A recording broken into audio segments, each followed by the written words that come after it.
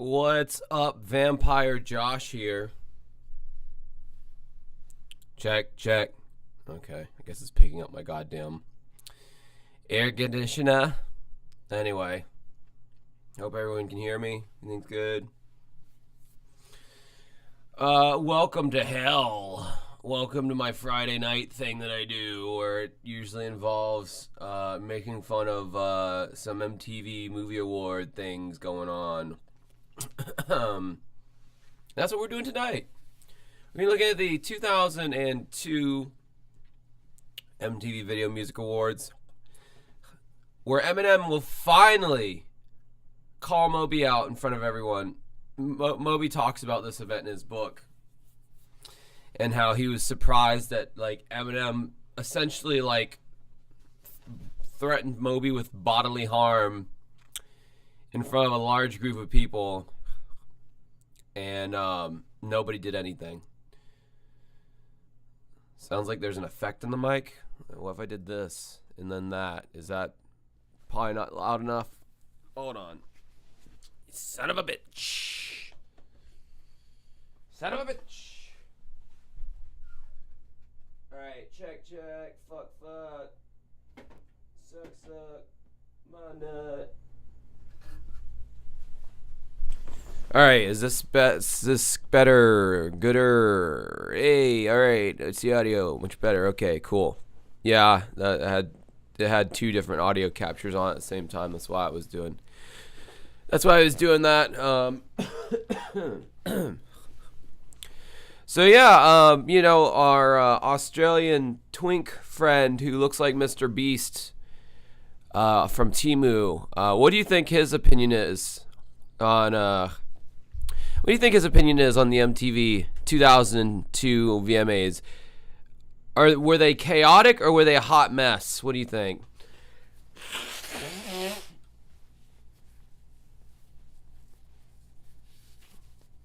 We got one chaotic. I hate this time period of music. 2002. Yeah. I got a lot of nostalgia for it, but it was definitely not my favorite fucking time for music. A lot of awful pop bands. Okay, we got some opinions in here, and it was, oh, would you look at that? It was a hot mess. Man, there was a long string of hot messes.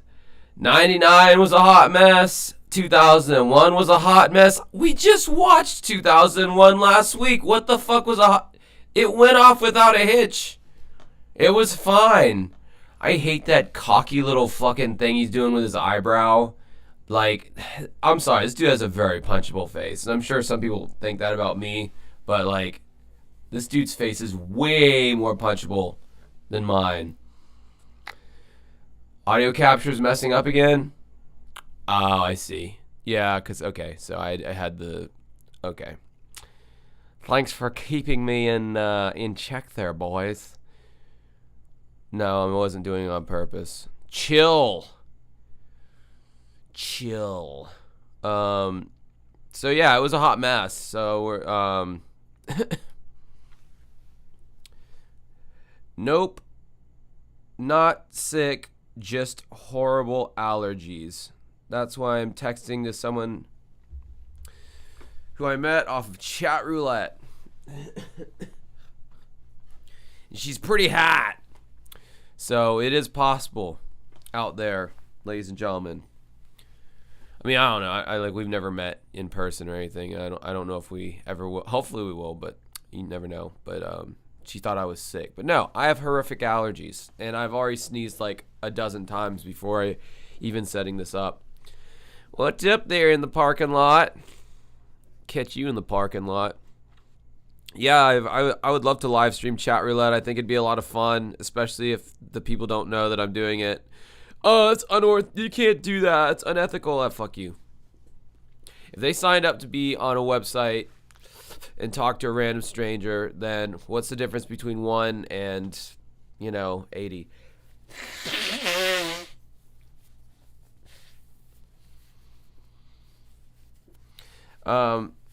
Yeah, I think I have to like remember my login to like I have to pull up a browser, log in, all that shit. It would be fun though to do that. When did you want us to start the traditional Josh, are you okay diatribe? Just let me know. I'll start anytime. Yeah, anytime anyone of you guys can ask me if I've been all right lately. I just don't seem like the same. Like I seem like I'm down lately, or I seem like I'm depressed, or it seems like I'm drinking more and you're just really concerned. Anytime anyone wants to make that comment, feel free.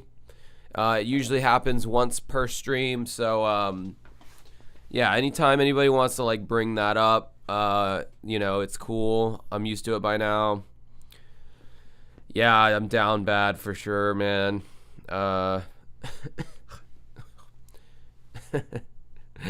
Okay, that's cool. No, I'm actually doing all right. I woke up at a reasonable hour today.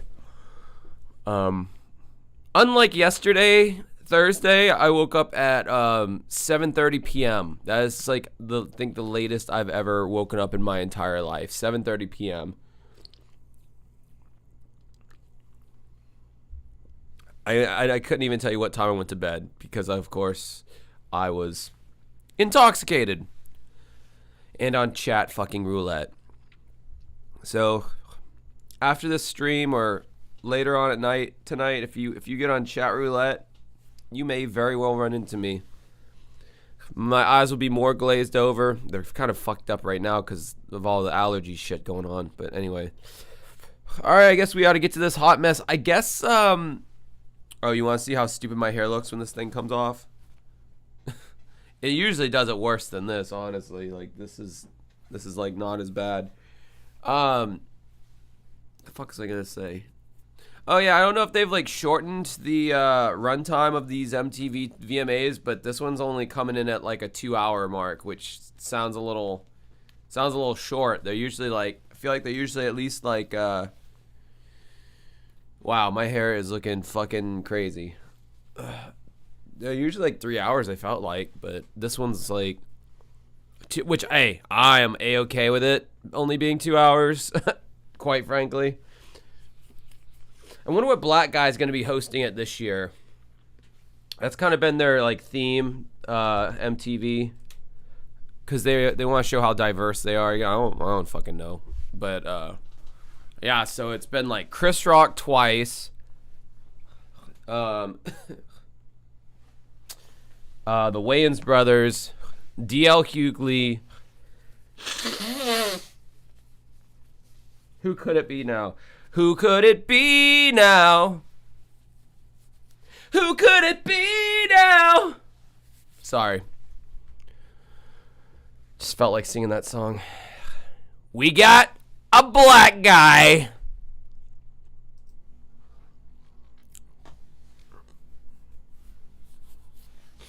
Let me pop it up. Hold on. Give me 1 second. Stop effing yelling at me. Oh, you think I hit the note? I didn't think. I don't know. Maybe I did. that motherfucker, he's a high singer. He's got a high-ass range. The singer from fucking Men Without Jobs. Men Without Hats. If I sing, you know what's completely fucked about YouTube now? If I sing too much of that song, I will get a copyright strike because they recognize that it's like a quote unquote a cover song, and even if I'm just doing the vocals or whatever. Oh yeah, it's doing the dual mic. I know it's doing the dual mic thing. I know I fixed it. Shut up. I don't want to hear about it. All right, media source, advanced audio properties. Bada bing, bada boom. Slap you in the tits and call you a mushroom. I don't know what I'm talking about. Is that right? No. I want media source. This is wrong. Take that off. Stupid ace. It's going to be loud as fuck probably. Let me turn it down a little bit. All right. Bernie Mac, Cedric the Entertainer. Those are good. Those are good guesses. Grok 4 is infiltrate. Okay, yeah, I could turn that down. Hi, beautiful people. Hope you're having a great Friday. Ria's in the chat. Yeah, no, I don't think this is MTV Europe this time, but thank you for the concern. Yeah, man, make sure you like the stream so it shows it to like more people and shit. We always pick up more streamers as the night goes on, but you know, why not get the most streamers now and then, you know, get them in on the ground floor. Okay, can I just say, I mean, that song sounds fucking weird, but the audio quality is already like 100 times better than it was last week, so small blessings, right? AJR, R.I.P. Marilyn Manson? Wait. No way. Is Marilyn Manson dead? No, Marilyn Manson is not dead. He is alive and continues to be active as a musician and artist. Okay.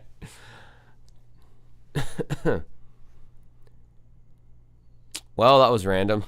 The 2002 MTV Video Music Awards with Ashanti, Avril Lavigne.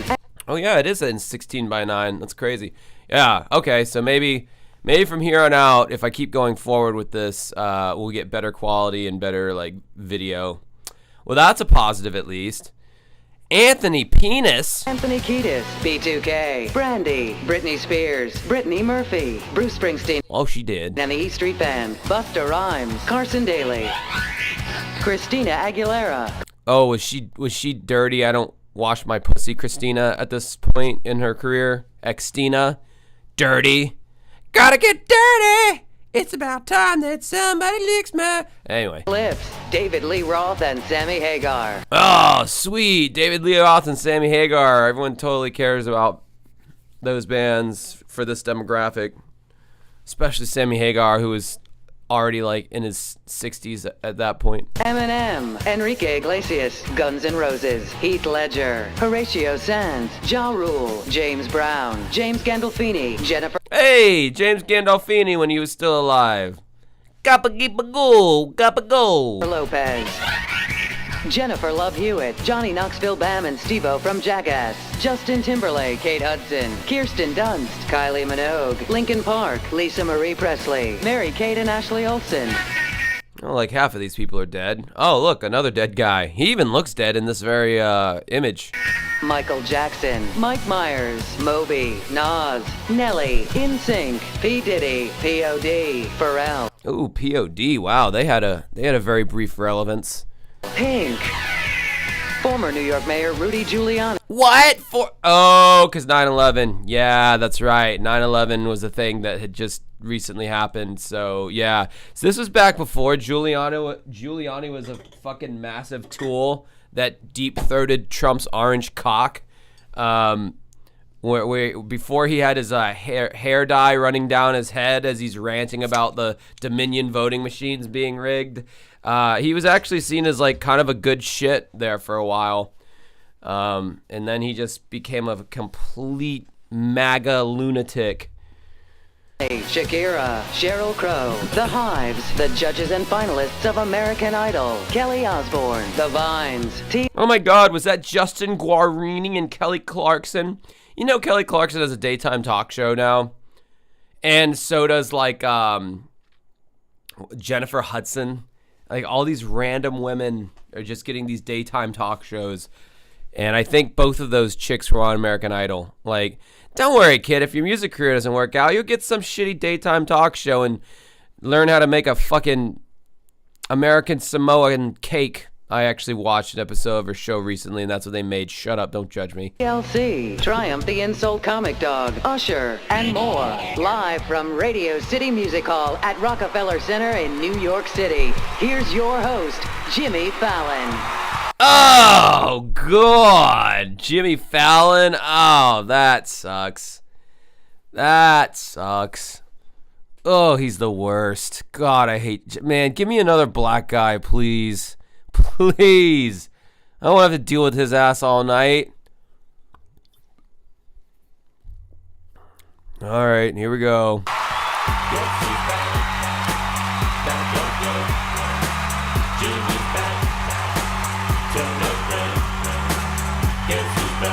Man, he like sways those hips back and forth a little too naturally, if you know what I mean. He takes it in the poop shoot is what I'm trying to say.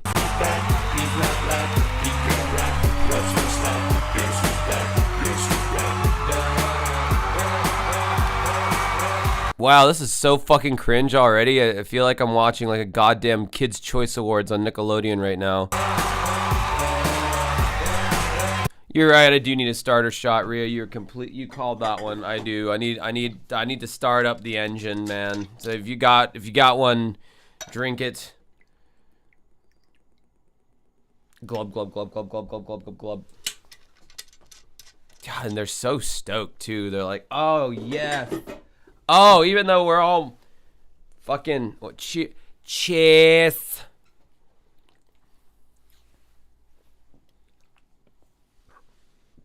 All right. So how old was I? 98, I was 10. 12. All right, I would have been 14. Yep. Okay, so millennials. Yep, millennials were teenagers at this point, and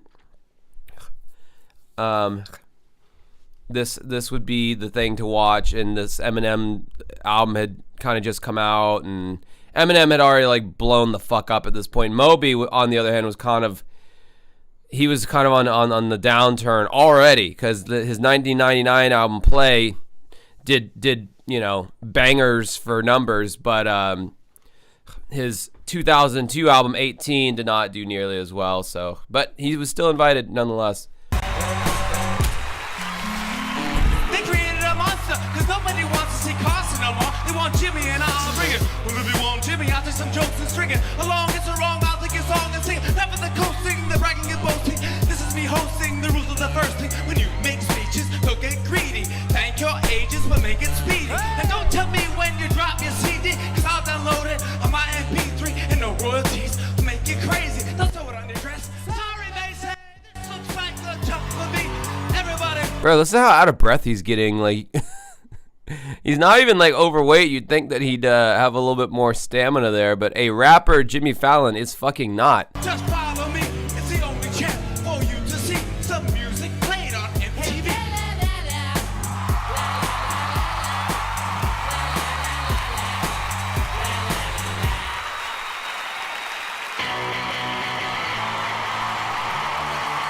Oh yeah, the video for Fell in Love with a Girl by the White Stripes, where it was all Legos, directed by the legendary Michel Gondry, that had come out around this time. Yeah. Okay, people, I'm going to be like an annoying, monotone teacher right now, and will remind you that the reason why my nose is red is because I've blown it like 7 times since I've been live streaming. I have a light sensitivity. But yeah, sure, say it's because of my alcoholism. You fucking hacks!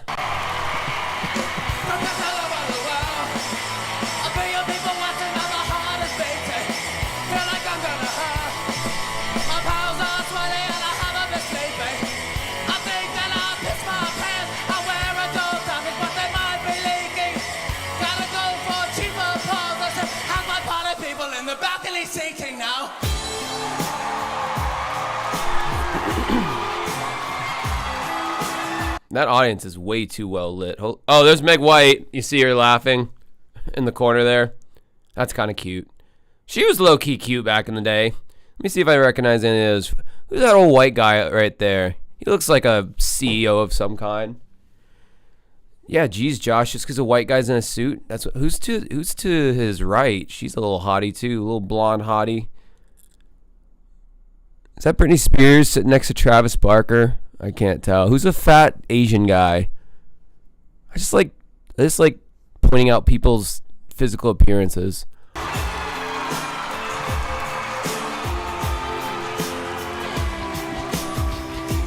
at all the nominees. Ja Rule and Alicia Keys. And there's Linkin Park. Oh wait, there might be P.O.D. Most of you here will probably lose. You'll still have to smile for MTV News. So you might as well forget your acceptance speech. Bro, I would totally smell Avril Lavigne's armpits. I don't give a fuck. She's hot as fuck and always has been and still is. Now, you should just be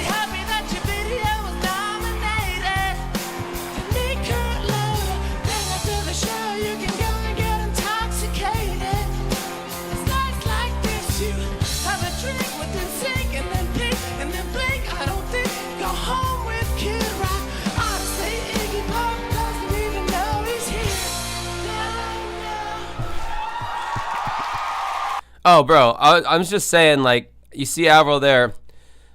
Somebody asked if I would clean her clam in the chat. She wouldn't need a chair if I was there. My face would be the chair the entire time. So, just saying.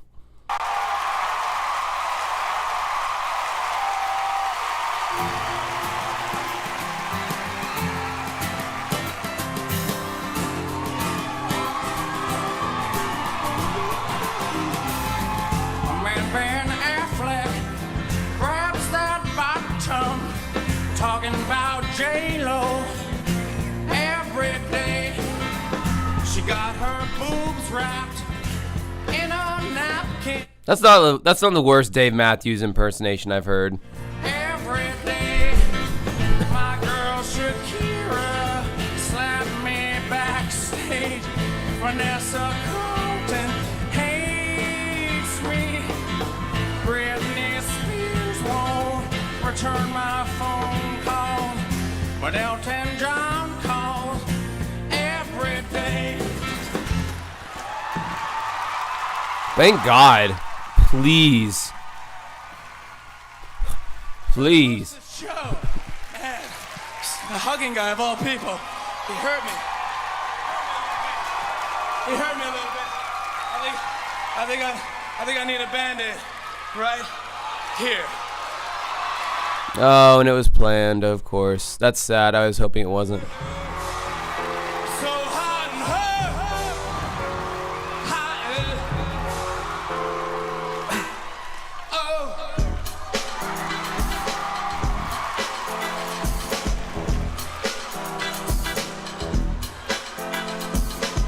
it's getting hot in here. So wait, hold on a second. Am I saying that right? I'm sorry. Time out. I'm sorry. This is so bad. Holy shit. This is like exponentially less funny than when the black guys hosted it. The black guys. At least they didn't do gay ass shit like this, man. I mean gay as in like two men loving each other, not gay as in the pejorative phrase that people use it on the internet. It's hot over there. Do you need a sweater? Whatever, hit it. I like it when you with a little bit I like an order of the with a side of the please no. Have you ever seen his version of The Tonight Show? He likes everything. He laughs at everybody's joke. He thinks everything is awesome that they do or have done or will do. He's just the most inauthentic. And I heard he's like a dickhead to his employees, and he's like this like drunk, which, hey, I can relate to that. But like he's like an asshole to his employees, and he comes in like hungover and shit, and it's like, I don't know. I hope that's true because you know somebody who always acts this happy, they got some darkness in there, and they probably take it out on his. He probably takes it out on his underlings. If the show was 5 hours, would you not change the channel to Friends? Can I be your host tonight? I can be your host, baby.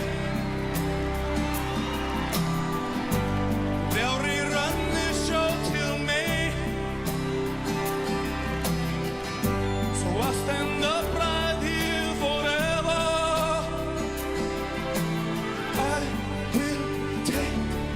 Your breath away. Bro, this is racist. Can he stop doing this? Like a white man impersonating a Latin person. I'll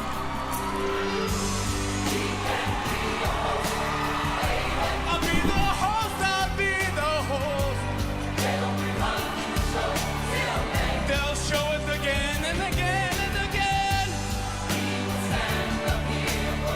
There's no need to set your table. I will take your breath away. Jimmy Fallon's gonna host the show.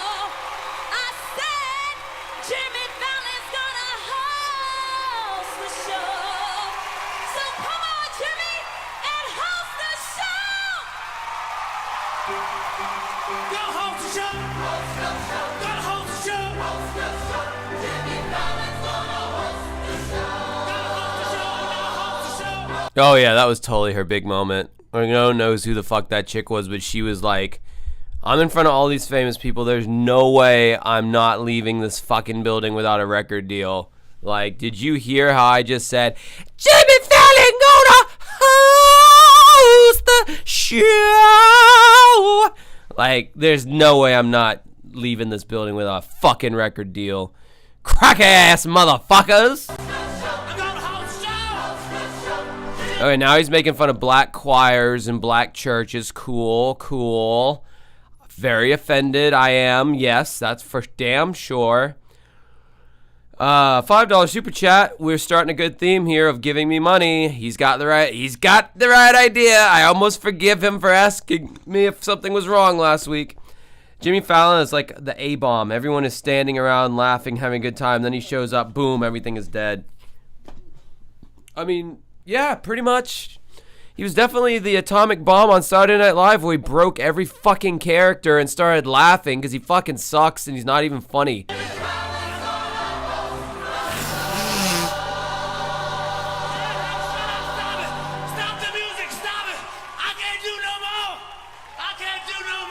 Oh, by the way, chat, look, I'm blowing my nose. That irritates the small little capillaries inside your nose, therefore turning your nose red. Get up. Who said that? Get up. Who's saying that? Get up. James Brown.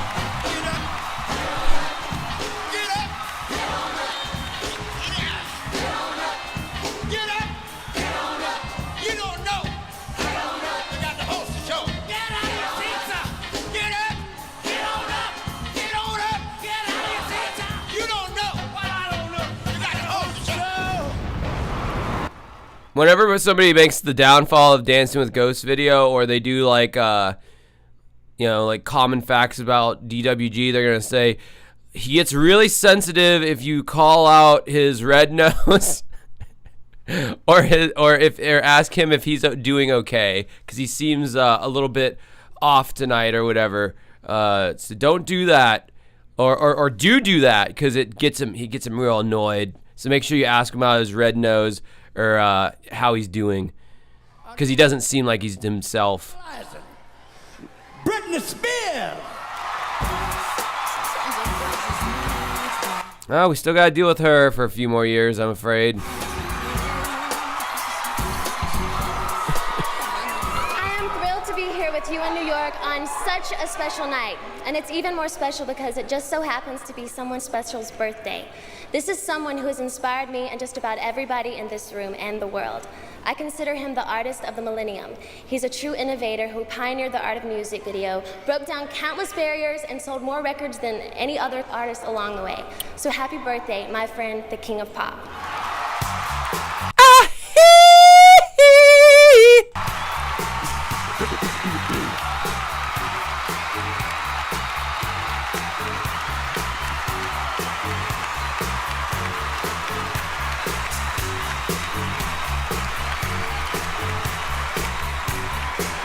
Can you do a double finger snap? So I can snap, but I also implement the third or the ring finger. Makes a little flam tap. I'm cool because I can do that, and you probably can't.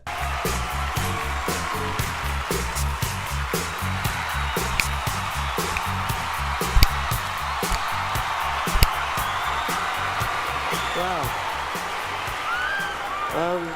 God bless you. I love you too. Thank you very much, Britney Spears. You look wonderful. When I was a little boy in Indiana.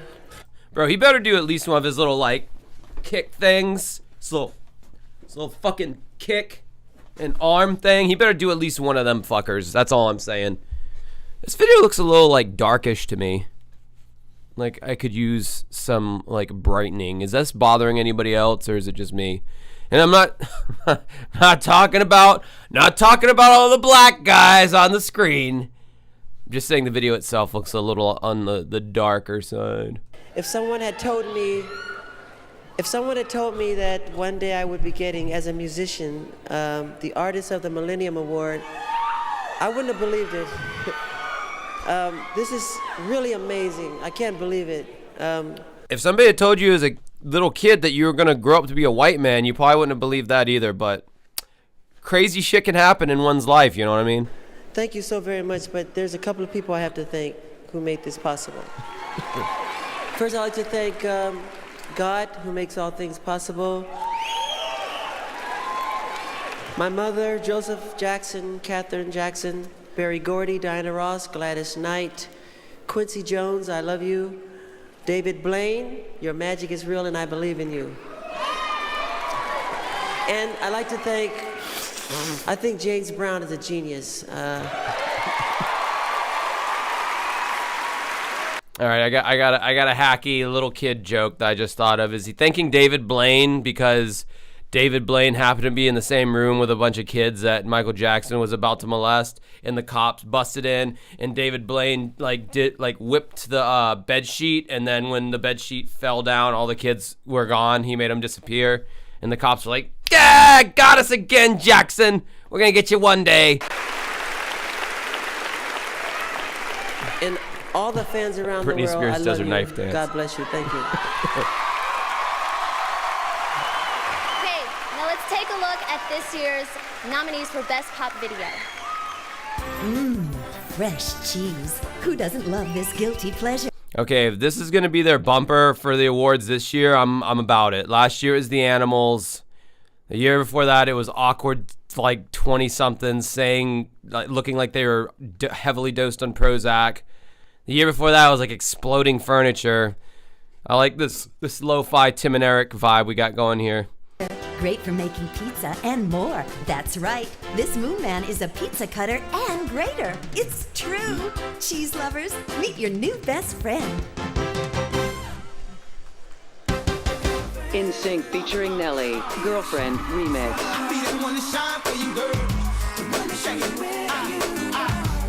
Wasn't this Timbercock's like first, like his first?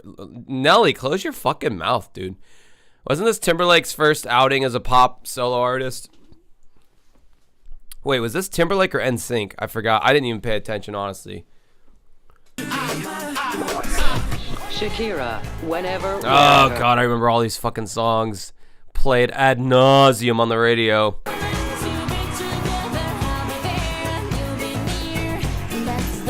I'll be there and you'll be here. I also might be queer. Sorry. Okay, NSYNC, fine. Michelle Branch, All You Wanted. Save you. I can take you away from here. Actually, I kind of like that song a little bit. Like a little bit of early 2000s female pop rock. Dare I say alt? No, it's not alt rock by any means. The alt rock's been done away with at this point. No Doubt featuring Bounty Killer. This is where No Doubt started to suck, okay? The first Tragic Kingdom and Return of Saturn, I think, were both really solid records in the 90s. And then this album came out. What was it called? Shit. I forget. But yeah, it had this song on there. And yeah, this is when No Doubt started to really suck balls. I feel like Gwen was wanting to go in like a mainstream direction with their music. Enough so much so that she like just did her own solo album. I think it was either the year after, and it was like it blew the fuck up for a minute there. Hey baby, hey. I was dating this like really ugly chick in 7th grade, and I agreed to date her because if I didn't date her, then her friend would stop inviting me to her parties, and you wanted to be invited to one of her friends' parties because they were fun. With a capital F, fun. And so I agreed to date this girl who was ugly, just so I could get invited to the parties. And she said that she dedicated this song to me, the Hey Baby song. And I just pictured in my head her like walking up to me slowly with her eyes open too wide, being like, "Hey baby, hey, baby, hey. Just being cringed out and freaked out. Oh, God. Hey baby.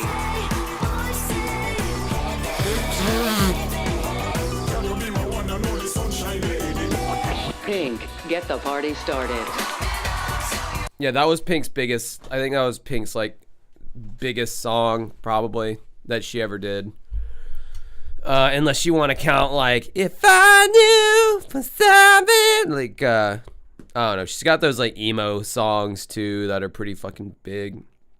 I don't know. Let's check her Spotify real quick and see what her biggest song is according to Spotify.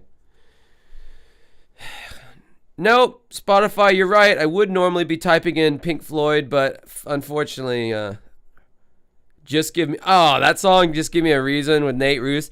Just give me a reason, just a little bit of time. Then a broken ribbon, and we will learn to love again. So her actual next biggest song is Raise Your Glass. Yeah, okay, that was a pretty... Raise your glass, dirty little freaks.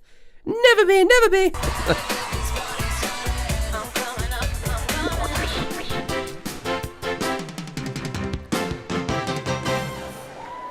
And the award for Best Pop Video goes to...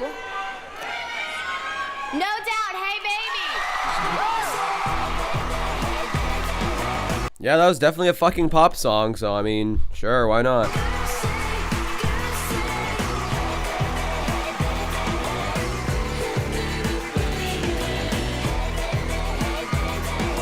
This literally looks like a high school classroom of like a bunch of like famous people. It's crazy. Wow, thank you. Do we really give a fuck about what they have to say in their acceptance speech? I don't. You gave us the most incredible life. I mean, we are having a blast, so thank you so much. Oh, she's got that fucking Jamaican Rasta wristband on, where they were just totally leaning into that whole white people appropriating Rasta music shit going on. That was such a time for them. And then I think that was like their last record, right? Let's check Spotify. Rocksteady, who somebody reminded me in the comments that was their name of their album. What was it? I'm just curious. I don't think they did. I don't know why I said it like that. I don't know why they didn't do a record after that, or did they? Push and Shove in 2012.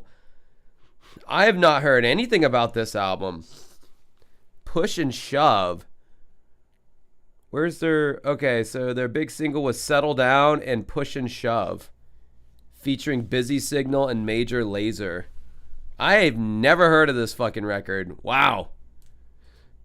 Interesting. Then in 2024, they released The Set List, which is just a live album. Huh. Maybe I'll do a video on that album, unless it's like just okay and not horrifically bad. Thank you. Thank you. Thank you. I'd like to accept the Artist of the Millennium Award myself. I guess they're giving them backstage. Everyone's getting them. Hey, Michael Jackson looks great for 44, doesn't he? Between you and me, I think he's had some work done. We'll be right back. Go pee.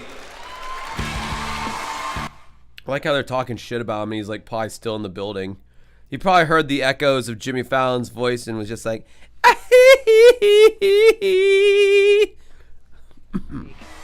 That's how he cries, by the way, if you didn't know. He does his hee, but sad.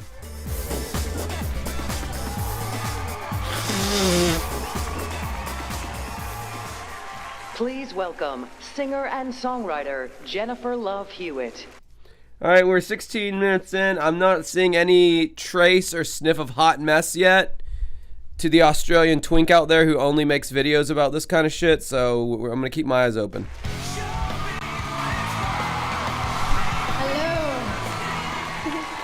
Hello. Music comes in many colors, from Black Sabbath to Green Day. I always thought she was hot.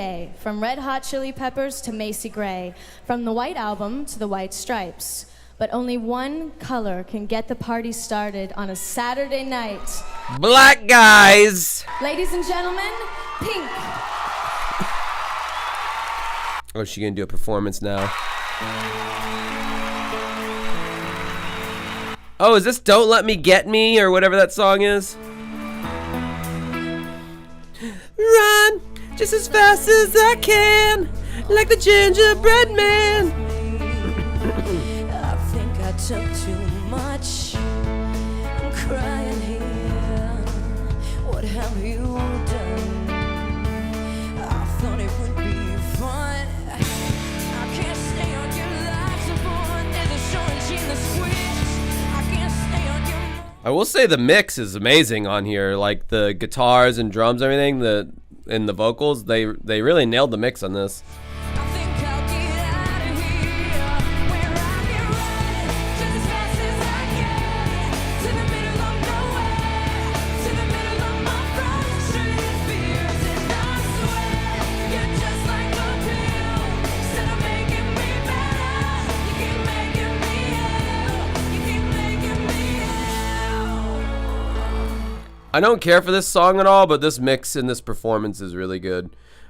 Why do they tape up the logo on the keyboard? It's either gonna be fucking Roland, Korg, or Yamaha. Like, it's like, I don't know. Maybe they have an endorsement deal with some other keyboard company. I don't know. But no, this is a solid mix and a solid performance, even though I don't really give a fuck about this song. Every move from the spot where you left me. Oh God, that line. What is it? To try to compare me to damn Britney Spears. She's so pretty, that just ain't me. Okay, I don't care about this song. And it doesn't seem like anyone in the chat is caring about it either, so I'm skipping it. Time is money, bitches. And speaking of money, give me some money. Give me some money. And I'd like to press against her ending. Please welcome Enrique Iglesias and Kylie Minogue.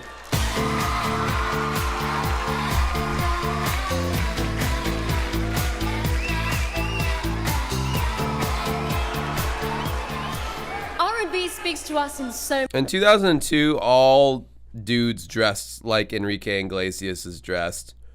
Especially the beanie, the fucking vintage form-fitting shirt, the low-cut jeans, very American Eagle. What is it? Abercrombie and Fitch, Hollister, all those stores that were big in that time.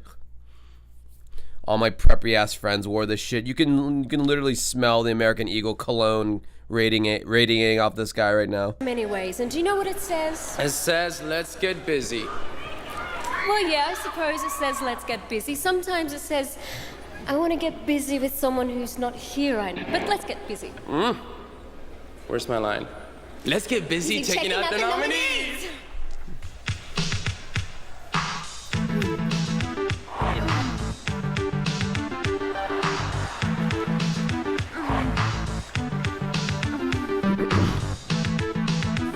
Alicia Keys, A Woman's Worth. I thought this was one of Alicia Keys' like weaker songs that she had ever put out. I forgot the song even existed.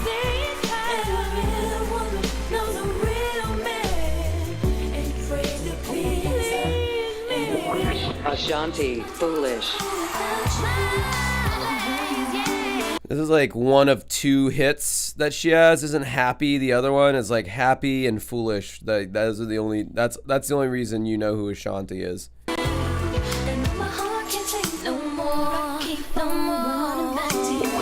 Usher, You Got It Back. Oh, dude, this song should win. This was a classic. Like, if he really released Confessions this year, I'm not sure exactly what year he released that, but I believe it's around this time. That album was like fucking. It reverberates to this day. Everybody still sings these songs off this album at karaoke, like unfailingly. Every time I'm running a karaoke gig, someone is going to sing "Burn," "You Don't Have to Call," Confessions, You Got It Bad, Lovers and Friends. Like Usher is still very popular in the karaoke world. Oh, he released it in 2004? Fuck. Well, I guess this album was a banger too before. Alright, let's go to Spotify. Usher. What album came before Confessions? Is this like Def Leppard when they released like Pyromania and then they released Hysteria right after that? Like 2 hit, like super hit records back to back. Like when the fuck does that happen? Okay, so he did 8701 in 2001. And it has You Remind Me, You Got It Bad, okay, You Don't Have to Call. Okay, so yes, he did release 2 fucking bangers back to back. And I don't, not saying it's my style of music, because it's definitely not, but, wow, yeah. Yeah, well, Confessions put up a lot higher numbers, but whatever. Anyway. Aaliyah, Rock the Boat. Well, she died, so it should probably go to her out of respect. But I don't know if she's dead just yet. Forgot what year she died. This is getting out of my range of, like, I know this shit because it was, like, pop culture at the time, much like the Jim and Them podcast, or Pop Culture Now. But I don't know the dates of everything as well as I do, like, 90s, 80s, 70s shit. You know what I'm saying? Know what I'm saying, dog? You know what I'm saying? Yeah, people still use Discord, Bubba.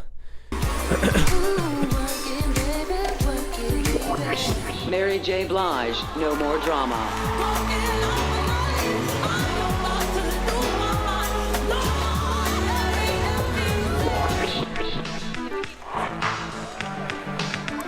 And the award for best R&B video goes to Mary J. Blige, No More Drama.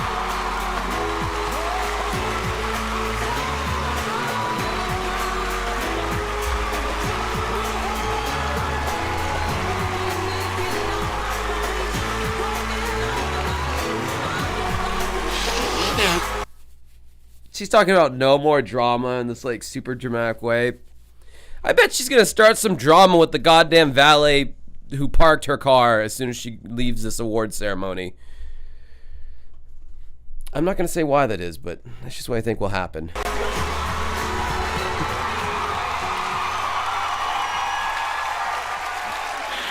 Praise you, Father. Oh, shut the fuck up. It's a goddamn MTV award. This channel will be irrelevant in the next, like, 15 years. I like that song she did. She's like, I'm gonna be fine, fine, fine, fine, hey, hey, hey. I like that song that she did. That was a good one. Thank you, Jesus. Thank you, Lord, because we are alive right now. This is making me cringe like a motherfucker, so I'm gonna have to skip it. Oh, is that the Olsen twins that pedophiles around the world, like, idolized?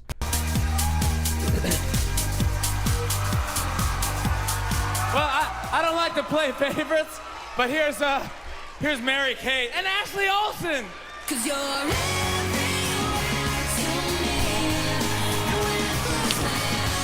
It's you I see. You're not alone. Hand out the breakthrough video Moon Man because for 16 years now, we've been pushing the envelope and raging against the machine. Our wild, in-your-face antics might freak out some people, but we're really just all... Oh my god, they have the same exact voice. That's fucking creepy. I mean, I guess twins do have the same exact voice. I knew a set of twins in school, and you could not tell those motherfuckers apart. You kind of could after a while, like, kind of a little bit, but, like... Twins are fucking weird, man. Didn't Hitler gas a lot of twins? Because they, like, creeped him out? He's like, nine, that looks weird to me. I think twins were included in the mass slaughters. It is weird though that one could come out of the womb looking exactly the same as you.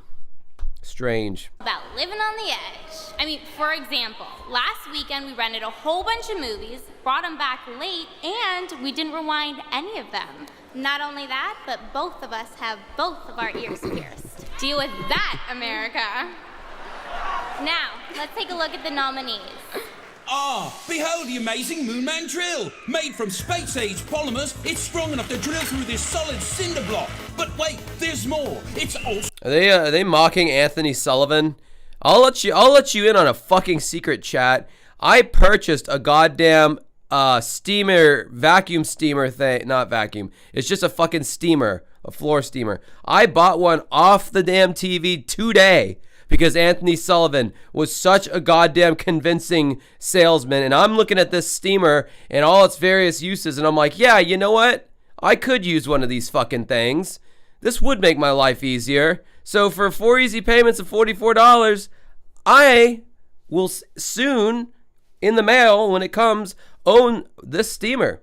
So you can fuck off with that disrespectful tone that you're taking towards Brit Anthony Sullivan. So a buffer. No, well, someone said drunk purchase. Yeah, I blew in the blood alcohol meter when I first woke up and the numbers were still kind of high. So yeah, I halfway do think it might have been a drunk purchase if I'm really thinking about it. But I don't regret it. So justifiable drunk purchase. Cause like I got so many plans for that thing. You don't even know, bro. You don't even know the plans I have for this fucking thing. I'm gonna clean the fucking tile on my bathroom.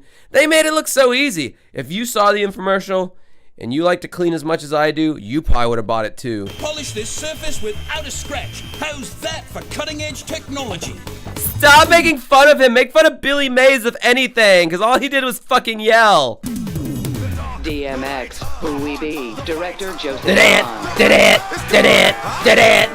That's all I remember. The Dead Ant song, yeah. I just remember that was the whole video, just it's kind of a cool flow, honestly. I actually forgot that song existed. I ought to add it to one of my playlists. Gagzuki giving me the $5 tithe, thank you. Everyone else needs to do that shit too. Give me money now, or please leave. Did I sound like a bitch just then? Type 1 if think yes. The Crystal Method. Oh, fuck yes. Director Marco. I fucking loved this video and song. He was a big nose in the name of the band's Crystal Method. Oh, at least one person thought I sounded like a bitch just then. Fuck. I thought I sounded kind of horde. I want to sound horde. Oh, just then? You sound like a bitch all the time. Ah, man. Prairie Judge. Dunk it on me.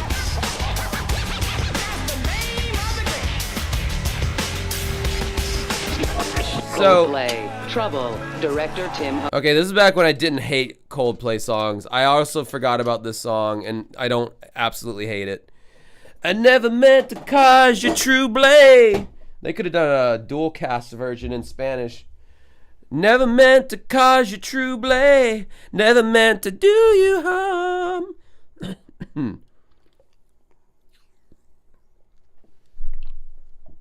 So, this chick named Rhea, she watches Pat the NES Punk's Twitch streams every Wednesday. And did you guys know that Pat the NES Punk has a list of things that you're not allowed to talk badly about? And it's a long, and if you do, he'll either ban you or put you in timeout. Would you like to hear the list of things? Okay, first of all, it's under. Sorry, taking a little detour here. Pat the NES Punk. We all know who he is. If you fuck with my channel at all. Apparently, Pat felt like he was so deprived of things when he was a kid. These are apparently things. Okay, so this is under the deprived category. I just RGT85'd away from the mic. This is from his stream. It says, things and experiences Pat never had as a child. So these are things you're not allowed to, like, I guess, brag about you having or mention or whatever. Busch Gardens, Disney World, Happy Meals. Pat never had a Happy Meal as a child. I find that hard to believe. They were like $1.99 when he was a kid, if that. A Coke float glass. So he had a Coke float, but not in the glass. Light Bright, Oh, Pat never had a light bright. Pat never had an Etch-a-Sketch. Six Flags Great Adventure. Over on my side of the country, it's called Six Flags Valdosta or whatever. It's not called Great Adventure, but whatever. He's bitching that he's never had Flintstones vitamins, a custom Carvel ice cream cake. The entitlement of this guy, that he feels that he was entitled to these things as a child. She's never had children's aspirin, and he's apparently lamenting this. Clean sponges. So he has had sponges, but not clean ones. These are things that he'll apparently put you in timeout if you bring up in his chat. Pat the NAS Punk. A children's robe. Why does that bother him? That he never had a children's robe? Yeah, I didn't fucking either. And I don't care. Because I'm not this man-child who's perpetually stuck in this state of restartation as he is. He never experienced Battleship, I guess the board game, Play School electronics, Pillow People. I'm starting to think Pat's gay, dude. Pat is totally gay, and Frank is his gay lover. He's never had a foam finger, like I guess the ones you get from the sporting events. I got one when I was a kid, so fuck Pat. He's never experienced a slip and slide. 64 count Crayola crayons. This is so specific. A stunt kite. Speak and Spell. Nintendo Power Fest. I don't even know what that is. He's never experienced Kool-Aid. Swimming pool. Air conditioning. Game Boy RC car. And he puts in parentheses, that's just the beginning, exclamation point. Yeah, seriously, was fucking Pat Amish? No, he's totally in the closet. I play pillow people every night. Okay, so this part is where you're not allowed. I guess all he was allowed was video games. Yeah, and even those weren't enough because then he went to live out his childhood fantasy of owning all of them. So these are things you're not allowed to slander, as he says. No slander shall be allowed for the following. Are you ready? Almond Joy, Bloodsport, fucking Bon Jovi. I never knew Pat was a Bon Jovi fan. Cadbury cream eggs, California, just the state of California. You can't talk shit about it. What a fucking liberal pussy. Cats. You can't talk shit about daylight savings time.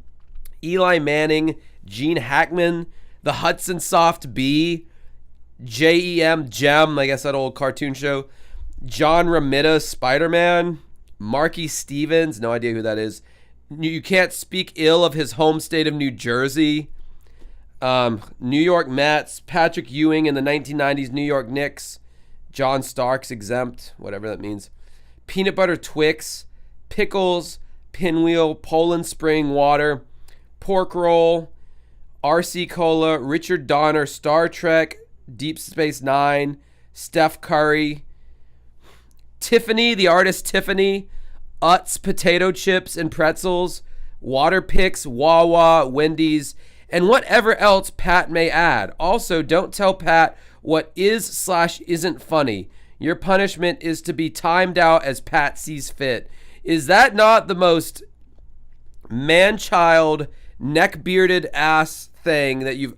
It sounds like Linkara typed this fucking list. Like, you may not speak poorly about the Game Boy, RC Cola. You may not speak poorly about the state of California, or you will be banned for as long as Linkara sees fit. Oh my god! So this list pissed me off so much that I'm making another video about Pat and his Twitch, his hidden Twitch shame that he doesn't want the rest of YouTube to find out about. I'm doing it. Anyway. Sorry, that was so fucking outrageous. I thought you might get a little kick out of that. I couldn't believe that shit.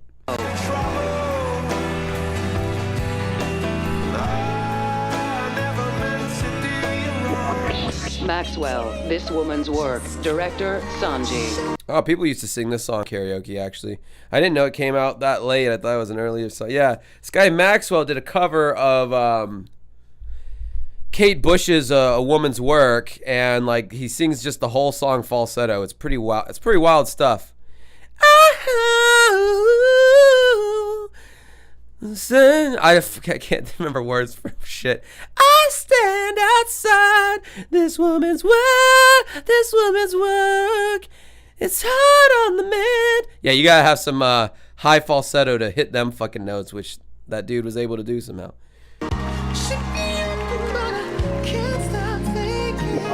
Cake, short skirt, long jacket. Well, obviously that song should win. Cake, short skirt, long jacket. Oh, John McCrae directed it. Then again, it is just a lot of people listening to like Bose headphones of their newest song, so it really doesn't take a rocket appliance to figure out how to do this video, to direct it anyway. Director John McCrae. Hey! Wow! Jacket. Damn, that it? Oh, you guys. Oh, there you go. The White Stripes, Fell in Love with a Girl. Director Michel Gondry.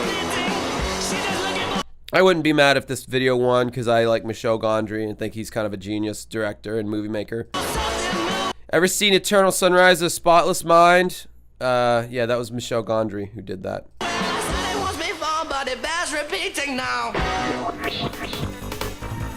And the award for breakthrough video goes to The White Stripes Fell in Love with the Girl. I'm okay with that.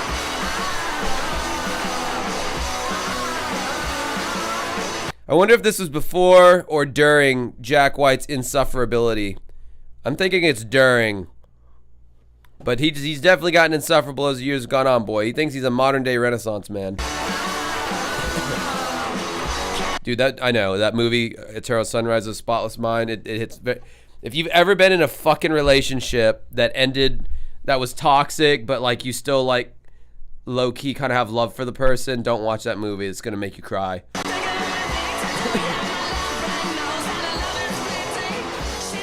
Thanks, Mary-Kate and Ashley.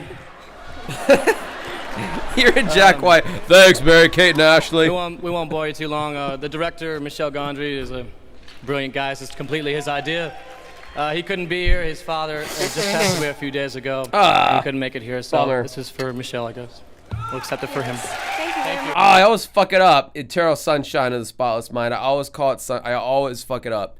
And if you fuck up something once that's that menial, you will fuck it up every time after.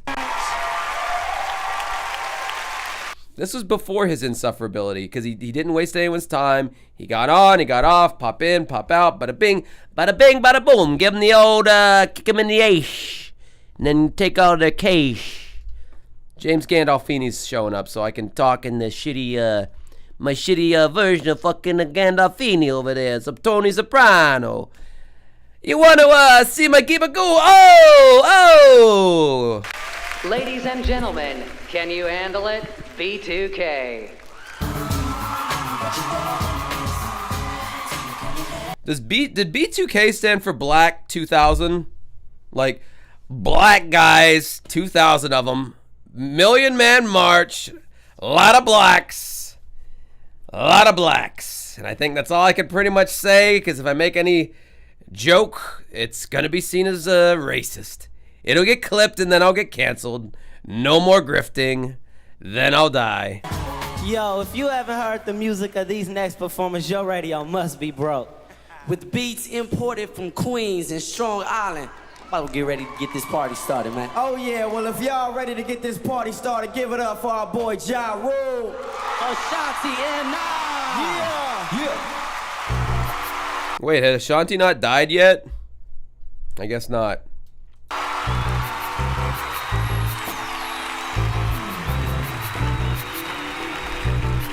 Holy shit, you guys, it's raining and they're inside.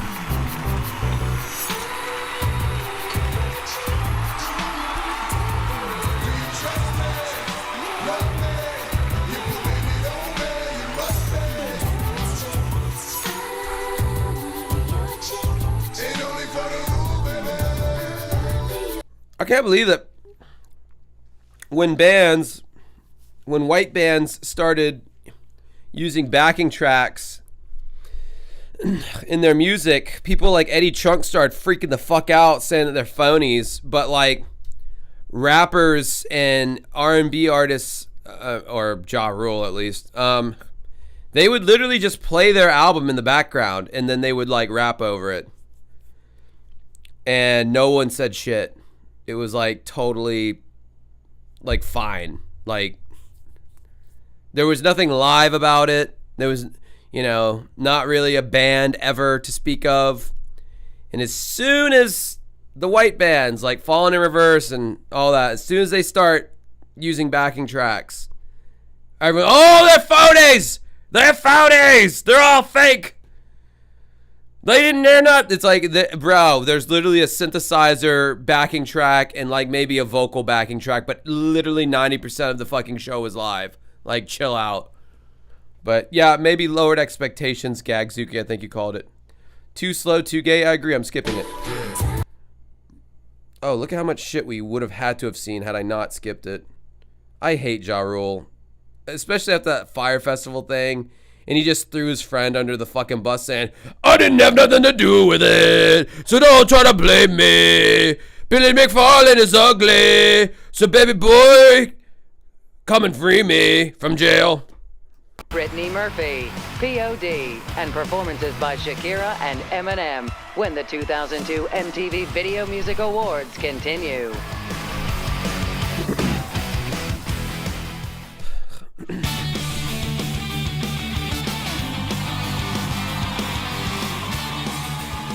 All right, one of our presenters made her famous by playing mental patients. The other is known for keeping his balls in a sock. Please welcome Anthony Kiedis and Brittany Murphy, ladies and gentlemen. Oh, this is a period of the Red Hot Chili Peppers that I did not care for. That By the Way album. That album sucks! Except for like the Zephyr song.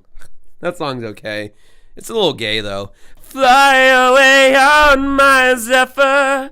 We'll finally live forever.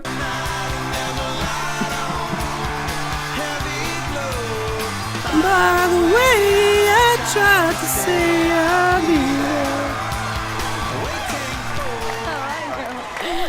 Hi, everybody. Dude, there's a documentary on Brittany Murphy's death. Deaf? Like DEF?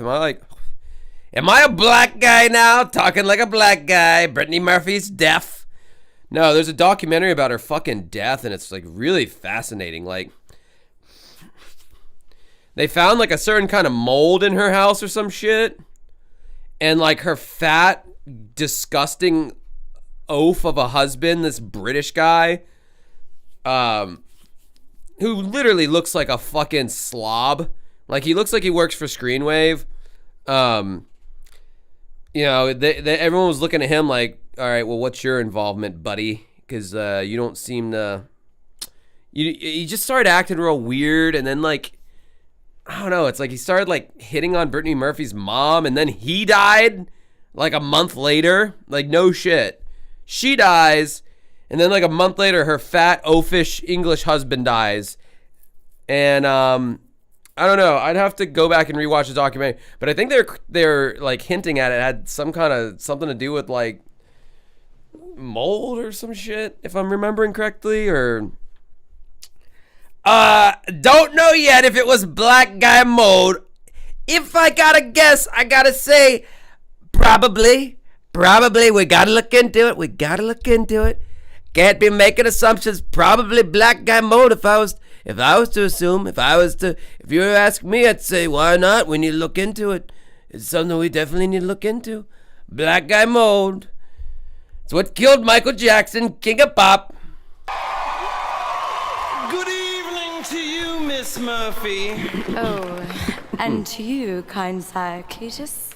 A curious Dude, Anthony Kiedis is like one of the biggest sex pests that has not been canceled yet, and I don't fucking know how. I love the dude's music from certain album in certain periods, but yeah, he's a fucking sex creep who has openly admitted to fucking minors in his autobiography Scar Tissue.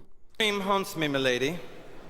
Just last eve, an uneasy sleep fell upon me. This is cringe as wherein I fuck. imagined a strange and wondrous world where emo sits down at a banquet table alongside hip-hop, rock.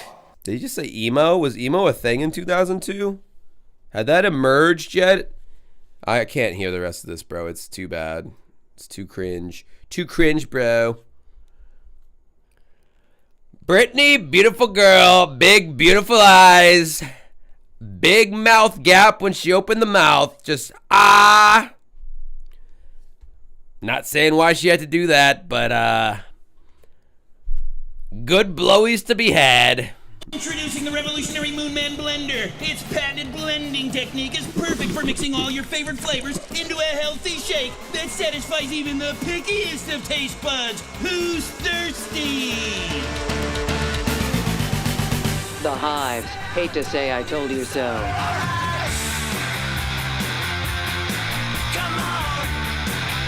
Oh no, was this the... Yes, this was the advent of the bands. Hold on, I'll type in the chat because you... The bands. In parentheses. Because it proliferated like a cancer. It was the Hives, the Vines, the Strokes, the White Stripes. I feel like there's a fifth one in there. But those are the big four of the garage. They called it like garage rock. Was this genre? It lasted for 2 or 3 years. Like, yeah, this did not fit. I think the Strokes probably made. Well, no, White Stripes and Strokes obviously made it out. Like most success. I mean, Strokes aren't a band anymore either. I don't think any... Oh, the Bravery. I don't consider them the band. So don't look at me in that way. It was an honest mistake. Yeah, the Sums. I remember that video. That video was great. For was it Hellsong? No, it was Still Waiting. So am I still... Oh, The Darkness. Yep. Did a whole video. Now Justin Hawkins is a chronic clickbaiter. If you go to Justin Hawkins Rise Again. If you go to his stupid YouTube channel, he clickbaits the fuck out of... It shamelessly clickbaits. And, like, he doesn't give a shit. He misleads you so hard. And I did a whole video about it. And I got some hate on there. Because, like, there's apparently some Justin Hawkins dick riders... He literally on Post Malone's Pandemic live stream with Travis Barker on drums, and they covered like a lot of Nirvana songs. Literally, the thumbnail is "This is just awful" or something like that. It's like this is unbearable or this is shit, and he has nothing but super positive things to say in the video. In fact, he rarely says anything negative about anybody ever. But yet he'll clickbait the fuck out and be like, I just can't believe they did this, or this is the worst thing I've ever heard. And then he'll go on to say like a bunch of, I mean, in a way, yeah, I guess, I took the bait. So maybe that's on me, but I think that's just so fucking dishonest to be like that, man. Nappy Roots featuring Jazzy Faye on Oh, yeah, I remember my brother bought Nappy Roots' CD. They were kind of a out in left field rap group at the time. Didn't it? I think there was the fucking album was called Watermelon, Chicken, and Grits. God, I really hope that was the actual name of the album and I'm not misremembering, because that's going to be kind of fucked if I misremembered that. I feel like that was the name of the album. I hope that... I got to look it up now, because if I make that assertion and it's wrong, then... Racism! No more grifting for you, because you're canceled. Yes, Watermelon, Chicken, and Grits with a Z. Yes, that was the name of that record. Okay, thank God. Thank God I didn't just manifest... Oh, it's a rap album and they're from the South. It's probably called Watermelon, Chicken, and Grits. Like, no, that's what it was actually called, bitch. Music half crazy.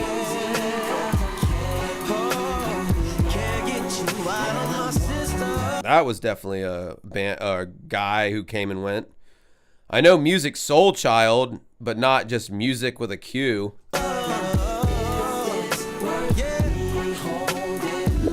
Norah Jones, Don't Know Why.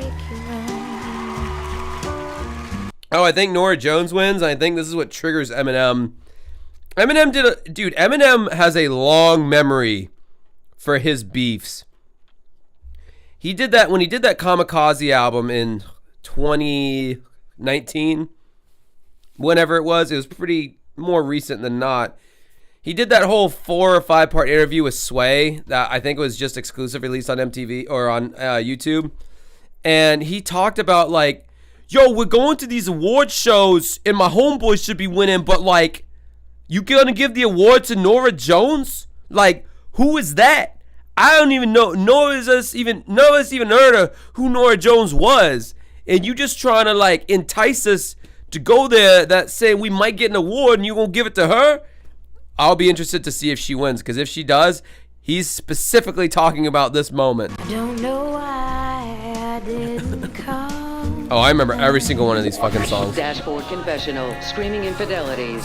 Everywhere, screaming infidelities and taking it well. The Song Strokes, sucked. Last Night. I hated this song so much. Julian Casablancas. He sounded like he was half stoned throughout the song. Last night, she said, oh, man, I feel so down. Like, he was, like, utilizing, like, 50% of his vocal ability. Like, he just didn't give a fuck. Like, I'm this 70s cool guy. Like, I'm too cool to actually put effort into my singing. And if I just do this half-ass thing, I got so much swagger, baby, that people gonna buy it anyway. Like, that band... Actually, Reptilia was a good song, but overall, this band gives me the ick.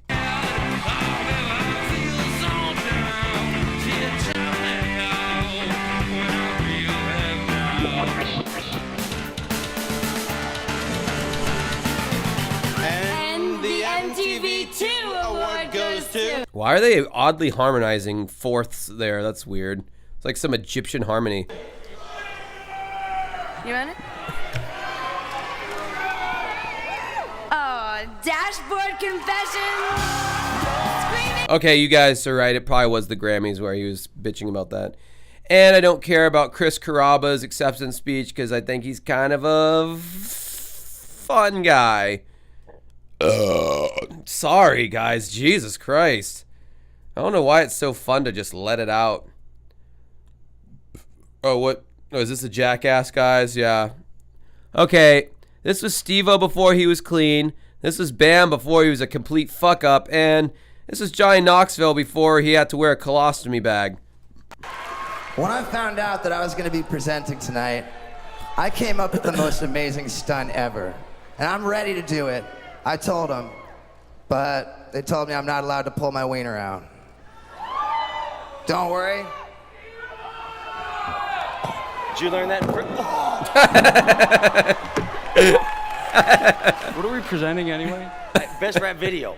Best rap video, sweet. I don't know, man. I could probably fuck with like an episode of Jackass again or CKY and derive enjoyment out of it.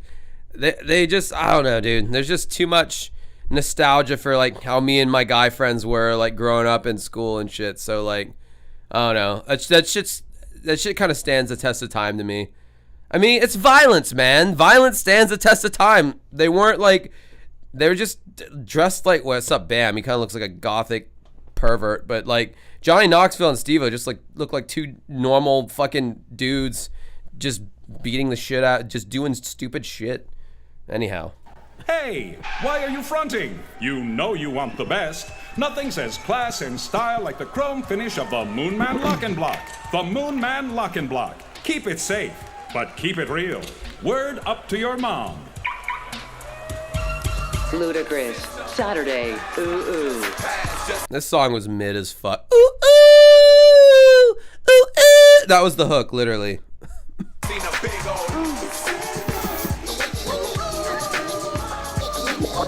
DMX, Who We Be. Despair, one night, on my knees, here it comes, the prayer.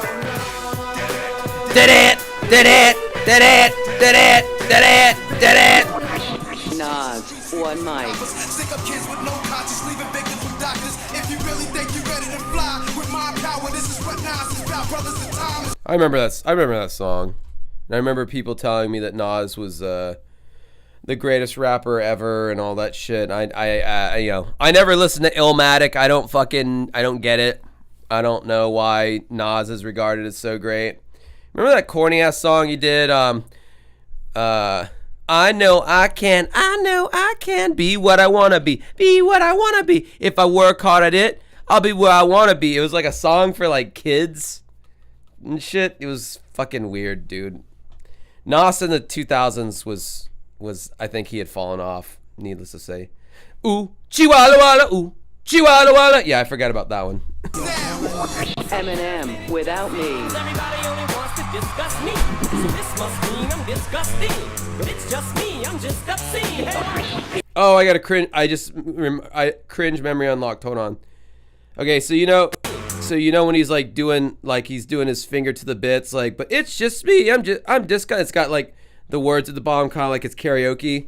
So my friend's sister was like obsessed with Eminem at the time, and the video of this was playing on screen in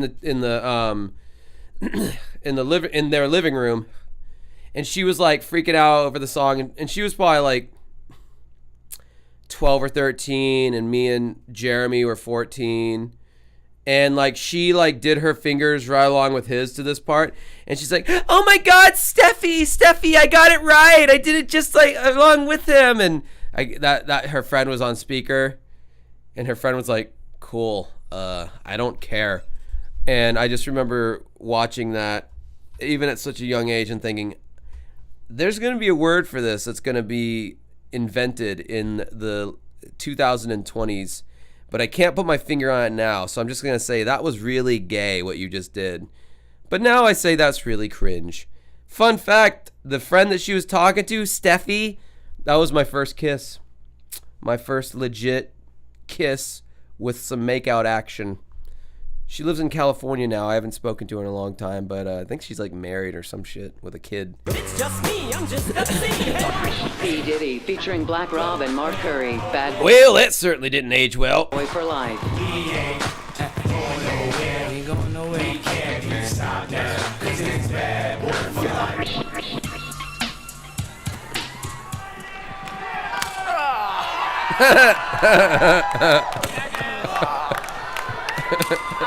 Get him again, just cause. And the winner is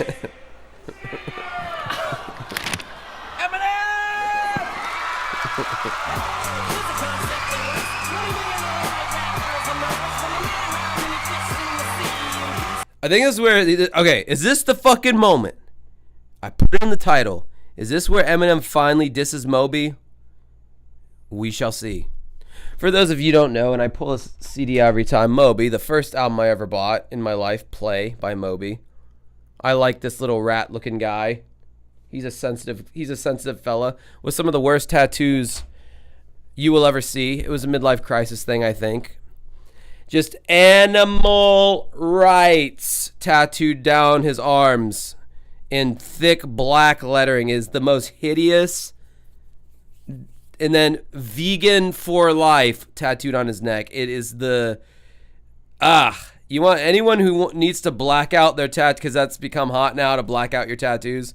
Moby needs to do that.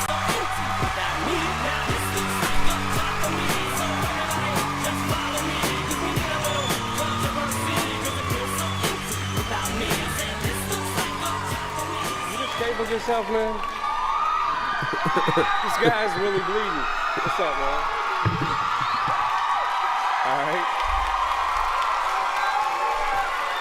All right, first off, I want to start off by saying that I'm taking this home for rap, period. And second of all, I'm taking this home for my whole Shady Records family. D12, Obi Trice, 50 Cent. Haley, we got another trophy to put in the case, baby. I love you. Damn, when's he throw shade at Moby?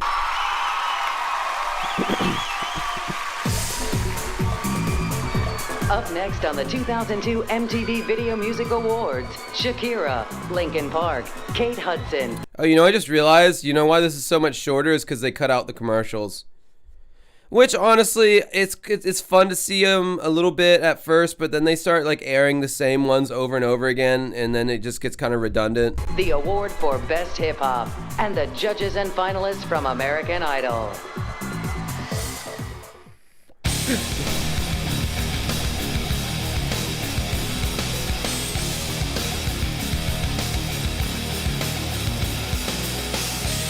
Please welcome from Lincoln Park, Mike and Chester, and from POD, Sonny and Wub. That was kind of a hype song to come out to. Jeez.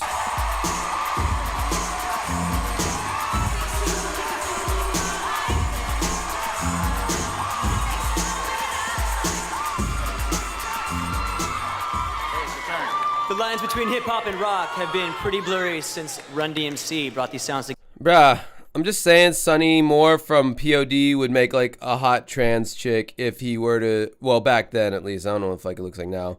If he were to have like just shaved the goatee off and maybe put on some makeup, take some HRT for a few months, grow some little titties, maybe I'd smash, maybe I wouldn't. You'll never know. Together years ago.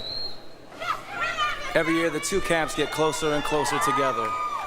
Rock bands now include DJs, and guitar solos are now coexisting over hip-hop beats. We're honored to be here to present the nominees for Best Hip-Hop Video. Whenever I hear Mike Shinoda talk, all I want to hear is like, one thing, I don't know why, it doesn't even matter how hard I try, keep that in mind, I designed this rhyme to explain in due time. I know time is a viable thing. They do that little skip effect on his, anyway, sorry. Now, when you talk about style, when you talk about flair, when you talk about unprecedented mixing and beating technique, you're talking about the... Oh yeah, the taking turns to talk thing is totally gay in a way, in a positive way, like two men loving each other, not in the derogatory way the internet uses the term, but it is totally gay in that kind of way. I agree. Taking turns, yeah, pretty gay. Moon Man Mix-O-Matic, am I right? Nothing comes close to looking this good while whipping shit up. Outcast featuring Killer Mike, The Whole World. I actually really liked that song a lot. Especially Killer Mike's verse at the end. Yeah, I like that song a lot. What category is this even? I wasn't paying attention.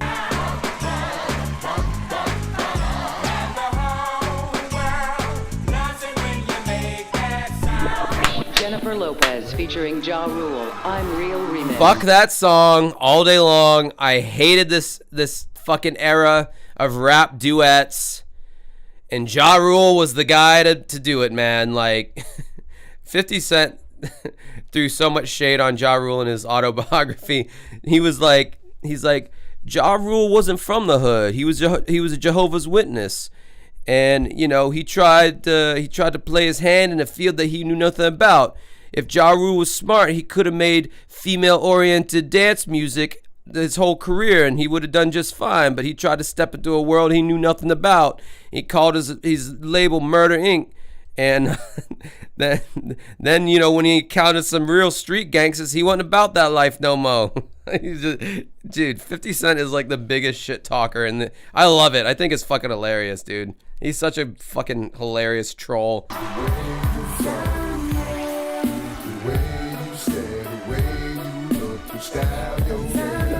Yeah, J-Lo said the N-word in that song with the hard R too, which was like, what the fuck? It's crazy. Busta Rhymes featuring P. Diddy and Pharrell, Pass the Courvoisier Part 2. That song was weak. I remember that song. They played it all the time on MTV. I thought it was weak. They just had that dude with the Coke bottle glasses in the video who was funny. My dad always laughed at that whenever he was on. Tier list video at some point, Josh. Long time ago, you said Michael Jackson. One was in the pipeline, and Madonna, both of which would be great. Take a break from watching old award ceremonies.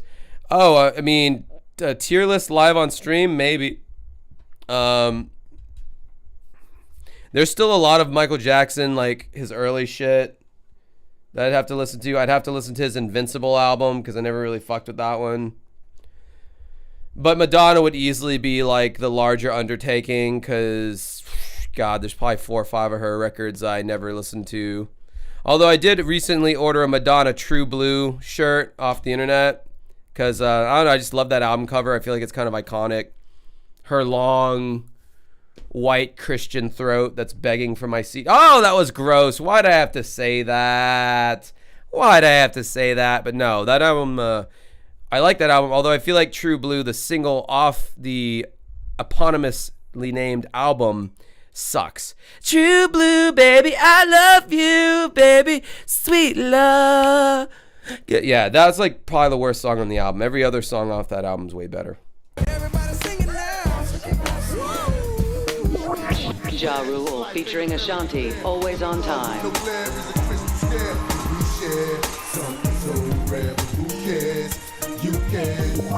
Fat Joe featuring Ashanti, What's Love? God, this is such the music of that time. This is the shit you heard on the radio. This is the shit they played on MTV. It's like these songs are like old dusty relics that I like 100% remember. Unlike a lot of the 90s VMAs where I'm like, duh, I've heard of it. But actually growing up during it like hits way different than like going back and listening to it after the fact.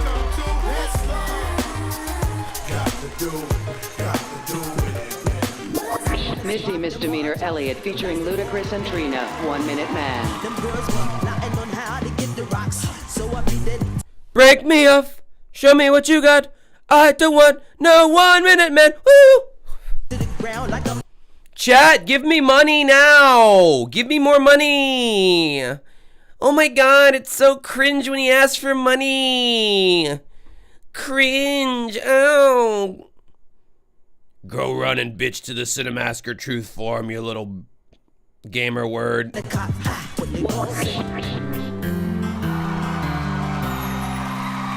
the winner is Jennifer Lopez featuring. What? What? Oh, God. I'm skipping this song in your acceptance speech because the song fucking sucks. There's Jimmy Fallon again. Famous with Kate Hudson. And early in my career, Heath Ledger and I worked in, let's just call them erotic thrillers, shall we? Ladies and gentlemen, from the movie Four Feathers, Kate Hudson and Heath Ledger. I was gonna say, are they gonna announce a duo where there's not a dead person involved? Nope, still not.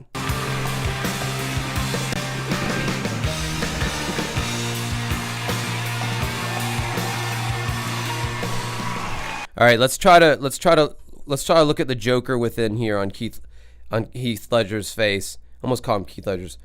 $5 Ice Hockey Jedi Super Chat. Taco Burrito. I love it. Thank you so much. Hello. All right, let's look real hard. Can I see the Joker in that face? Right about now, it's our pleasure to bring on. I feel like this version cropped the head. I don't think they would have filmed it to where they're cutting off the top of the person's head. I think that they would have cut her from the bottom up to where he would have had headroom, rather than like most of these people's heads have been cut off. $2 super chat from Daniel Stagg. Now you guys are finally getting with the fucking program. Hey, did you see Pee Wee Herman doc? Thoughts? I've not. I've been wanting to check it out though, so I will at some point. And then ask me down the line. A young and talented singer. She was born in Colombia and she dances her ass off. Oh, it's weird hearing him speaking with an Australian accent. I'm used to. Dude, I've literally I will literally look up late night on YouTube. I will look up like the Joker compilation videos from The Dark Knight, because like those are the only scenes that I really care about. Like, I know it's a very millennial thing to say, but Heath Ledger's Joker will always be the best in my mind. They just captured a Joker that was way like darker, not silly. He was like mental. Fucking Joaquin Phoenix Joker, no. Goddamn fucking Jared Leto Joker, no thank you. I'm surprised none of the 90s Batman movies attempted to use Joker. It's like they used everybody except Joker in the 90s movies. Why? I wonder why they wouldn't go with him first. Because in Batman Forever, it was like Riddler and Two-Face. In Batman Robin, it was fucking Mr. Freeze played by Arnold Schwarzenegger and Poison Ivy. Like, then you already had Penguin in the 89 one.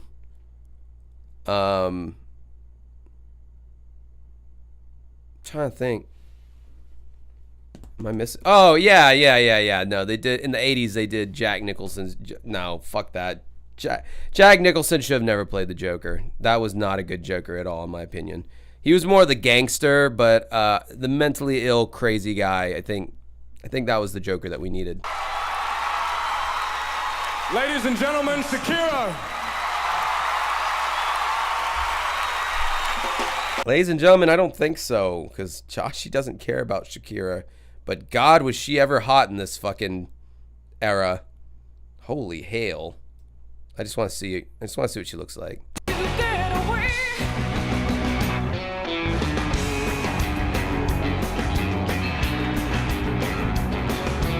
God damn.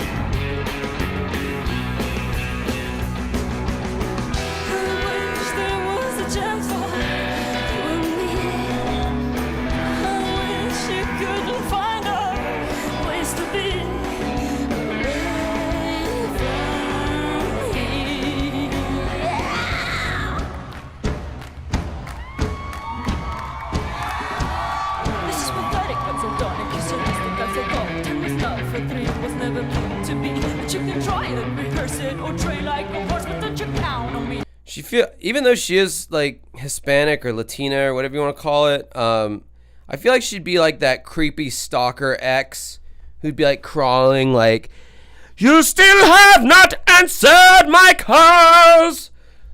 I don't know. She seems like I feel like she could pull off like a Latin goth girl look really well, and she got the fucking ass shaking to back it up. Goddamn. Made my elderly man penis feel a tingle in the first time in weeks. No, I'm just joking. I felt a tingle in it yesterday. Michael Ackerman, $5. Agreed. Love The Dark Knight. But you really are just waiting for the Joker to come back in every scene. It's a good movie, but what's great is Joker. I agree. I think that's why anybody watched that shit. After they, because nobody was expecting. They heard that's why you should never typecast actors, That's like kind of one for the first kind of lessons, you should learn as like maybe a director or something. Don't typecast people too much, because like there have been shockingly good role, like where they break out of the pigeonhole that they're in and they deliver a stellar performance as something else. Robin Williams comes to mind. You just never know. But don't you count on me, boy.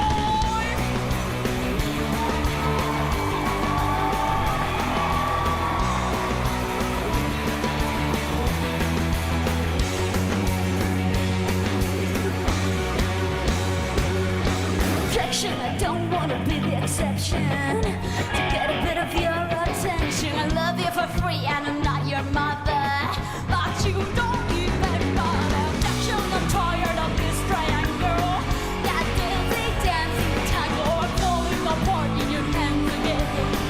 No way, I've got to get away. Get away. Get away. Get away.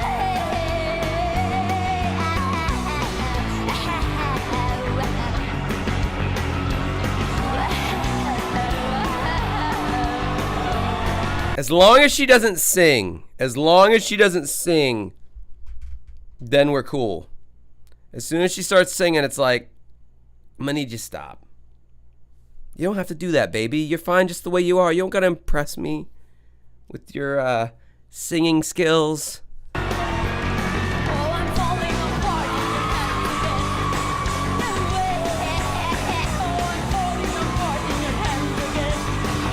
That was like one of the most polite crowd surfings I've ever seen involving a hot woman.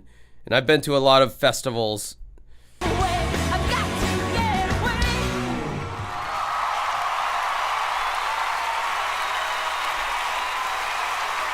ladies and gentlemen. Shakira Pinkelstein. Shakira Pinkelstein. She's not using the last name anymore? Okay, fair enough. Well, you trying to make her Jewish, bro? Does anything scream Jew about that body? Sorry. Right back. When we return, Christina Aguilera, Mike Myers, Brandy, the award for Best New Artist, and a performance from Eminem, all on the 2002 MTV Video Music Awards.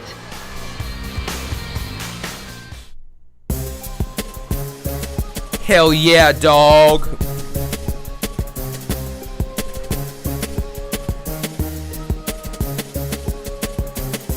From American Idol, please welcome Ryan Seacrest and Brian Dunkelman. Welcome back. What a show. What a show. Look at all these hot people here tonight. It's hot in here. Certainly is. We're live at Radio City. I'm Ryan Seacrest. And I'm Brian Dunkelman. Yeah, this is a weird cropped version. They would not have shot it like that where their heads were so cut off. Whatever. Boy, we have really gotten the party started tonight, right? Pink. Hey, where's our host tonight? I think Jimmy's fouling and he can't get up. That's a good one. I know it is.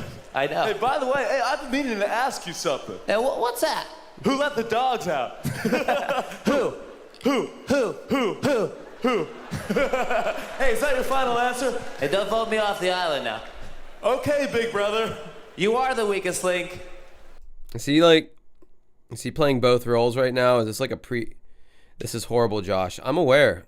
Trust me, I'm watching it right along with you. Is he playing like both roles somehow? Was this a pre-taped thing? It must be. Goodbye. Well, we are the stars of American Idol. But you can't get to the top without a good supporting cast. No, you can't. Ladies and gentlemen, the judges from American Idol, I call one of them Mr. Mean Jeans. Man, you are on fire tonight, man. The roof. Oh my god, dude. How hard was it for him to get laid after people saw this fucking VMA performance? Holy shit. And I thought him acting like all the Backstreet Boys or whatever like a year ago with them all like kind of attached to him with that stick or whatever, like he was like a marionette director or some shit. I thought that was embarrassing. But man, this year they really like outdid themselves. The roof. Who let the dogs out? Callback! That's a comedy term, callback. Randy Jackson. I can't watch any more of whatever the fuck this is. Jesus Christ, that was awful. Great song selection. Oh, this is when what's her face? Straight up now, tell me, do you really want Paula Abdul? This is when Paula Abdul was banging the hottie guys that were on American Idol. How fucking sweet of a deal would that be? Like, yeah, you're not going straight to Hollywood, but you're going straight to Paula Abdul's cunt. I see potential. In fact, I project big things for this show. Touchdown. Simon? You think this is a good show? The host is pathetic. The show is pathetic. The audience is pathetic. Nah, come on, dog. Come on, give it up. Look at all these people out here, man. No. As history has revealed itself, Simon Cowell was 110% correct. History smiles favorably on Simon Cowell in this moment. Going home. I hope on a plane back to England. All right, I'll tell you what. While Randy and I yanked Simon's too big head out of his tight ass, I'll let you guys look at the nominees for Best New Artist. Order now. Operators are standing by. New Moon Man Juicer may or may not consistently make fresh juice. To ensure consistent fresh juice, Moon Man Juicer should only be used with fresh produce. Moon Man Juicer is not guaranteed for a lifetime. Ashanti, Foolish.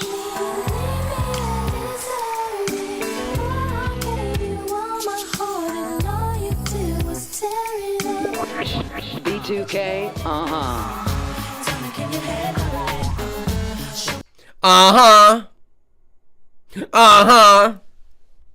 Wow. Gay! John Mayer, No Such Thing. You guys don't know how much I hated John Mayer when he came out, and still do. God, the most insufferable people in my high school just fucking loved John Mayer. It just reminds me of all the goddamn preppy fucking just talentless idealists, no creativity, having dickbag musicians would listen to John Mayer. And I'm like, hey guys, there's this band called Primus. Can we try to do? No, bro, get out of here. That weird, fucking weird. I don't even know. That's not even music, bro. John Mayer. Now that's a guy where I can spray myself with Abercrombie and Fitch cologne. I can lay back in my dorm. I can raise my white preppy legs, and I can proceed to shove this dildo up my gay asshole. But totally into chicks though. But I love listening. I like when he hits his high notes, like, I wanna scream at the top of my lungs. I just found out there's no such thing as the real world. Yeah, no, I fucking hated this song. And I knew I was gonna hate this artist, and I had a feeling he was probably gonna stick around for a long time, and he did. Much to my fucking chagrin. Gagzuki, $5 super chat. The arc of Dennis Miller. Oh, you made me forget that God, doesn't that seem so long ago? The arc of Dennis Miller turning into VMA host legends is fascinating. Yeah, seriously, my God, like, I mean, yeah, it was dad humor, but it was like way less cringy in some weird way.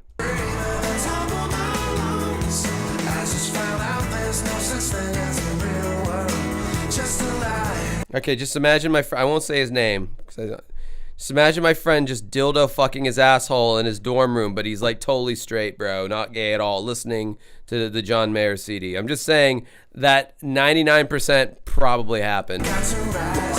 Avril Lavigne, Complicated.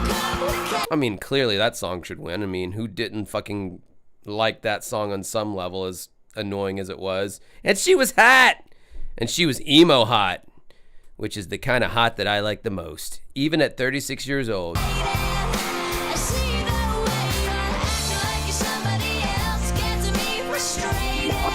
Puddle of Mud, Blurry.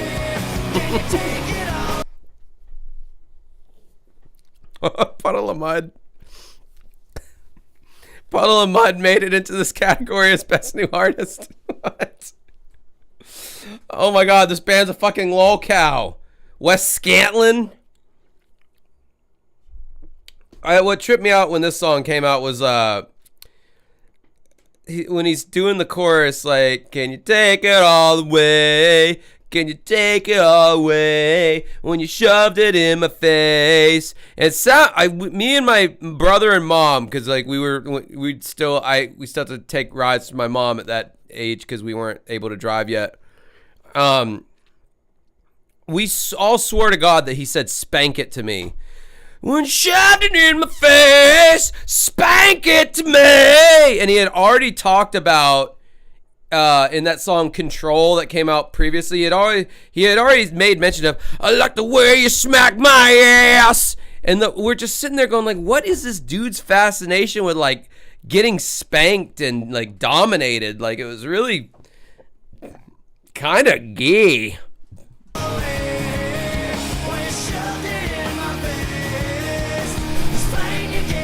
Spank it to me! No! Spank it to me! Best New Artist Award are two people who could very well be nominated in this category next year. American Idol finalists. Give it up for Kelly Clarkson and Justin Guarini.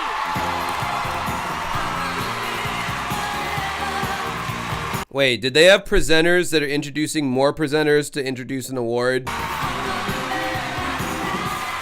And the winner is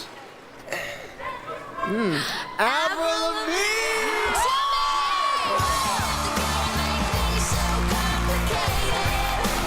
Bro, how hot would it be to have like a backstage, like, all right, I'm fanficking / making my own fan porn right now. Not porn, but like, you just like meet her backstage and it's like, hey, and she's like all smiling and flirty, and it's like, I just really like your music. I think you're beautiful. She's like, oh, thanks so much. And I'm just like, can I kiss you? She's like, yeah, sure. And then you just like have like that hot emo makeout where you kind of smell the lip gloss and I'm reminiscing right now. And I also just came in my pants. Okay, it got gross. Okay, Josh, you could have just been normal about it. You had to make it weird. and now I'm canceled. Great. Now how I'm gonna pay my fucking bills.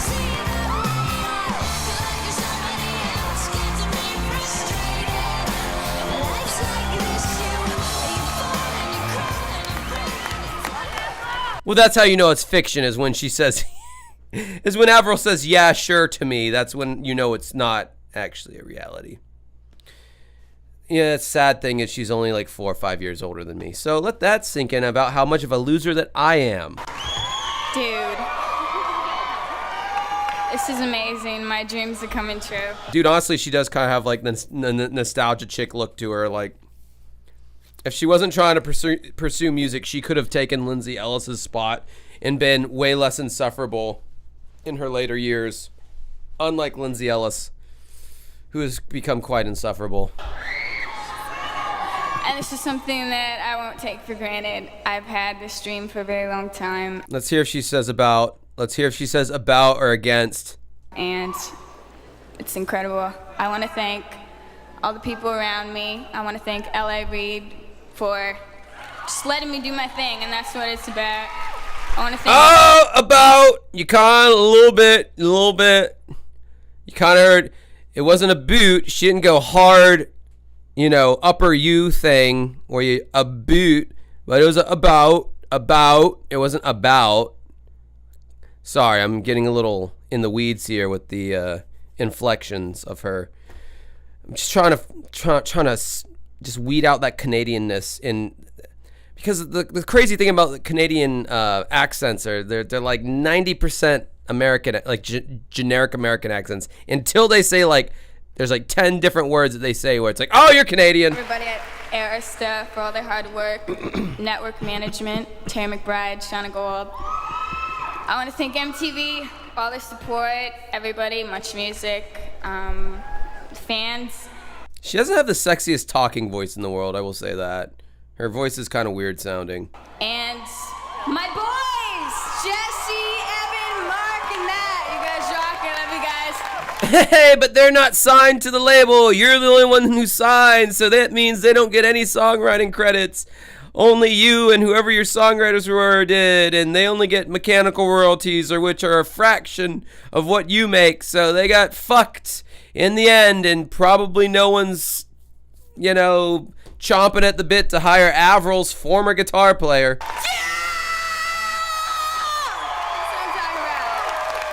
Thank you. When the 2002 MTV Video Music Awards return, Eminem, Avril Lavigne, Sammy Hagar, David Lee Roth. God, David Lee Roth looked like shit even back in 2022. How is he still alive right now? My God.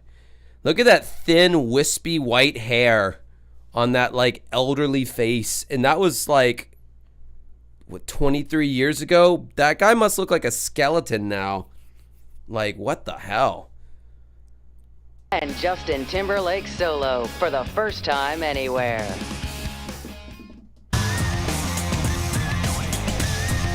Stick 'em. Come on, stick 'em up. That was that band Quarishi. I remember that band. My brother would buy a band's album at the drop of if he liked 30 seconds of one song, he'd go out and he'd buy their fucking CD.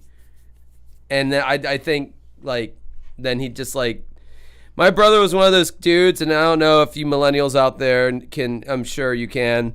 He bought the CD, put the CD in the big ass 500 CD jacket, and tossed the CD case in the closet, or sometimes in the trash. That made me want to throw up. I have my CD case over there. I kept every goddamn CD case, booklet, whatever came with it. That was the complete package. My brother was much more utilitarian, I guess you could say. He's like, yeah, I don't care. Give me music. Fuck the stupid CD case. Just put the CD in the booklet and be done with it. Like I hated that he did that. Like that drove me crazy. Ladies and gentlemen, Sammy Hagar and David Lee Roth. Ladies and gentlemen, David Lee Roth and Sammy Hagar.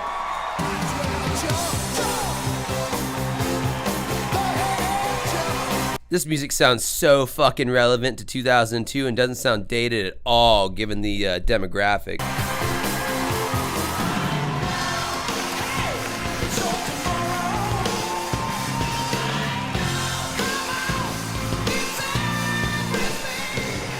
I'm supposed to say, Dave, relax. All these people aren't here to see you. You know what I'm saying? Look at all the people here tonight, ladies and gentlemen. I'll tell you who they're here to see, Sam. They're here to see the front bumper of American popular culture as it is happening, baby. I didn't quite understand that, but I think it's what Dave really means. It's really good to see you after 55 shows, Dave. It's really good to see you. Where you been all summer? I've been on the Celebrity Deathmatch tour, Sam. Okay, nominees for the best rock. Take a look. All right, but with all that being said, though, guys, let's cut the crap. Van Halen is far superior to Van Hagar. I don't know, man. I mean, I like Why Can't This Be Love, especially his little scatting in the guitar solo part. Like that part was, you know, the that was kind of a cool song. And then the higher into the sky, that Blue Angels song or whatever, like that was a pretty cool song. But David Lee Roth, Van Halen is like the period that matters. So then again, I'm not a huge Van Halen. I mean, I like Van Halen. I seen him live back in fucking 2004 when Hagar was fronting the band and Eddie was like drunk off his fucking ass every night, and his big guitar solo moment that lasted 20 minutes was like the most boring ass shit I'd ever heard. He wasn't in a good way back then, let's just say. Eduardo Van Halen had his vices. But, oh yeah, Right Now, that was a good song with Hagar. But it cannot compete with all of the David Lee Roth Van Halen songs. I'm sorry, you put on Van Halen 1 and it opens up with Eruption, and then it goes into I mean, you just knew you were hearing something special. Like, there's kind of an indescribable quality to their first record. And then you got 1984, and I mean, fuck. I mean, the list goes on. You can punch his lights out or kick him in the crotch. Just make sure you hit him hard and knock him off his block. This is a question I feel like answering. Josh, do you like guitar solos in general? Honestly asking, or are you distinctly not a fan? No, I fucking love guitar solos in music. Are you kidding me? But I like them when they're like, where they actually sit down and take time out to make the guitar say something in the solo. When you're just wanking around a minor pentatonic scale, aka every AC/DC guitar solo or classic rock guitar solo, Aerosmith comes to mind, you're not saying anything. You're just being like, here's a break between the vocalist singing another verse, and we need to fill the space with something, so we're just gonna like all that shit. I'm like thinking more like the guitar solo from Comfortably Numb by Pink Floyd. The guitar solo from Firth of Fifth by Genesis, where the guitar is really singing, it's saying something. The guitar solo from Limelight by Rush. I'm just naming some of my favorite bands right now, but hey, they're a favorite for a reason, I guess. Even... I don't know, does the Pumpkins have a... Oh, yeah, Pumpkins had some great solos off Siamese Dream that were very emotive, that added to the song in general. Yeah, the guitar solo just has to say something. Some Metallica guitar solos are fast, but they match the energy and they're expounding upon what's happening in the music. But there's a lot of wanking in Metallica as well. It just really fucking depends on like what the solo is saying, or are you just soloing off of a scale?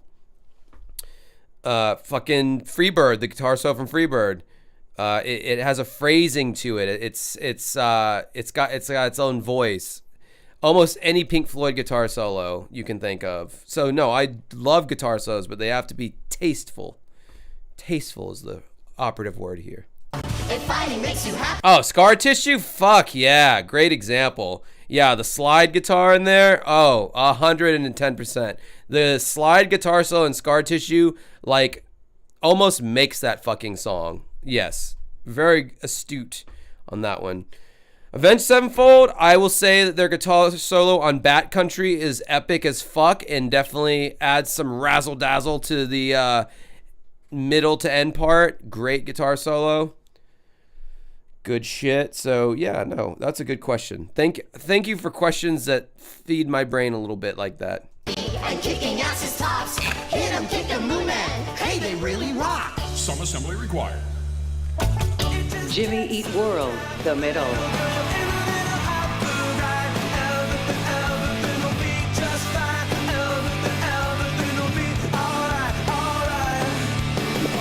Creed, My Sacrifice. What category was this? I forgot. I need to know because like. Look at all the people here tonight, ladies and gentlemen. I'll tell you who they're here to see, Sam. They're here to see the front bumper of American popular culture as it is. Shut up, shut up, shut up. Or kick him in the crotch. Just make sure you hit him hard and knock him off his block. If fighting makes you happy and kicking asses tops, hit him, kick him, Moon Man. Hey, they really rock. Some assembly required. Jimmy Eat World, the middle. Wait. Best rock. Thank you, Paul. Fucking A. What the fuck?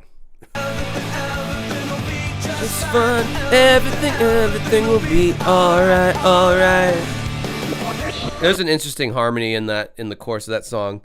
It just takes some time, little girl, you're in the middle, out of line. Everything will be just fine. Everything will be alright, alright. If you listen, that's the background harmony they're doing, and I was like, oh, that's a simple little descending harmony that somehow complement. I mean, it wasn't your simple third or fifth kind of harmony. It was an interesting. Anyway, nerd shit. Creed, My Sacrifice. When you are with me, I'm free. That song sucked. That was Creed when they really like lost the plot. I think Jimmy Eat World should win so far.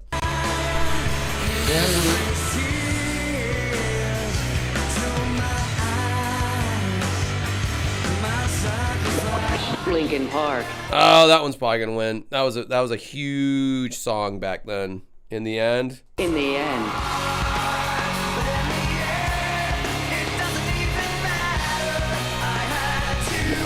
Korn, Here to Stay. Now, Korn, to me at this point, we're kind of like, I didn't love that album, Untouchables, that this song came off of. It just, they got like really like experimental and shit. I don't know. I just didn't. I mean, me and my brother like waited in great anticipation for this album to come out, and when it did, like we got it like day one, and like he loved it, and I had already like pirated some of the songs before the album came out, so I kind of knew like Falling in Time, it's definitely not a single, but that's a perfect example of like how like weird Korn had gotten on that record. I don't know. I own the fucking vinyl somewhere. I bought like 20 years ago at a record store. Yeah, Thoughtless is probably like one of the best songs off that record. And then we see a very young Aaron Paul in the music video. It's funny because some of the top comments on that music video is, "Jesse, we need to cook," which is fucking hilarious. POD, Youth of the Nation. I actually learned the drum cover to this song when I first started learning drums because it was like an easy like do do do do clap do do clap do do cat do do do cat do. It was like an easy groove, so I did learn the drum part. I actually still like this song pretty good.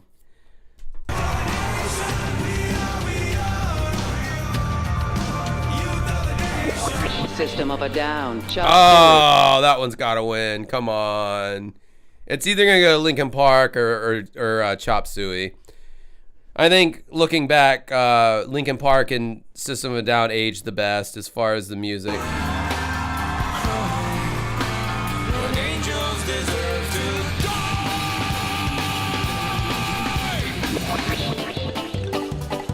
That was kind of like not the best part of the song that they featured, but whatever. And the winner of the best rock video of 2002, together Sam, Linkin Park. Yeah. Yeah, I knew it. All right, well, I'm going to pee while they give their acceptance speech.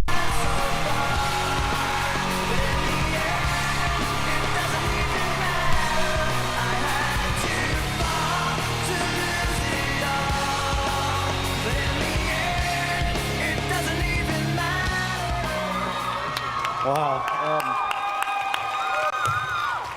First of all,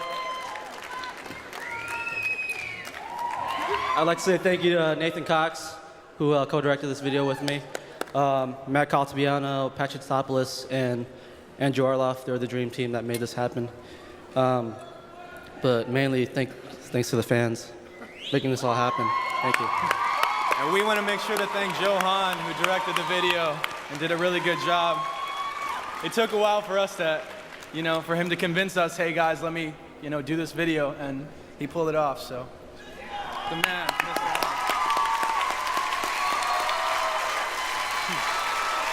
Wow. David Lee Roth and Sammy Hagar. That of course was a clip from the 1984 Video Music Awards. Anyway, you know how like in high school there was this guy who graduated before he got there, and his trophies and pictures are all over the school, and everyone's got great stories about him. You just wish that you could have been there when he was, because he seemed so cool. That's exactly how I feel about this next guy. Ladies and gentlemen, the star of the biggest comedy of the year, Austin Powers and Goldmember, Mike Myers! I didn't know how to be. No crib on MTV. God only knows. Got my mini me with GP. See how it goes. People's on with us. Thank you. Thank you very much. I feel inspired to quote the famous... So Mike Myers totally stole Dana Carvey's impression of Lorne Michaels, and that's the voice that he used for Dr. Evil. And anybody who's ever worked on SNL, they all do a Lorne Michaels impression because he's got such a weird way of talking. He's got a very unique way that he talks. And Dana Carvey, being the fucking voice impressionist that he is, apparently had a really good Lorne Michaels. And I guess him and Mike Myers had a falling out after the Wayne's World movies, and he just like straight up like stole Dana Carvey's impression, and that's what Dr. Evil's voice is based off of Dana Carvey's impression of Lorne Michaels. English rapper Sir Mix-a-Lot. I like big butts, and I cannot lie. All right, I get the gimmick. You're doing it like rap lyrics in a white English voice. I never heard that gimmick before.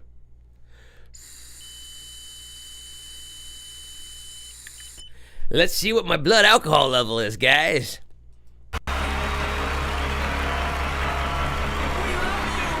Oh, this is White America by Eminem. Okay, I remember seeing this live. Yup, I remember this performance. White America! I could be one of your kids! This song doesn't really get remembered in the pantheon of Eminem songs, but I remember liking it at the time. Oh, I'm 0.07. Oh, you're 1.0? I think you would be long dead at that point if you're 1.0. I'm 0.073. 0.18 is pretty high, Gagzuki. You're probably close to passing out, I would imagine, depending on your tolerance levels. Eminem show better than Marshall Mathers. Suck my penile. How dare you say that? No way. Eminem show was like pop. That was like a pop album. You know what I feel like is an underrated song on that album is the where he sampled the Sing for the Moment by Aerosmith. Sing with me, sing for the year. I thought that was like a really good song off that record, and no one ever really talks about that song. Apparently Steven Tyler only agreed to do it if he could like redo his vocals. So apparently if you listen to that song on the Eminem show, that is Steven Tyler in 2002, whenever it was recorded. Have you ever noticed, like, why does Steven Tyler sound so weird on that one particular song, and he sounds like Steven Tyler on every other Aerosmith song? Half my lies and a face getting clearer. The past is gone, it went back. Like, he doesn't sing like that on any other song ever, to my knowledge.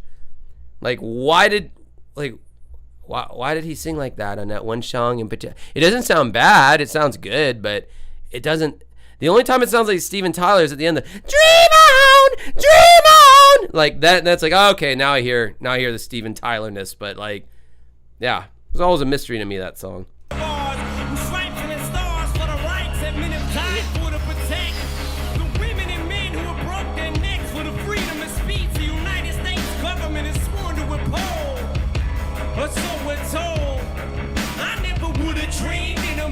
Years I'd see so many motherfucking people just like me. Same exact, like a motherfucking army in the back of me.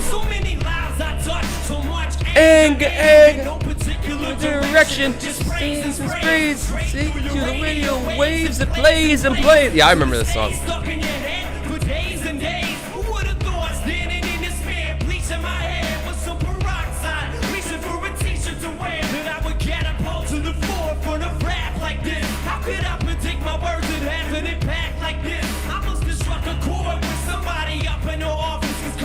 Telling me I ain't causing nothing but problems. Now they're saying I'm in trouble with the government. I'm loving it. I suffered all my life. Now I'm jumping in them. White America. I could be one of your kids. White America. Little Eric looks just like this. White America. Erica loves my. I go to TRL. Look how many hugs I get. White America. I could be one of your kids. White America. Little Eric looks just like this. White America. Erica loves my. I go to TRL. Look how many hugs I get.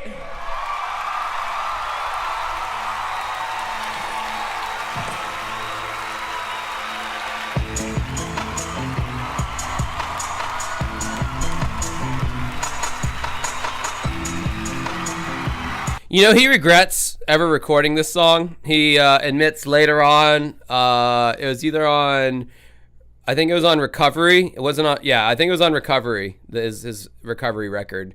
The record that had, I'm not afraid to take a stand, everybody. That's when he was just like super pop, and all of his choruses were just like pop hooks.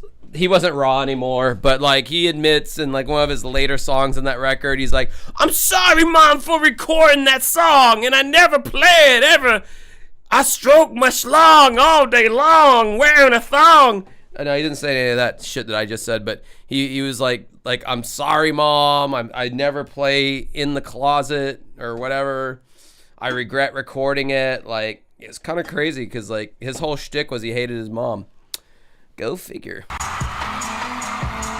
Yeah, no, those were actual congressmen for sure. Yeah, they had to fly back to Washington after the VMAs to continue making our lives crappier one bill at a time. I've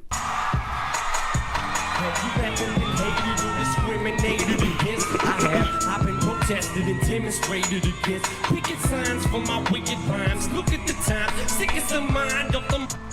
Keep us behind. All this commotion, emotions run deep as oceans exploding. Tempers flaring from parents, blowing more. We keep going, not taking nothing from no one. Give them how long as I'm breathing. Kicking ass in the morning and taking names in the evening. Leaving with the taste of sour as vinegar in their mouth. See, they can trigger me, but they'll never figure me out. Look at me now. I bet you're probably sick of me now, ain't you, mama? I'ma make you look so ridiculous. I'm sorry, mama. I never meant to hurt you. Bro, you'd have to have some severe hatred towards your parent to like not only like write a song about him, but then to like perform it live and basically be like, fuck you, Mom. Like, I don't know, I really like my mom a lot, so like I could never imagine doing anything to disrespect her in any way. My dad maybe a little bit more, but I still liked him a lot too. But he only saw me as a friend. Unfortunately, that was a incest joke. All right, we've all heard this song, so I'm gonna skip it.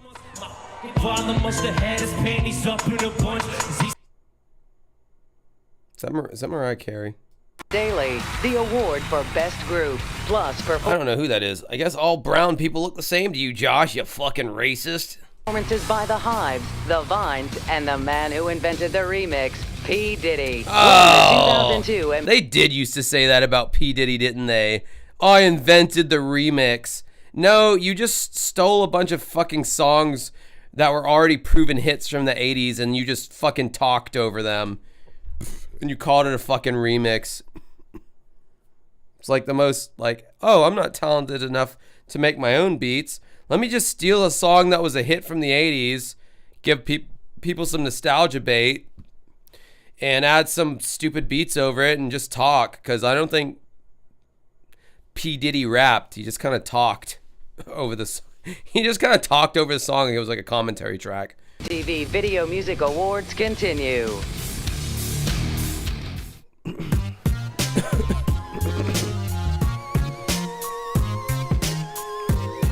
Ladies and gentlemen, please welcome Carson Daly. Boo! Thank you very much. Good evening. 1992 was the first time we heard from 3 Atlanta girls who gave the world a whole new groove. They were slick, sassy, and fun. By the time they dropped Crazy Sexy Cool on us in 94, they had turned into women who were simply defining their era. With hip-hop breaks and deep soul grooves, TLC were the street smart girls next door. That album got them 4 Grammys, 5 VMAs, and every other award you could possibly imagine. But TLC's importance is not measured in awards, it's measured in memories, in the love and the efforts they share with us. That sort of love can never die. And tonight, we're announcing the formation of the MTV Lisa Lopez AIDS Scholarship. A $25,000 educational grant that will go to a young person committed to the fight against AIDS. Our goal is to inspire people in years to come the way Lisa did in her life. TLC is one of the most beloved groups in the history of MTV, the biggest selling female group of all time, and there's still more to come. Ladies and gentlemen, it's my honor to bring you TLC.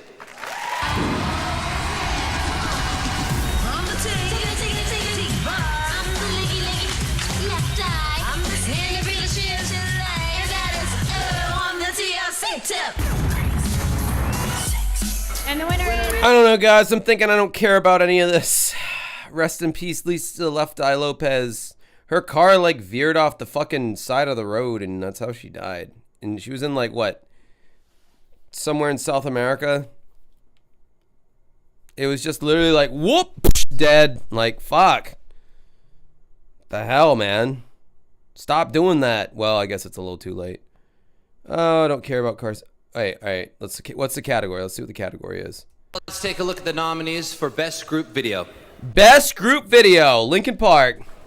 Who said waffles have to be square? And who said one is enough? Meet the Crank-A-Mount Moon Man Waffle Maker. Why have just one waffle when you can have 4 just as... This is before that, like, vintage public access shit was even seen as, like, novel or funny or cool. Like, this is way before Tim and Eric Awesome Show. So, they were a little ahead of the curve there, I think. Fast. POD, Alive. The car's power steering had AIDS.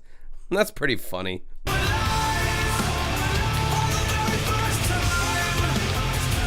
I can't deny you! Linkin Park, In the End.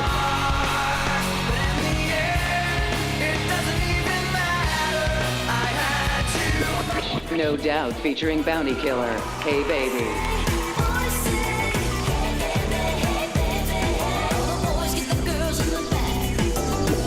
In Sync featuring Nelly, Girlfriend Remix.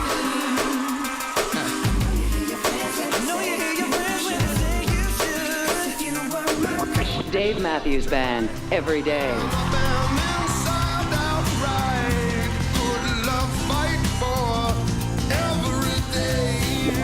Blink 182, First Date.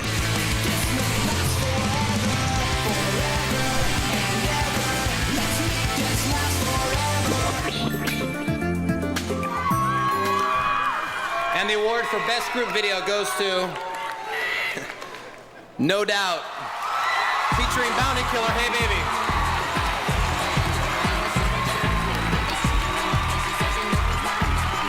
Sorry, let me get off my phone. Bro, this song sucks so hard. I mean, I wasn't like totally digging Blink-182's output at this time. Like, I didn't really love Take Off Your Pants and Jacket aside from like Stay Together for the Kids and a couple other songs off there. But like, I mean, come on, man. This song fucking was so lame. And like, no doubt, is that Donald Trump? I'm not even joking. I feel like that's Donald Trump. It is Donald Trump. All right. Well, there you go. If that's your thing, there he is. Here's something you might not know about these next three gentlemen. They gave a quarter with that order, small fries, Big Mac, they be illin'. The Kings, Run DMC.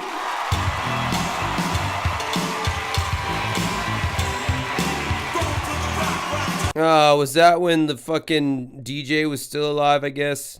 Damn, a lot of dead people on this. I mean, it was like 23 years ago, so I guess that makes sense. There's surely going to be some dead people 20 years from now. It might be myself, who knows? Thank God you have all these great live streams of me saying ignorant shit to preserve my legacy.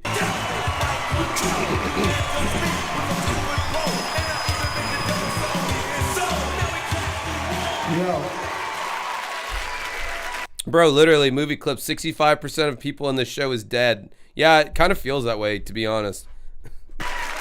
Yo, right now we on tour with Kid Rock and Aerosmith. It's not something I would brag about, but all right. That's big for us. But when we first started this, people thought we was crazy putting rock and rap together. No doubt, Rev. We ended up getting a retirement plan off of this right here. This dude here studied us for years. Ladies and gentlemen, put your hands together for the hardest working man in show business that I know, one of the best entertainers in the world, and this guy really know how to put on the show, y'all. Hey, yo, check it out. Give it up for my man. The incomparable P. Diddy. Oh, I don't think so.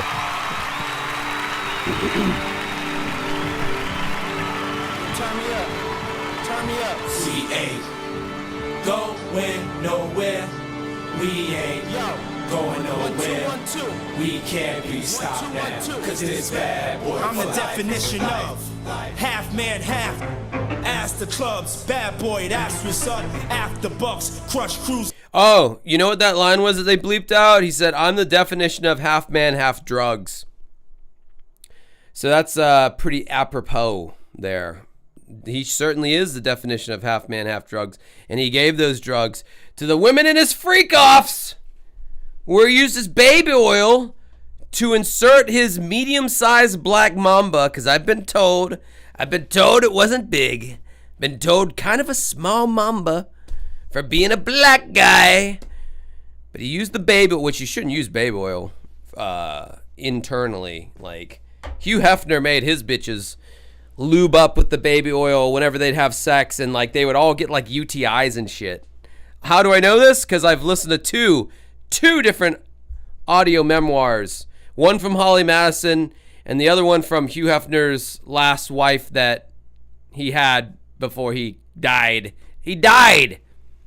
Oh! $30 donation from Beautiful Vash. Here's Ari compensation for watching Cool as Ice next month for a Patreon request. By the way, you're gay.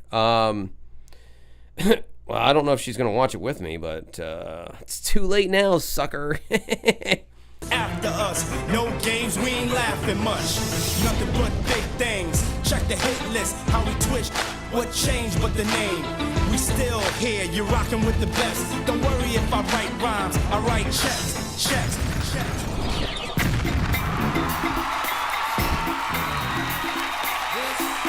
is the remix. Come on now.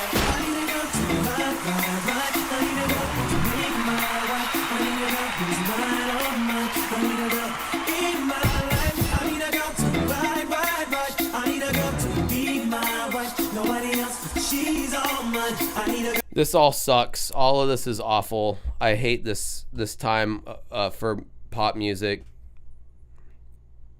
I'm just like over it. It's not new to me. If you showed some like alien this shit, they'd be like, wow, that looks kind of cool. Maybe I'll go hang out with P. Diddy at one of his parties. And then like an hour later, he fingered my asshole. I'm going back to Mars. Yeah, but it might be new to them, but yeah, I'm over this era. Oh, we got Lisa Marie. She's dead. Avril's still hot. So that's good. That's good. At least we have that. Whoa, P. Diddy fingered my extraterrestrial butthole.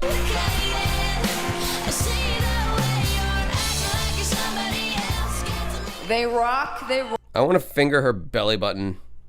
Both of them. But I can see Lisa Marie's. They got style and they've got soul. Yeah, bitches like my stream. God damn. What the fuck? $2 Beautiful Vash. You lied to me, Joshua. I might hurt you so bad. Some crazy town inside jokes there. Yeah, whatever she said. Okay, let's take a look at the nominees for Best Female Video. Sexy, sleek, streamlined, beautifully crafted. Well, guess what? In 2025, we can't even define what a female and what the fuck is, so I don't think this category would even exist. And if it did, you'd need a non-binary category too. We need a they-them category, goddammit. As I'm just stating my piece, man. I'm from a small one traffic light town, man. I don't know, boy. I'm just a simple country. I'm a they-them, simple country them. So there you go. Kiss my grits. Moon Man is more than an award statue. Witness its versatility and strength. Michelle Branch, All You Wanted.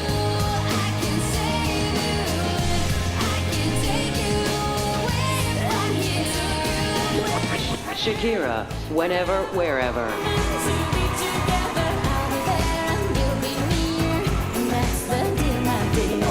Pink, Get the Party Started.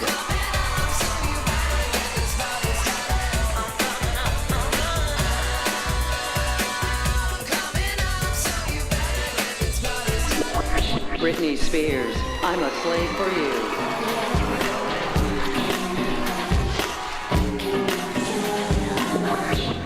Ashanti, Fool. That was like a really weird vocal choice for that song, like the vocal melody. I'm a slave for you. How it like descended chromatically and pitched like that. I was like, that's a weird vocal choice for a pop song. And which is why I never really liked it, because that noise for whatever that pitch sliding down like that just never, it fostered anxiety in my heart.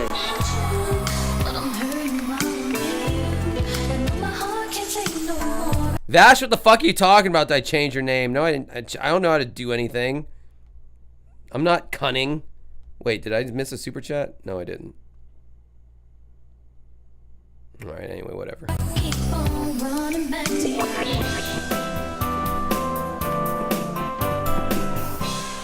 And the winner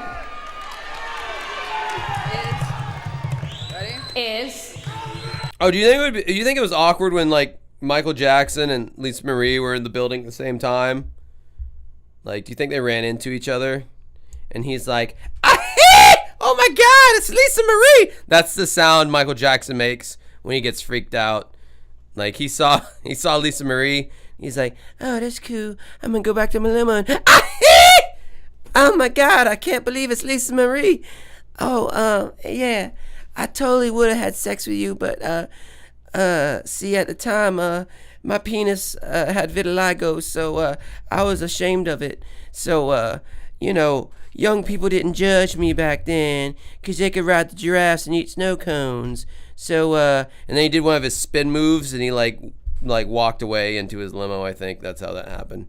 Yeah, obviously it's Michael Jackson.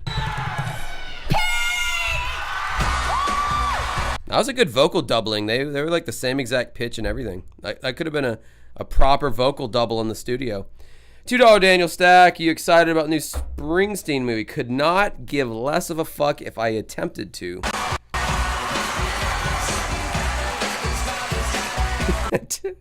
Okay, so that's clever. So I had said earlier Pink should have done an album, 2 in the Pink, 1 in the Stink. Vash put 2 in the Pink exclamation point in the Stink, because that was kind of her brand. Bro, I'm just saying, if she turns 60 and her music dries up and shit, she might start an OnlyFans, and that might be her username for all I fucking know. I don't fucking know. Earlier this evening, Pink won the Video Music Award for Best Dance.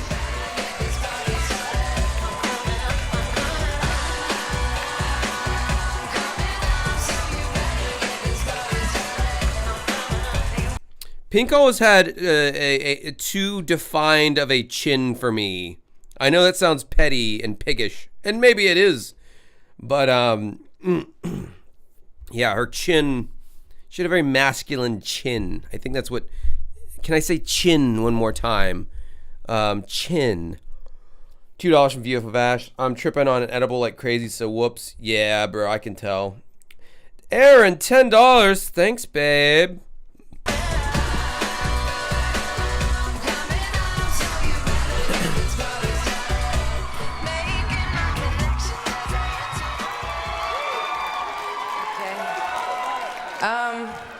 Hi. I wasn't expecting this.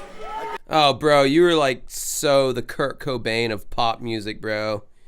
Are those real tattoos? Was she that tatted up? I don't remember. That's my entourage. I always wanted to be a rapper. But, I'm too drunk for this. My acceptance speech. No, thank you. Hi, Dre. How you doing? Thank you, Craig Logan, Roger Davies. Thank you, L.A. Reid, so much. I love you so much for sticking by me. Hi, Mom. Hi, Dad. Hi, Jason. And thank you to my fans, most importantly of all, ever. Because you guys stuck by me and you are open-minded and you believe music is freedom, and I love you. Thank you. Oh, and Dave Myers, you should really come up and accept this award because I don't really make videos. So, congratulations. Yeah, you didn't write that song either. It was the chick from 4 Non-Blondes. Hey, yeah, hey, yeah, what's going on? Yeah, that bitch wrote that song and gave it to Pink. She was about to give it to Britney Spears, but I think Britney Spears passed on it. You see, that's how pop songs work in the country and pop music industry. They have these songs, and the bigger you are, the first choice you get at whatever you think is going to be like the next hot hit song. And I forget this bitch's name. I used to know it. The Hey Yeah 4 Non-Blondes girl. I know someone's going to say it in the chat. She worked with Christina Aguilera. She worked with Pink. I don't think she ever worked with Britney Spears. She might have, but yeah, she wrote that song, and she's like, yo, I'm never going to be able to use this for my band, so let me just give it to you, and I will sit back and do fuck all and collect all the publishing, because anytime that song gets played, I get a taste. That's what you want to be as a song publisher. Sure, you may not get the fame and fortune of being in the spotlight, but these motherfuckers in the spotlight are broke. I mean, they're not that broke, but they're not as well off as the publishers who get like a huge chunk of change anytime a song's used in commercials, in sync, sync as in not the band, but like in sync, like synchronized, like, you know, movies, Netflix, whatever. The artists are just the dopes who stand on stage and have to tour and do all the bullshit and like have to experience the fatigue of being like harassed by fans all the time. This doesn't apply to rock bands, by the way, for the most part. This is like pop stars and country stars. Maybe rappers. They have ghostwriters, so I'm sure they get a slice too, but like mainly pop and country stars. So what you want to do, my dear watcher, viewer, you want to get into song publishing, because that's where the real money's at. Do you? Linda Perry, I knew someone would finally produce a name. Linda Perry.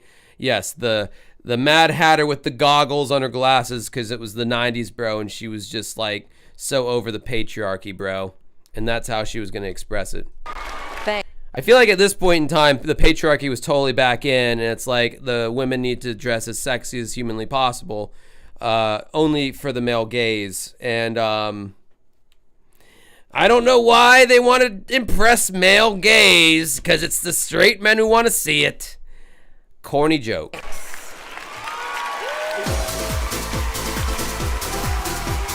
When the 2002 MTV Video Music Awards continued, Christina Aguilera, NSYNC, Yeah, bro, literally, Christina Aguilera's cunt was just hanging out just then, and NSYNC's just wearing normal clothes. Like, yeah. The male gaze was priority numero uno at this time in the 90s or 2000s. Jennifer Lopez, the award for Best Male, and a very special Is that Sheryl Crow? Oh, no, it's Kylie Minogue. performance by Cher. See, I get white people confused with each other too. It's not just black people. The fact that I had to like qualify that statement just then is gonna make people think like, well, geez, how many times has he confused fucking black people that he would have to make a statement like that? It is what it is, man. Suck a tit. Sheryl Crow.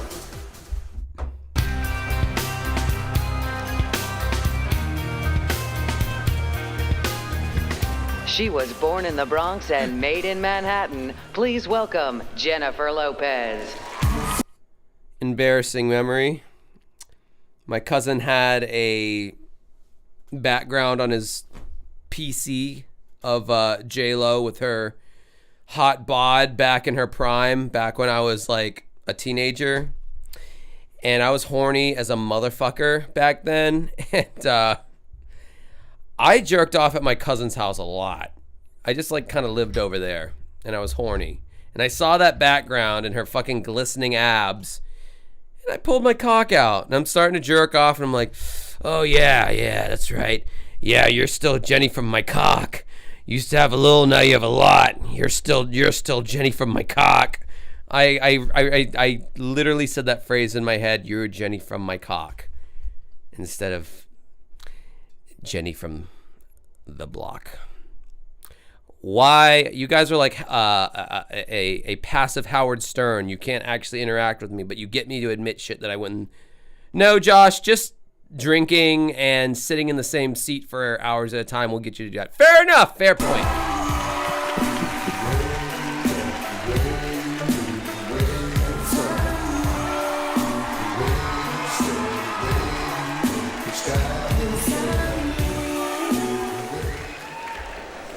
Hey, I'm proud to say that I grew up in New York. And whenever I've gone... Who cares? I am proud to say I grew up in Florida. So fuck what? Oh wait, they're in New York.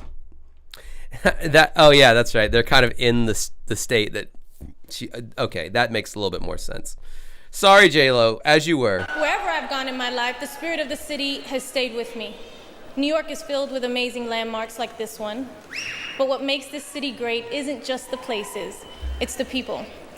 And no single person, that's right, it's the people. And no one person defines the spirit of this town like this man. For me, when New York City really needed him, he was the man. Please welcome a true leader who brought this city remarkable strength in its darkest hours. Put your hands together for our former mayor, Rudy Giuliani.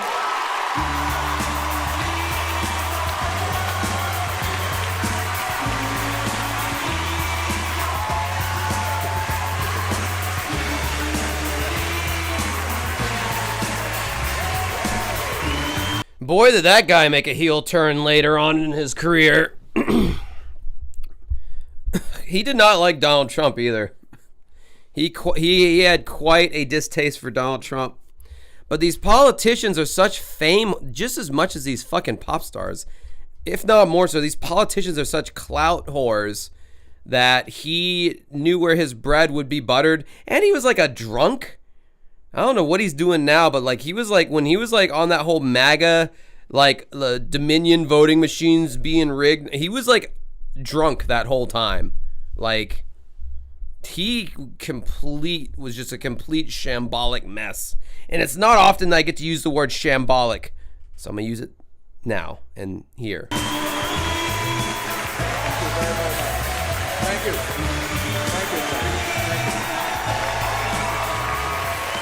Thank you very much, Jennifer. Thank you. Thank you. Good evening. Last year at this time, it's very, very possible that I would have been outside ticketing all of your cars that were double parked out there. But that isn't my job anymore. I want to thank the music industry and specifically the artists. Oh yeah, they never mentioned 9/11 once yet. I did notice that. And when does Eminem harass Moby, goddammit? Was that a fever dream? He talks about it in his goddamn memoir. I know it happened. Who have supported New York City in this very, very difficult year that we've gone through. We've needed you.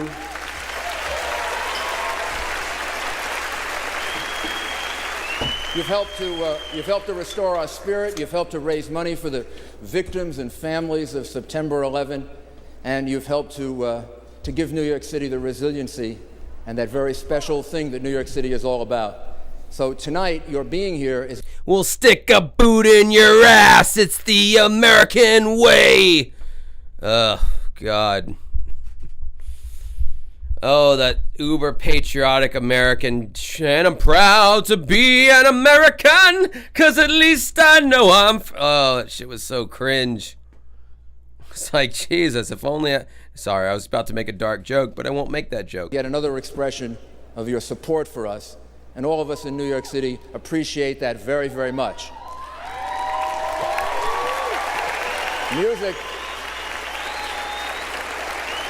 Music has a very, very special way of bringing people together, and this next performer does exactly that with style and with grace. Here to perform for you is Sheryl Crow. What? Why does she get... What? I don't know. Maybe she had just done that. I want to soak up the sun.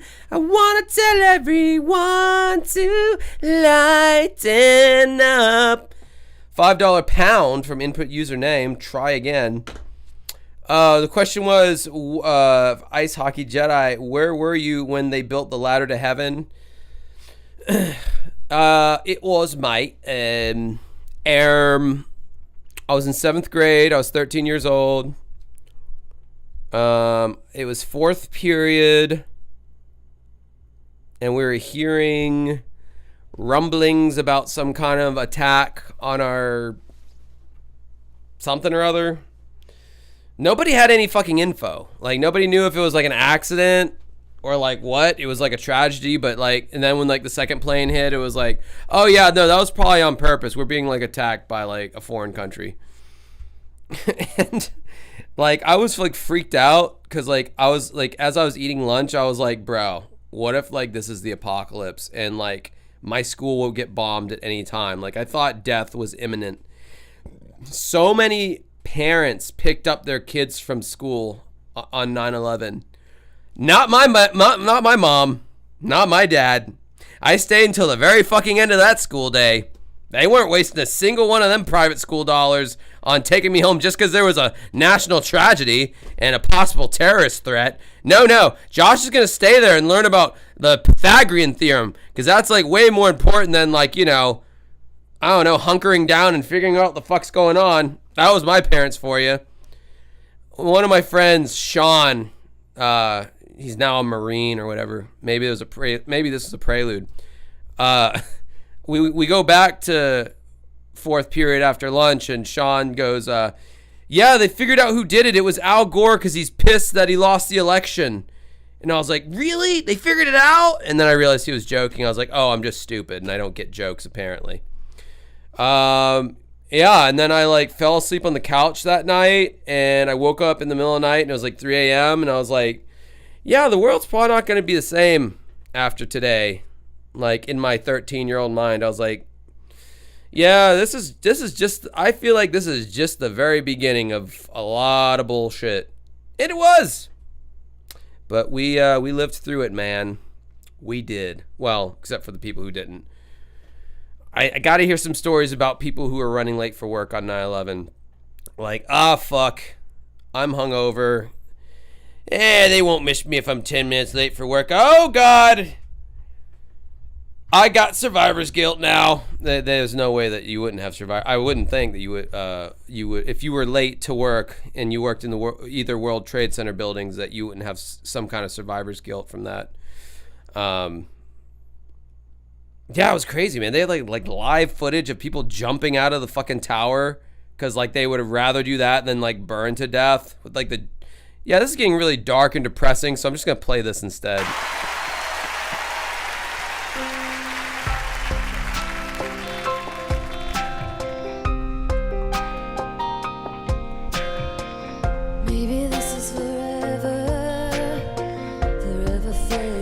This is definitely not going to do anything for my penis.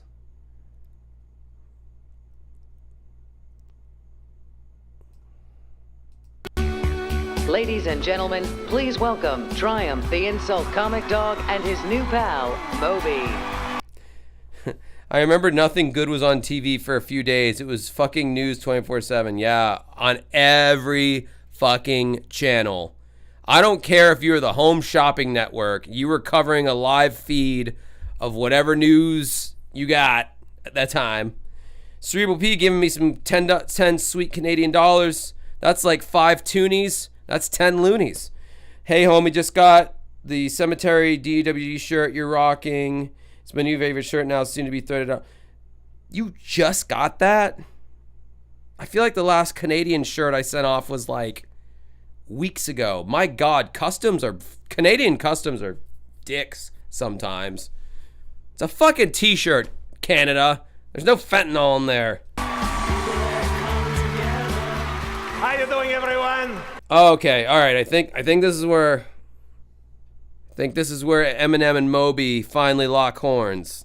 The thing I've been anticipating this whole time. Pretty great show, huh? Screw that Simon Beach, yeah? Hey, I'm here with Moby.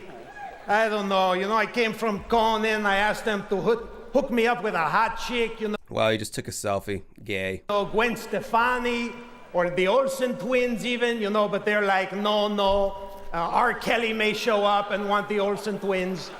You know what I'm saying? And I'm like... Oh, that was a salient point that flash forward to now R. Kelly's in jail for pissing on young black girls that he met at the McDonald's. Not a lie. A millionaire R&B star would find his victims at the McDonald's. I listened to like a 20-hour fucking book about R. Kelly. It was a very boring book, but I remember some aspects, and that one rang true. Come on! So they give me this guy. No offense, man, but I wouldn't let you hump my leg. Poor kid Moby. It's an interesting fact. Moby's related. He's related to the guy who wrote Moby Dick. So that's actually true.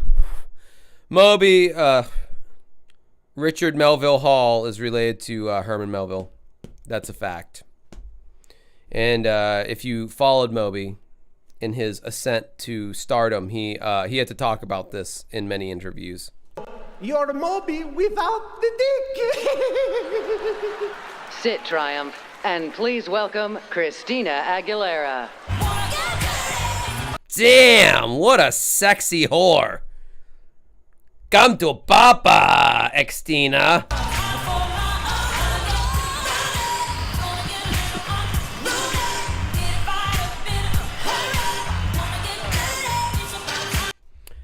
Mr. GF, Mr. Girlfriend, 499, the long-awaited Eminem Moby moment, as foretold in the prophecies. Well, Moby still hasn't said, that girl Moby really threw me off my game. I will hit a man with glasses.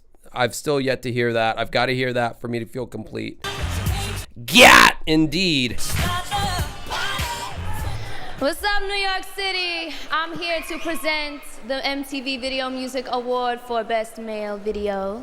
A category where You know, the sad thing is a lot of these girls aren't sluts. They just present that way because they're doing an image. They're selling the fantasy, but I can't imagine these female celebrities have a high body count. That's just me. You know what? I'm gonna post it in the polls. I'm gonna take it to the streets.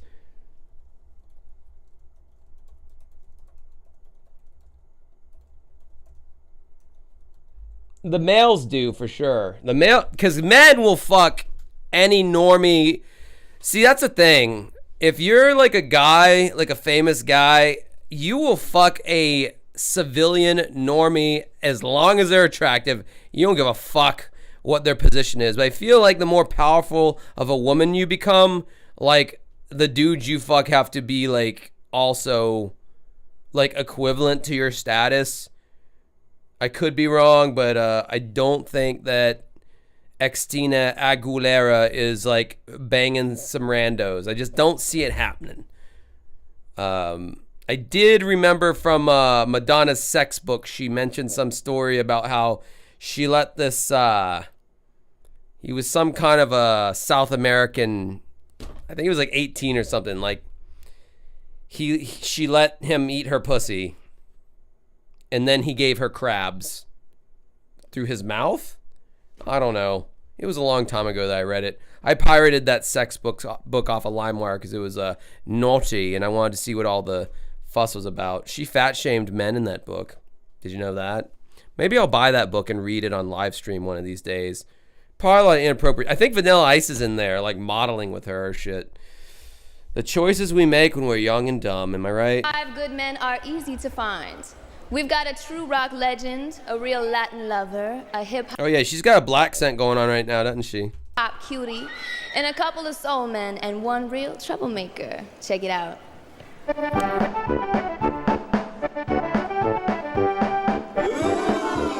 Ew.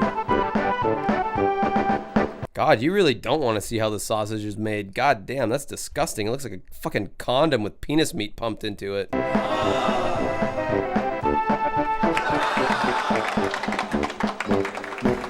Elton John, This Train Don't Stop There Anymore. That song came out that long ago? I thought that was a new... I thought that was a more recent Elton song. Is that where like Justin Timberlake plays like a young Elton John in the video? I think that's what I'm looking at here.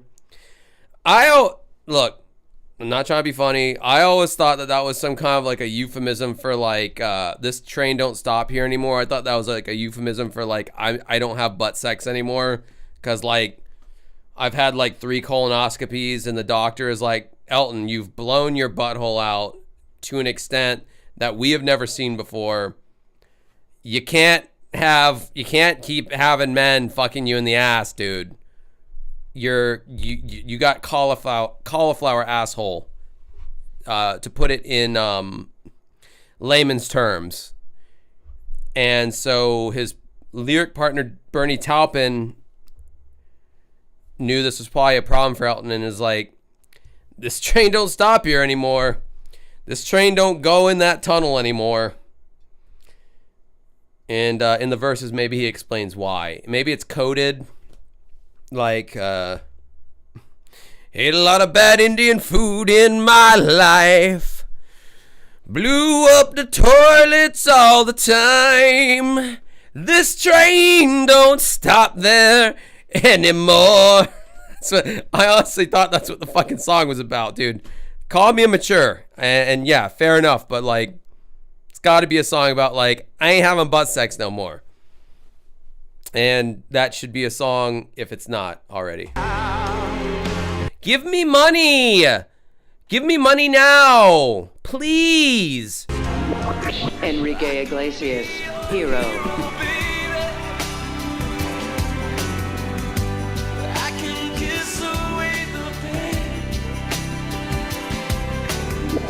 Usher, You Got It Bad.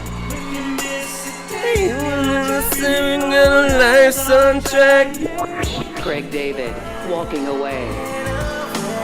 I legitimately do not remember this song. Like, this is probably the only song this whole time, except for the B2K I don't remember that song either. I don't remember this song. I barely remember Craig David. 2 first name having motherfucker.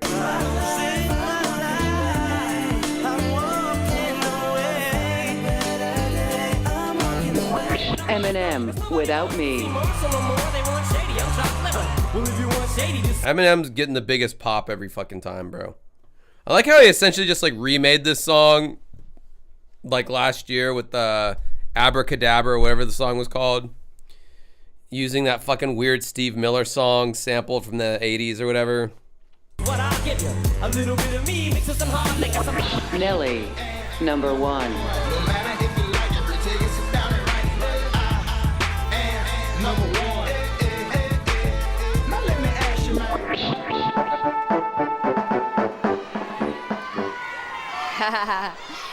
Interesting. Eminem. Interesting. Eminem. Because they got history. Because he's all like, Christina sucks. I'm going to download an audio and MP3 and show you how you gave me VD. I can't believe a lot of you guys think that the hottie celebrity females have a high body count. I honestly don't think they do. Why do you? I've known enough mini celebrity females to know that they are very austere with their pussy giving. Like it's bad for their career to be seen as a slut. But they can still like present themselves that way, but like not actually do it. And I think that was the case with a lot of these chicas. Shame though, because man, their bodies were in their prime for banging. I'm past my prime, but you know. Still might pull the old skadoosh out every now and then. Oh, Eminem. So, okay, maybe this is where he talks shit about Moby. Let's see. Okay, all right, so Moby's there. I don't even fuck that guy is. So apparently, Eminem passed Moby a piece of paper that showed him, like, stabbing him or some shit. And he's like, you're dead. All right, before this happens, I have to pee. I've been waiting for this moment my whole life. Oh, Lord.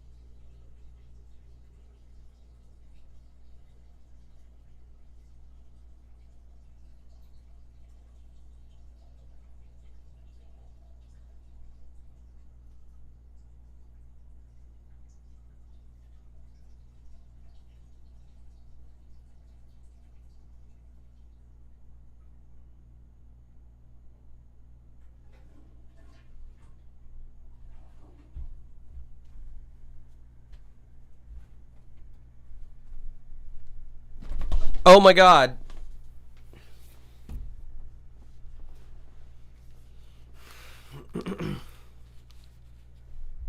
Yo, let's watch like a Dr. Phil marathon after this. He does look peeved. You can tell on his face. He looks kind of pissed off. Like Moby done pissed him off already somehow. And the song that is that's even playing over the speakers right now, he's like literally dissing Moby in the song. Like, Moby, 34-year-old bald fag blow me, which is like one of the toughest lines to like get out when you do the song karaoke. Oh no, it's 36. You 36-year-old bald fag blow me. You're too old. Let go. It's over. Nobody listens to techno, but that was a dumb statement.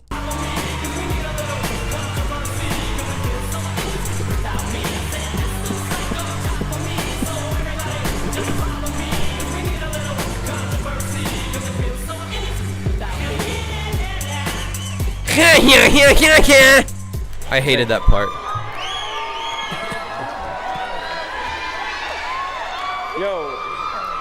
Here it comes. I'm ready for it. I don't know what to say when I be getting these awards, man.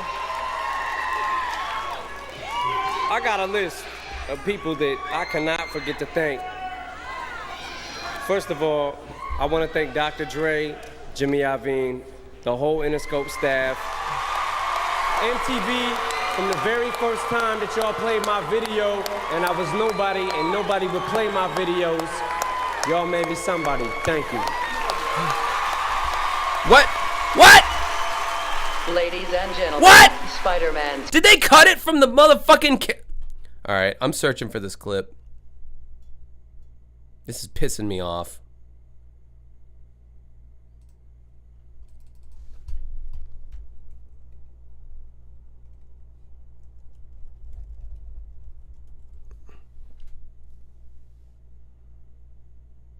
Oh, people have made whole ass.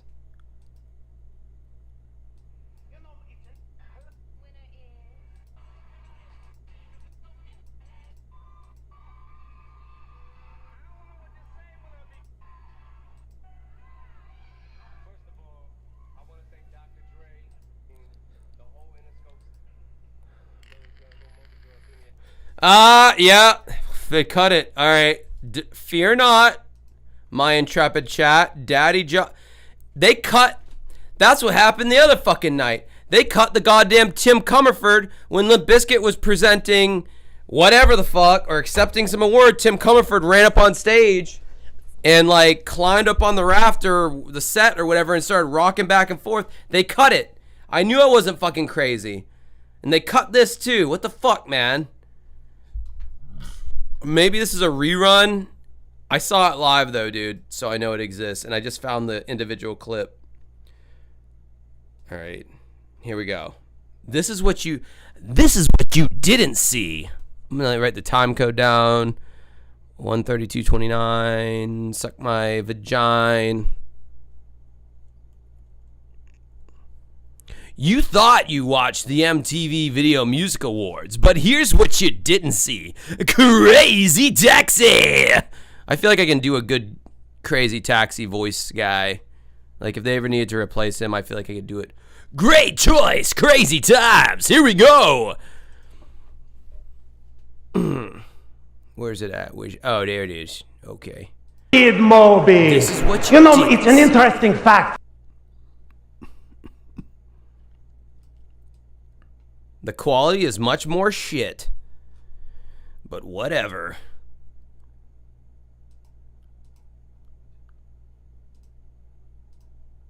All right. Let's see what. All right. So, all right. Once again, I just got to say it again. This is what you didn't see. Moby's related. He's related to the guy who wrote. Yeah, we saw all that.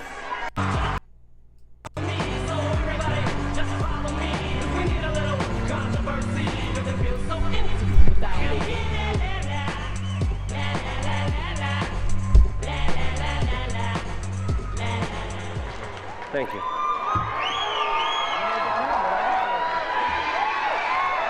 Yo, I don't know what to say when I be getting these awards, man. When I be getting these awards, man, because, like, I totally am not Caucasian and all that shit. Anyway. I got a list of people that I cannot forget to thank. First of all, I want to thank Dr. Dre, Jimmy Iovine, the whole Interscope staff. Yeah, I brought me a list. I wasn't finished writing it. All right, Jordy knows how to use Chat GPT. That's cool. The little Moby girl threw me out of my zone for a minute.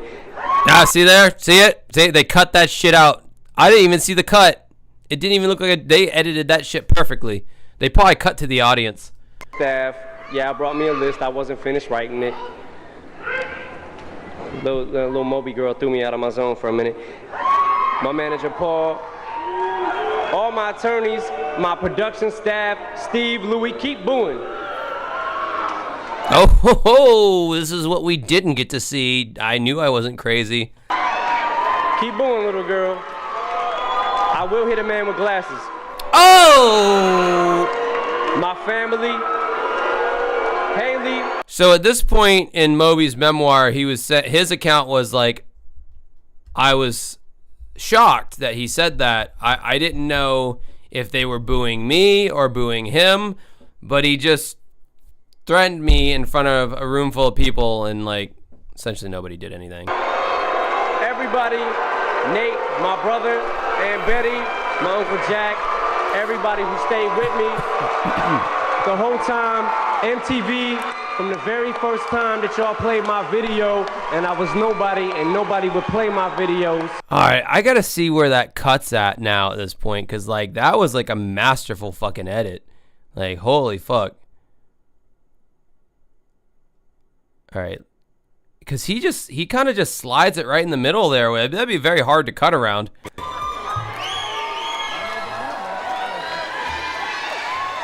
Yo, I don't know what to say when I be getting these awards, man. I got a list of people that I cannot forget to thank. I think it was around this point where he's like, that Moby girl threw me off my zone. First of all, I want to thank Dr. Dre, Jimmy Iovine, the whole Interscope staff. Okay, I think that might have been the cut right there, where they cut to the crowd. I think that might have been the cut. MTV, from the very first time that y'all played my... Oh yeah, that was the cut. They cut to the audience, them standing up and clapping. Yeah, that's how they got around that. Okay, I see now. My video, and I was nobody, and nobody would play my videos. But where's the boos? They did replace the crowd noise, because everyone was booing at this point. We just fucking heard it. They were all booing him at this point, and now everyone's cheering. Wow, they totally changed the crowd noise too. I've never seen anything like this personally. Like, it's crazy. Oh, maybe somebody. Thank you. They were fucking, bro. We just heard it. Hold on. I'm trying. This is the whole. I titled my whole. Moby. Thank you.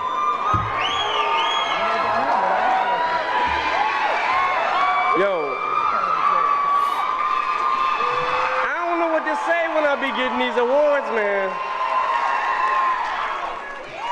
I got a list of people that I cannot forget to thank. First of all, I want to thank Dr. Dre, Jimmy Iovine, the whole Interscope staff. See, that's when they pumped in the crowd noise. They cut to the people standing up and clapping. Yeah, I brought me a list. I wasn't finished writing it. little Moby girl. Yeah, see, they cut all that. So yeah, and they replaced the crowd noise. That's crazy. I've heard of this happening, but I've never like caught it with my own eyeballs until now. Threw me out of my zone for a minute. My manager Paul, all my attorneys, my production staff, Steve, Louis, keep booing. Keep booing, little girl. I will hit a man with glasses. So now for the duration, it turns into kind of boos and cheers, but it's not all cheers like what you heard on what I just played you. My family, Haley, everybody, Nate, my brother, and Betty, my Uncle Jack. Okay, notice that he thanks Nate and Haley and all that, and you clearly hear the boos. So when we go back to the original once again, let's see if he even thanks those, if they even make the cut. If they don't make the cut, that means they just cut that whole chunk out. $2 gag Zuki, there's 1 minute missing. Everybody who stayed with me the whole time, MTV, from the very first time that y'all played my video, and I was nobody, and nobody would play my videos, y'all made me somebody. Okay, so just one more time. Oh. That wasn't, thankfully I have the time code, so fuck you. Is it 132.29? Yeah, all right, just one last time. First of all, I want to thank Dr. Dre, Jimmy Iovine, the whole Interscope staff, MTV. So let's see if he thanks Haley and Nate, because there was some definite boos going on when he thanks his daughter and his, I guess his younger fucking stupid brother. From the very first time that y'all played my No, they cut it out. They cut that whole section out. Video, and I was nobody, and nobody would play my videos. Y'all made me somebody. Thank you. Yep. They cut out that whole ass. Oh wow, that was masterful. Yeah, man, that's kind of crazy, bro. Like this is the first time I've ever caught, because I had a memory of it happening, and then it didn't fucking happen, and they cut out the Rage Against the Machine thing too. Okay, so yeah, maybe media can manipulate things from what actually happened to making it look like it was a nice event.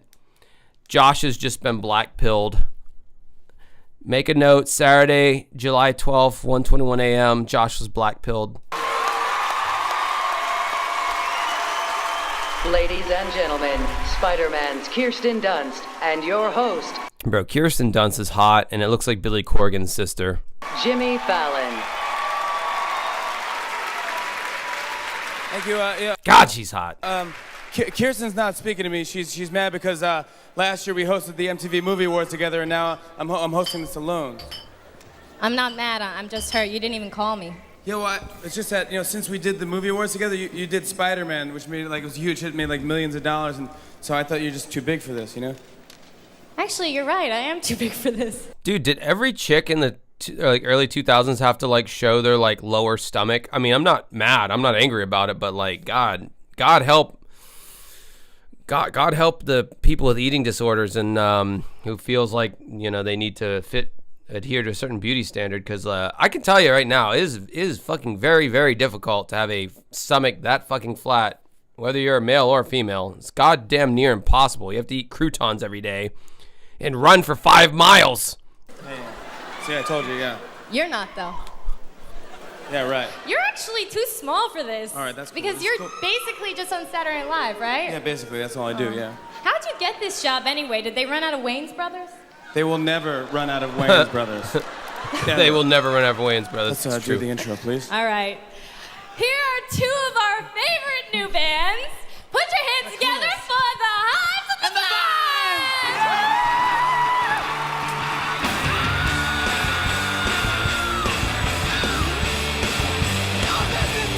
Bunch of Swedish dildos.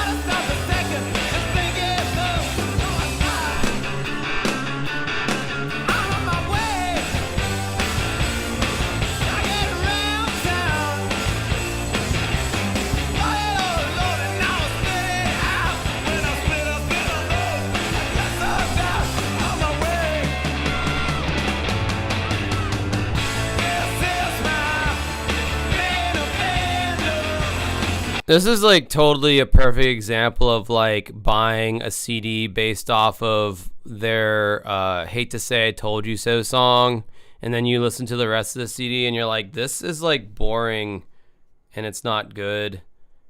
And damn it, I just wasted $15 because I thought all the other songs would be these little stupid garage rock sounding punky songs, and this is just some boring bullshit. I was trying to put it as a poll.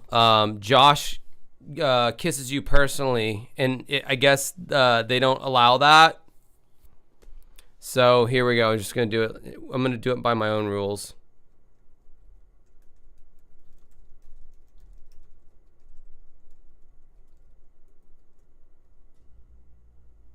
Now it comes up. Great. I don't want to see any more of this. And the vines are no better. I want to get free. I want to get free. Walk into the sun. Baby, here's Brandy. This next performer is already a superstar, but tonight he's gonna shine in a whole new way. Amazing things have a way of happening at the Video Music Awards. This is one of those moments. Performing solo for the first time anywhere in the world, give it up for Justin Timberlake.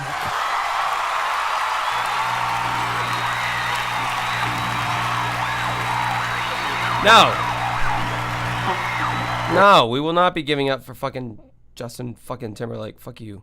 Go away. Oh, dude, what is up with fucking white dudes biting off Michael Jackson's shit, man? Corey Feldman, Timbercock. Was this? I mean, this is not equivalent to the Marilyn Manson end performance. We got like 17 minutes left. Probably gonna be fast forwarding to a good bit of it. Wow, 52. More than half the chat doesn't want a personalized kiss from Josh. That sucks. I'm at level with you. I accidentally launched myself into space. I was pushing buttons. Someone just said Dos Vidania in the crowd, which is like, I think Russian for you're welcome. Okay. Trying to set the presets in the stereo. Next thing you know, I'm in space. I called the Russians for help, but I'm worried. What does tough ski mean? But Justin was really amazing. That giant boom and Brandy. Wow, you can see those from space. Oh, bye. Okay. Ga ga ga ga. Spasibo. Yeah, it's boring up here. There's nothing to do. Well, actually, I mean, there's one thing. Well, waxing the capsule. You know what I'm talking about? But let me tell you something. In a zero-G environment. Why does space equal a flanging effect on the vocal? Like, why does that equal space? Does your voice just... there's a natural way to do a flanging effect, but you kind of have to, like, be around me to hear it. It's like if you take, like, something like I don't know, like a big fucking rectangular thing, and you do it, like, back and forth, it will create a natural flanging effect. I don't. Anyway, or well, no. Talking into a fan isn't the same thing. That's more of a tremolo effect. Cleanup is a bitch.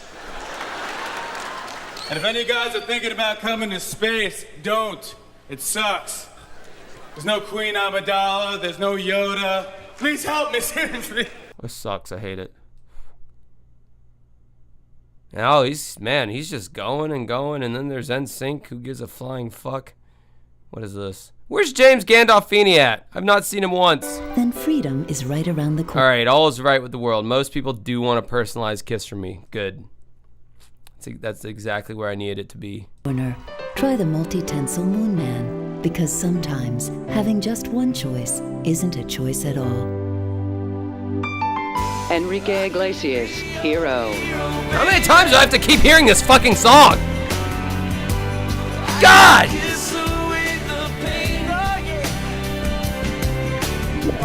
Michelle Branch, Everywhere. Gotta keep hearing this song. Michelle, my girl, you're not winning. Just give it up. Give up the ghost. You're not winning. It's not a bad song, but she ain't gonna win.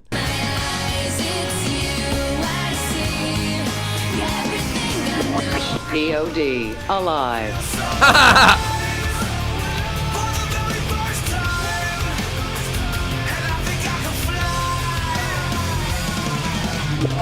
Eminem, Without Me.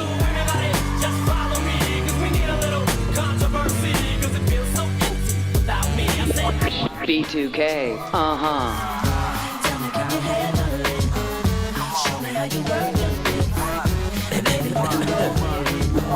Brandy, What About Us?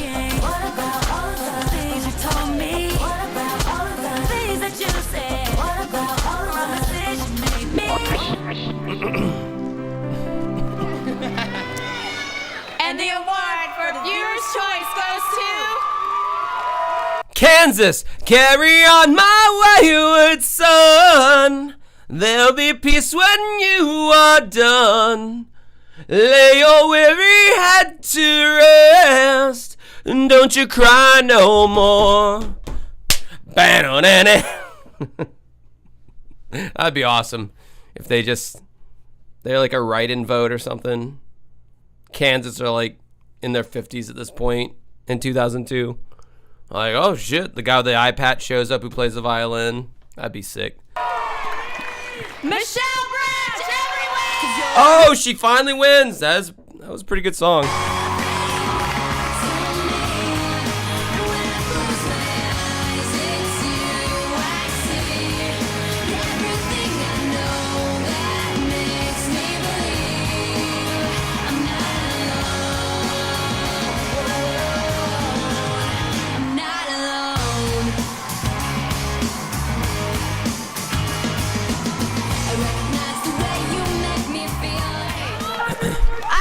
was ready to leave because I didn't think I was winning this.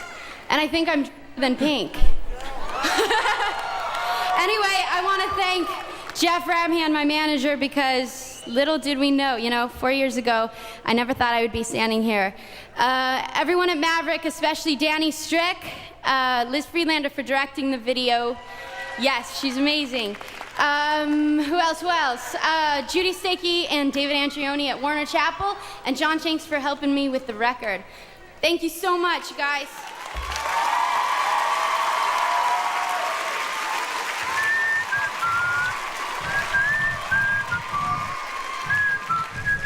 Hey, just a tip to all the fucking idiots out there. If you're going to whistle into a microphone, like a dynamic mic like that, hold it to the side, whistle forward, and the side of the mic will pick it up, and there won't be that like wind blowing directly into the mic. Just a little tip for anyone who wants to whistle. This is a condenser mic, so it's a little harder to get away with, but even if I was like...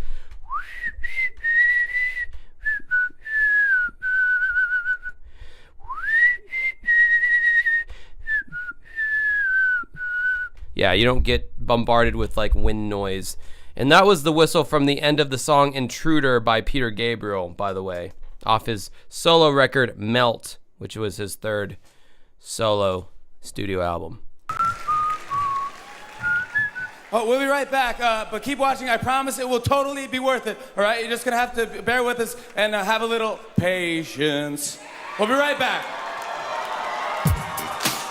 Still to come on the 2002 MTV Video Music Awards, Kelly Osbourne, Nelly, the award for Video of the Year, and a historic live performance from Guns N' Roses.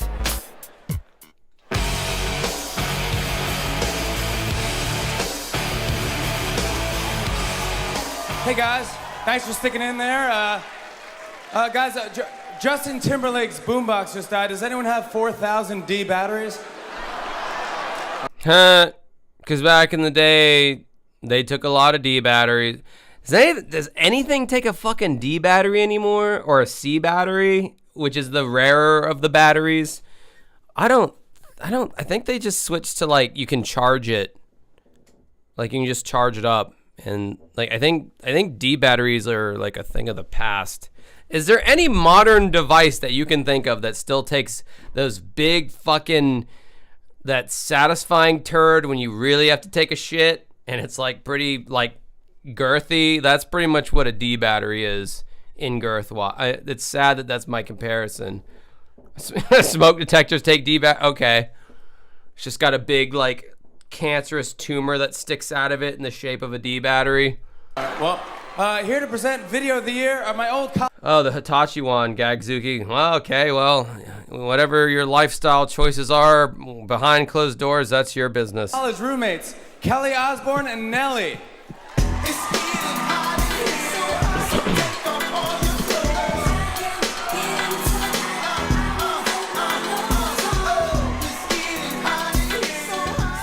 Yo, hold up. Before I get down, let me send a shout out to the Ticks. What up, Dirty? All right, for sure. Shut the fuck up. In England, you don't really give shout outs, so I just want to say, hi, Mom. You ain't get no shouts out? No. Nothing? Dude, Kelly Osbourne has had so much fucking plastic surgery done. It's fucking... She doesn't even look like the same person anymore. To the people? No. Suit yourself. Yo, we heard, Bro, but if you're a real G and if you've seen my video on Nepo Babies, you all fucking know that Amy Osbourne... That's the fucking hot Osbourne. You know what? We're going to watch that video after this. Fuck it. The video did pretty good on its own, but it's interesting.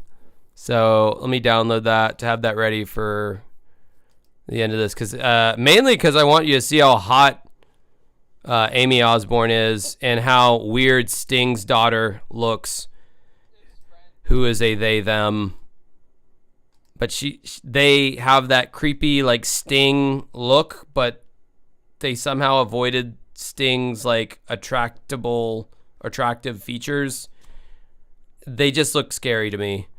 But Amy Osbourne, my God, she looks like a supermodel. How about the nominees for Video of the Year? So check it out.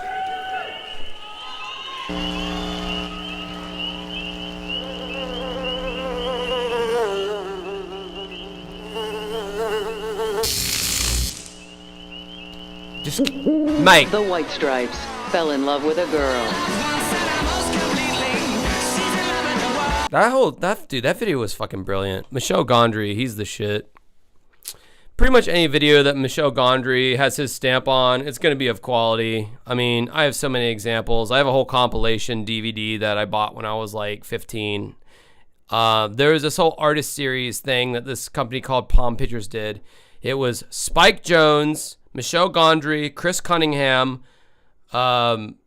Steven, weird last name, Swedish thing, Anton Corbin, Jonathan Glazer, and Mark.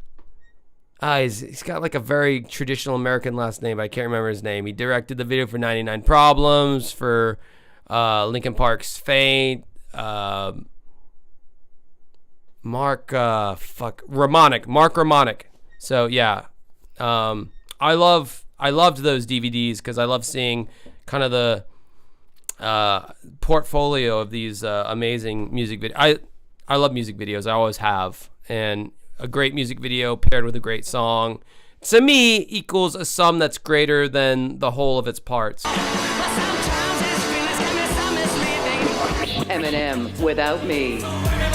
Maybe I fucking won't marry Michel Gondry, his old French cauliflower butthole. This train don't stop there anymore.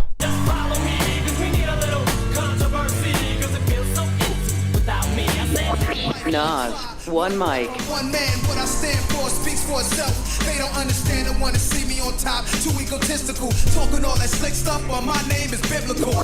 In Sync, Gone. Gone, gone, gone, baby, you're gone. Sorry. POD, Alive. POD, you're not winning any awards. Sorry, not happening.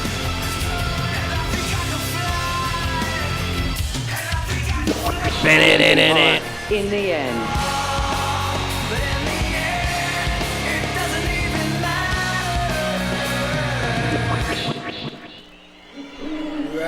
So you guys ready?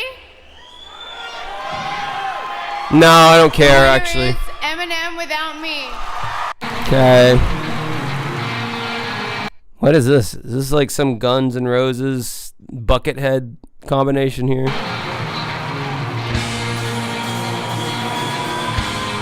Oh, that's actually Axl, who already in 2002 is looking like a lesbian aunt. God, he aged like a fine milk. What the fuck happened, man? I know Irish, English white people don't age so great, but Jesus Christ, that guy aged like fucking ass. And yet Slash looks relatively the same. Probably because he covers his face his entire career. Oh, yep, there's Buckethead. I fucking called that shit.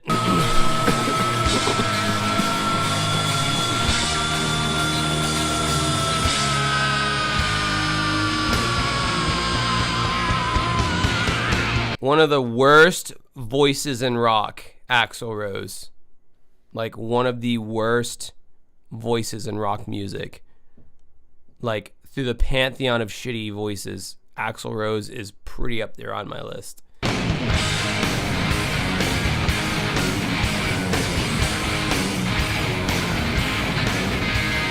Welcome to the jungle. We got fun games. We got everything you want.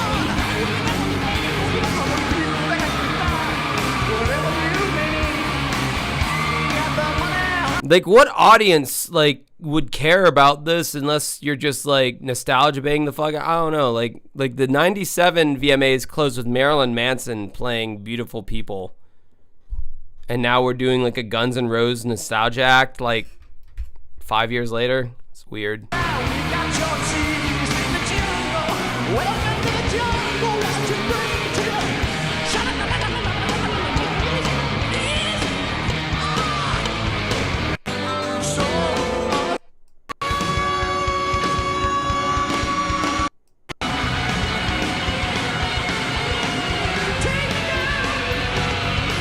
Yeah, and Buckethead's wearing a KFC bucket on his head, like, currently. Yeah, he always wears a KFC chicken bucket on. I don't know, he's a really sick guitar player. That's all I fucking know. So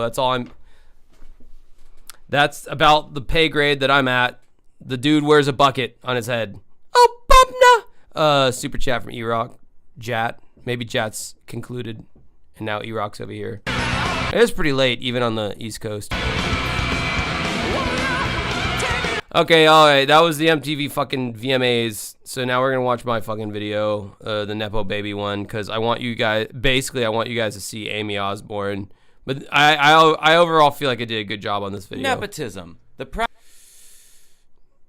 Yeah, I'm sniffing my own farts right now. So what? Suck it up, buttercup. Practice among those with power or influence of favoring relatives, friends, or associates, especially by giving them jobs. In the music world, this happens all the time. Sometimes your stepfather is Mick Jones, lead songwriter and guitarist of the multi-platinum selling band Foreigner, and you are Mark Ronson, a DJ and producer who's won 8 Grammy Awards. I'm sure your stepfather had nothing to do with that. Or maybe both of your parents work in the entertainment industry as actors who go by the names of Maggie Baird and Patrick O'Connell. And your name is Billie Eilish Pirate Baird O'Connell. I shit you not, that's her full stupid name. Then there are other times where your dad might be Ozzy fucking Osbourne or Phil Collins, and that's the most notable thing about you. Having famous parents surprisingly doesn't guarantee a successful music career. In this video, we'll be looking at some examples of kids who tried to follow in the footsteps of their rock star parents, but were never exactly able to step out from underneath their shadow. Stick around, this is Dancing with Ghosts with a pop filter. You happy?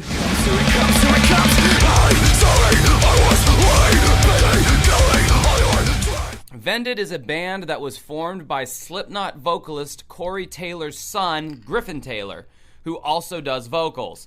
Keeping it even more in the family, Slipknot percussionist Sean Crahan's son Simon plays the drums. Vended formed in 2018 by Crahan and Taylor when they were just teenagers. The pandemic of 2020 put a hold on any touring, but by 2022 they had resolved that problem by finishing a major tour with POD and Ginger. Now that I got all the factual bits out of the way, allow me to editorialize. This band is Slipknot. Look at what you've done. See that all I hear are shrieks when the band she speaks. Never even blinked, so don't even. Griffin Taylor vocalizes in pretty much the same exact. Bro, if you do listen to Vended, they literally sound just like Slipknot. Like, literally. Like, there's, like, I mean, Corey Taylor's son's on vocals, and his vocals sound freakishly similar to his father. I mean, there's no difference. Like, what the fuck? Style is his father, that rapid-fire scream rap with a vocal tone that is so eerily similar that he could very well take his father's place in Slipknot. Or throw some masks in Vended, recruit a few more members, and make a Slipknot 2.0. It's almost like a bizarre illustration in just how pointless it is for Slipknot to have 9 members when Vended only has 5 and they sound pretty much the same. What are you paying those other 4 dudes for, Slipknot? Vended even has, like, masks and shit and face paint, and yet they swear they didn't take any inspiration from their dads. Like, okay, sure you didn't. No, I think it's cute, though. They're a solid band, and they seem to be growing a real fan base with over 200,000 monthly streams on Spotify. I actually like Elliot Sumner's music. It's Sting's kid. They are non-binary, so I'm going to try to respect their pronouns as much as possible. It looks like a weird amalgamation of Sting. You see Sting's face in there, but Elliot scares me, quite frankly.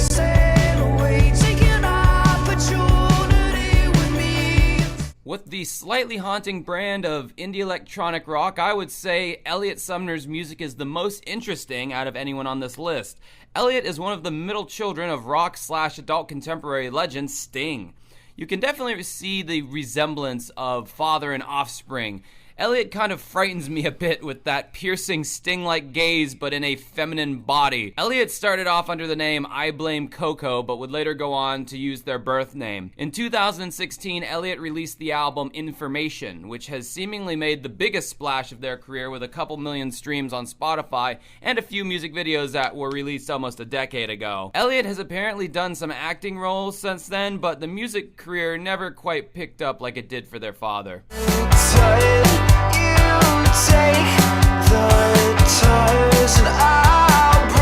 Ultra Q is a band made up of Chris and Enzo Malaspina, Kevin Judd, and Billy Joe Armstrong's youngest son, Jacob. Small detail there. Most of the band have been friends since childhood in what I can only imagine would have been the nicest part of whatever city they grew up in. Their dad's rich. As far as the band's sound goes, it's honestly pretty generic indie rock with some touches of new wave. To hear Jacob sing, he kind of sounds like his famous father, but his voice is different enough to where you wouldn't really catch it unless you knew who he was. Honestly, there are thousands of bands that have the sound of Ultra Q. If you are young and you play guitar, you're either doing this type of indie rock or Midwest emo at this point. The youth has really fucking dropped the ball in the innovation front when it comes to rock and roll these days. But the nepotism definitely didn't hurt in this case. Despite the band's rather generic sound, they're still scoring over 30,000 monthly plays on Spotify. What would you say if I threw this away? Is it real? Most people are already aware of Eddie Van Halen's son Wolfgang and how he filled in for bass for some of their tours. But his son also has a project called Mammoth WVH, which is not exactly the catchiest band name in the world. I'm guessing he wanted to call the band just Mammoth, but there was already a black Norwegian doom metal of the same name, or Wolfie really wanted to bank on those famous last initials. Wolfie, by the way, is what most people call him. I'm not trying to act like we're best buds and gave each other nicknames or anything. Anyway, Wolfie has released 2 albums under the Mammoth WVH project thus far. And why am I calling it a project? Because Wolfie literally does everything. He writes the songs, he plays all the instruments, and he sings. Pretty impressive. Only I was doing the same damn thing when I first started in Dancing with Ghosts, so I'm not impressed. But you should be. Musically, this project has a pretty solid modern rock sound, while at the same time, I do get the impression that Wolfie is writing these songs with Van Halen fans in mind. I will say, though, the guitar solos are few and far between, which is a wise choice on Wolfie's part, because the first thing anyone would do is compare Wolf's talent to his father. I'm calling him Wolf by now. At this point, I feel a little weird calling a grown-ass man Wolfie. Wolf's vocals remind me of former Genesis vocalist Ray Wilson, in the sense that it's just kind of this generic rock voice with no particular interesting character to it. I don't know exactly what Mammoth WVH brings to the table that's new. I mean, we've certainly heard this genre done before. Throughout the years, numerous bands have added to and expounded upon this radio rock genre, and they've done it better. Once the curiosity of this is Eddie Van Halen's son wears off, I don't know if this project will have a long future. In my last video about nu metal bands and their love of covering songs, I mentioned Kelly Osbourne and how she tried to do music and it was pretty much seen as $1 super chat from Tuck Willie, or does Willie Tuck? The joke, so she bowed the fuck out and never sang a note since. Well, there was another Osbourne that was always hidden in the shadows. An Osbourne that was never seen on the hit MTV show and was barely ever mentioned. And that would be the Hot Osbourne. God damn! You're no dark prince, just a scam artist. It's in your black. Meet Amy Osbourne and her band Arrow, I don't know, it's her initials. This is a lazy motherfucking band, man. The group was started in 2010. They didn't put out anything musically until 2015. They've only played 3 fucking shows. Like, is this something you're even passionate about, Amy? I've heard the music. It's not that complicated. I could have banged out your entire catalog in like 6 months. Apparently, the band is still active according to their Instagram, which is looking more and more like Amy's personal Instagram page. God, she's so fucking hot. I wonder how pissed off the other band members are, though. Like, say, Amy, you think maybe in the next 5 years or so we could play another show, at least drop one fucking song. I know that was more of an Australian accent. Whatever, I'm not a fucking accent king here. Anyway, musically, Aro isn't that bad. It's got that dark synth pop thing going on, much like what Lorde was doing when she first hit the scene in 2013. I would say I'm surprised this band never took off and got any bigger, but when your work ethic is that of a three-toed sloth, it all starts to make sense why it never quite picked up. I know that we are here to test, evolve, and find eternal bliss. Simon, bro, can I just say, your dad's band, oh my god, so fucking good. Mwah. So fucking good. Prog Godfathers Genesis are one of my favorite bands of all time. Vocalist slash drummer Phil Collins had a son in 1976 named Simon who would go on to become a musician just like his pappy, and in 1999 would drop his debut album, All of Who You Are, a more generic album title I would not be able to come up with. Since Simon was coming of age as a bona fide Gen Xer, his musical taste would inevitably lean more towards rock, right? In times like these, you know you won't believe it until you see it. Oh, God, what the fuck was that? Lukewarm electronica with shitty studio production? Not off to a good start so far, Simon. Much like Amy Osbourne, Simon Collins does not feel the need to rush into things when it came to musical output. His next album would be released 6 years later and would be titled Time for Truth. Man, this guy just really puts no effort into his fucking album titles, I swear. This album is watered down minivan rock with some electronic elements and overall Christian rock vibes. In 2008, Collins would finally put out a record that was somewhat listenable with You Catastrophe. There was actually some competent mixing on the record. Collins' vocals actually had some bite. Track 8 sees the mighty Phil Collins himself come down from his ivory tower and onto the drum throne.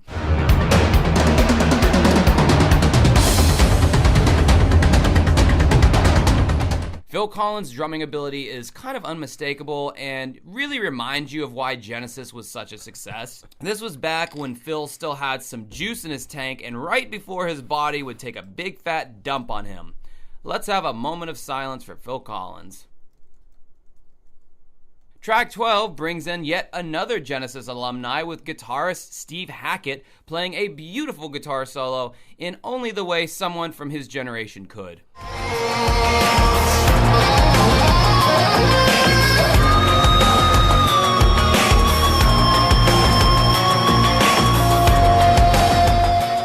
Now, from these examples, you may think this is a real hidden gem of a record for any Genesis fan, but it isn't. Apart from these certain little bright spots, You Catastrophe is, at the risk of sounding like a broken record, generic. If anyone else had put out this record, it wouldn't have had its own Wikipedia page. Nobody...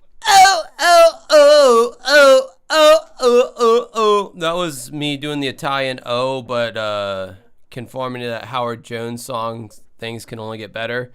Derek 999. If you wear an Arizona Diamondbacks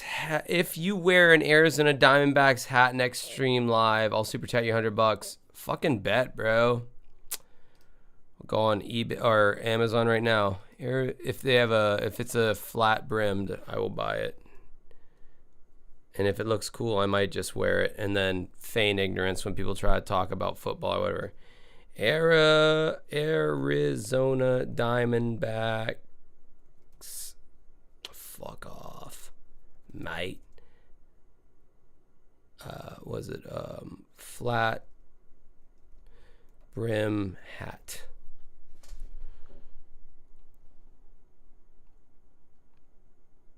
Oh, there's one. Oh my God, $54? Well, I don't know. I'll have to reconsider that. I'll look into it, my friend. Nobody would have ever heard it.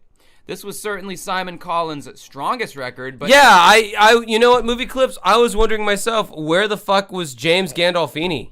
Like, I think they edited him out too. Maybe his family, like, requested it or some shit, like... Where the fuck, you know? He was just, like, choked. You know, whoever was on stage, like, oh, you're acting like a jackass right now. Have some fucking self-respect for yourself. What are you fucking doing over here? And pause, mate. Hey, don't. We ain't got time for this. Oh! He told me how to run my business now. We got this little thing going on. Sorry. It's still a generic electronic rock record that had already been out. Okay, we get the point. Now I'm going to force you guys to watch a video that did very poorly when I first uploaded it, but I think it's kind of What's up, everybody? I'm making fun of a bunch of dumb indie bands' names. There's a lot of dumb band names out there, and I made this video like fucking 3 years ago, but a lot of these bands are still around and relevant, so that's your choice, or you can fuck off. I'm not making you stay. A couple of months ago, I made a video where I made fun of what I consider dumb rap names. I took some of the stupidest rap names in the game, and I took a... Yeah, everybody has that Joy Division shirt. Somebody bought it for me. I would have never bought that shirt on my own volition, but it was purchased for me, and I was like, whatever, sure, why not? Big dump on them. And I said I was going to make a rock video making fun of stupid band names, so here you go. And when I really started looking into it, I found that all the really bad band names are in the indie genre, whether it's indie rock, indie pop, indie rap, whatever. So I'm going to be taking a look at the bands and artists who I feel like just have really stupid names, and honestly, it affects me even wanting to listen to their music based on how dumb their band name is. The name of your band, it encapsulates your creative work that you put all this time into. Why you would call yourself Car Seat Headrest is beyond me. Stick around, this is Dancing with Ghosts. Before I go into this list, I just want to mention this is not a reflection of my feelings towards the artist's music. They could be great for all I know. And also, I really don't care about the deeper meaning behind the name. Don't tell me, I really don't care. Actually, Car Seat Headrest was... I don't care. I'm taking it on face value just like anyone else would who's not a diehard fan. And on face value, if it's stupid to me, then it's probably stupid to everyone else too. So here we go. The first artist we have is Kenny Hoopla. No, dude, just no. That's not a cool name. You're not... I fucking hate that. No, I'm not picking my nose. I'm actually like picking at my nose ring, but it does look like I'm picking my nose. Kenny Hoopla, what a... Oh, God, I hate that name so much for an artist. You fucking twink. Being witty, you're not being quirky. It's just stupid. Like, I will literally go out of my way and have gone out of my way to not listen to your music because you decide to call yourself Kenny Hoopla. Up next, we have Gus Dapperton. Ugh. Gus Dapperton. That sounds like a kid in like 8th grade who's trying to be funny and he makes up like a fake name, and or he like crank calls someone. It's like, hi, I'm Gus Dapperton. Again, these guys come up with these names and they think that it's like really funny or clever or subversive, and it's like, no, it's just cringe. Up next, we have Milky Chance. Milky Chance. I'm not taking a Milky Chance on listening to this individual's music, though. Shit still triggers me. Like, good Lord. Milky? What is wrong with these indie rockers and their ironically bad names that they choose? There have always been dumb band names throughout history. Mott the Hoople pops into my head. But man, it's like happening more and more in recent years, especially in the indie music genre. Up next, we have Perfume Genius. Perfume? You're a genius at marketing perfume or at developing a new fragrance? I thought that if someone was a genius, it applied to their overall aptitude and cognitive ability. I didn't think you could be a genius at like one specific thing, especially something as insignificant as perfume. This person's music must be like really good, because I can only imagine that name is a really big handicap in trying to get people to listen to your music. Perfume Genius. God, such a stupid. Oh, yes, as we mentioned before, up next we have Car Seat Headrest. Yay, another indie band with an ironic name. I get it, dudes. You're too cool and hip to actually put work into making a unique, decent-sounding band name because you are way too focused on being real artists. So much so that you shun any attempt to be conventionally mainstream. Make sure you keep an eye out for their new side project called Bathroom Sink Faucet Handle. Up next, we have Grandson. Grandson? Grandson? Where's my grandson? Does that make all of us grandparents? Is that what he calls his fan base, I wonder? The grandparents? I wonder if he asks for birthday gifts and Christmas presents from his grandparents like a new Nintendo or baseball glove. And of course, because this is a thing now, his name is all in lowercase letters because Gen Z. Yeah, you see, only boomers use proper capitalization and punctuation. So nowadays, it's either all in caps, everything's all in caps, it's all lowercase, or there's some kind of fucked up punctuation going on in the name. Up next, we have Boy with Uke. Oh yes, that's just what the world needs, is more people playing the ukulele. Literally one of the laziest instruments to get into if you want to play music, but you don't really want to put that much effort into it. The ukulele has seen much more popularity with e-girls, but I guess in this brave new world, Boy with Uke has a fighting chance to stand out amongst all the female ukulele players. Good luck, buddy. That is some stiff competition. I know about 10 women who play the ukulele off the top of my head right now. Up next, Wet Leg. Wet Leg. It's like you people don't even care about the name of your band, so why should I care about your music? Like, that's kind of where I'm getting to mentally as I go through this list. Now, I know it's only a name, but for God's sakes, the indie scene is trying to outdo itself in the category for worst band names ever. And you guys are doing a great job at securing your spot at the top. Because, man, you are churning out some banger-ass shitty names. All right, up next we have Nice as Fuck. So we went from going ironically dumb to now we are going ironically edgy. In an age where social media kind of determines like what artists live and die based on their social media presence, I cannot understand how this band is getting airplay. Like, I first heard of them on Sirius XM radio, so, you know, they're allowed to play uncensored stuff, and I highly doubt they've ever gotten any traditional terrestrial radio play. But God, what a marketing nightmare this band would be. First of all, if you try to run an ad or promotion behind your band, most social media sites are going to ban your ads automatically because the word fuck is right in your band name. And as social media companies have become more and more puritanical with their rules, all these kind of things become a problem, unlike, you know, the old Wild West of the internet of yore.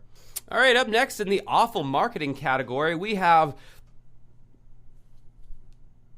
that band. 3 exclamation points. It's actually pronounced chick, chick, chick. That's how they want you to pronounce it.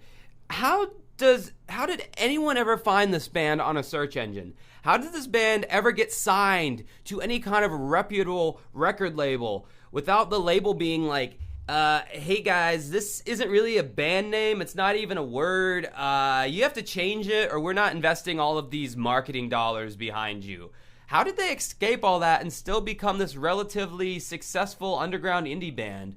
I mean, hey, I love exclamation points as much as the next guy, but as a band name, terrible idea. Archers of Loaf. Now, you could have been archers of anything in this entire world, but because you're an indie band, you went with the dumbest choice possible. Because it's ironic or subversive, or I honestly don't even care anymore. The only examples of loafs that I know of are Meatloaf, which the irony is not lost on me that he actually is a very successful musician who died recently. We have Olive Loaf, which sounds fucking disgusting. And then we have the phrase to pinch a loaf, which means to take a shit. And that is going to be the context that I am going to have whenever I listen to a Archers of Loaf song. So good job on the name, guys. Okay, so now I'm going to give all the cringy indie bands a break. We're going to focus on another band with a really stupid name, and that would be Throbbing Gristle.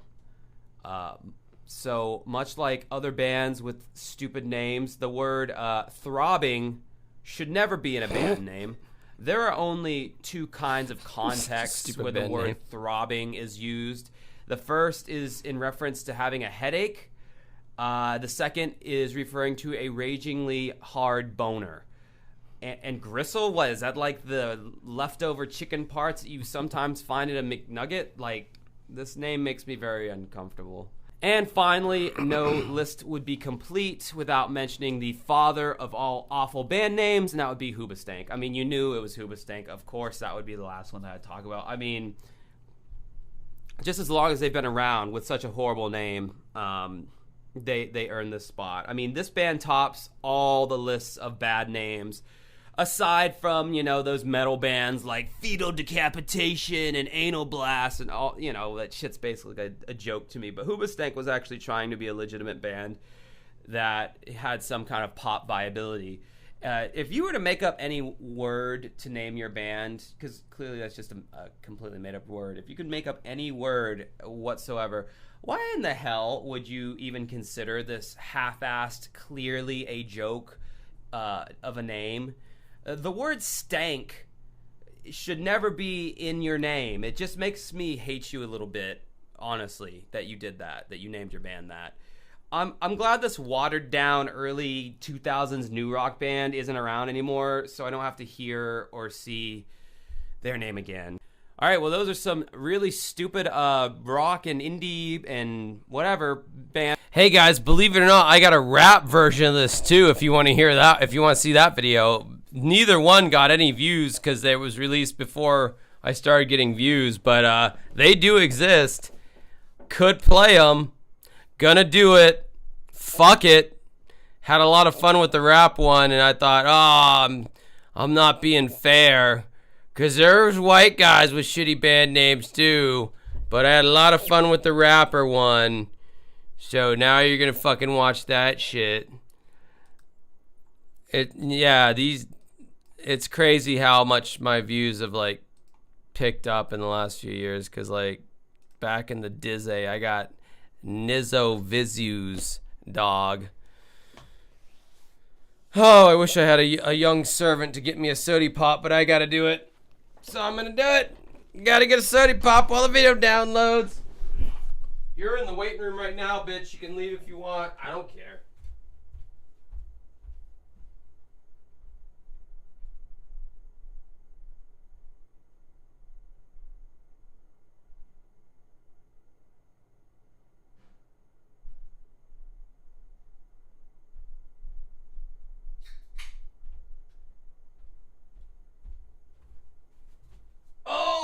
My God. Holy shit. Holy hell. Might as well. What's that smell? Ring a bell. Oh shit, I've ignored some super chats. Which is not very grifty of me. God damn. $2 super chat, Gagzuki. The worst band was Women. Try Googling that. That's not that bad of a band name. Their music might suck, but like that's not. $5 Canadian from Cerebral P. My wife got Milky Chance tickets for my kid and asked me if I wanted to go. So before listening to their music, I Googled their photo and said no. Yeah, good for you. I would have done probably that same thing. No, I'm not going to a band called Milky Chance. I'm not going to give them a fucking Milky Chance. I'm not going to Perfume Genius or Kenny Hoopla! Kenny Hoopla! Like, it's so just fuck. Like, what the fuck? So it was dumb indie band names. So now we're doing dumb rap names.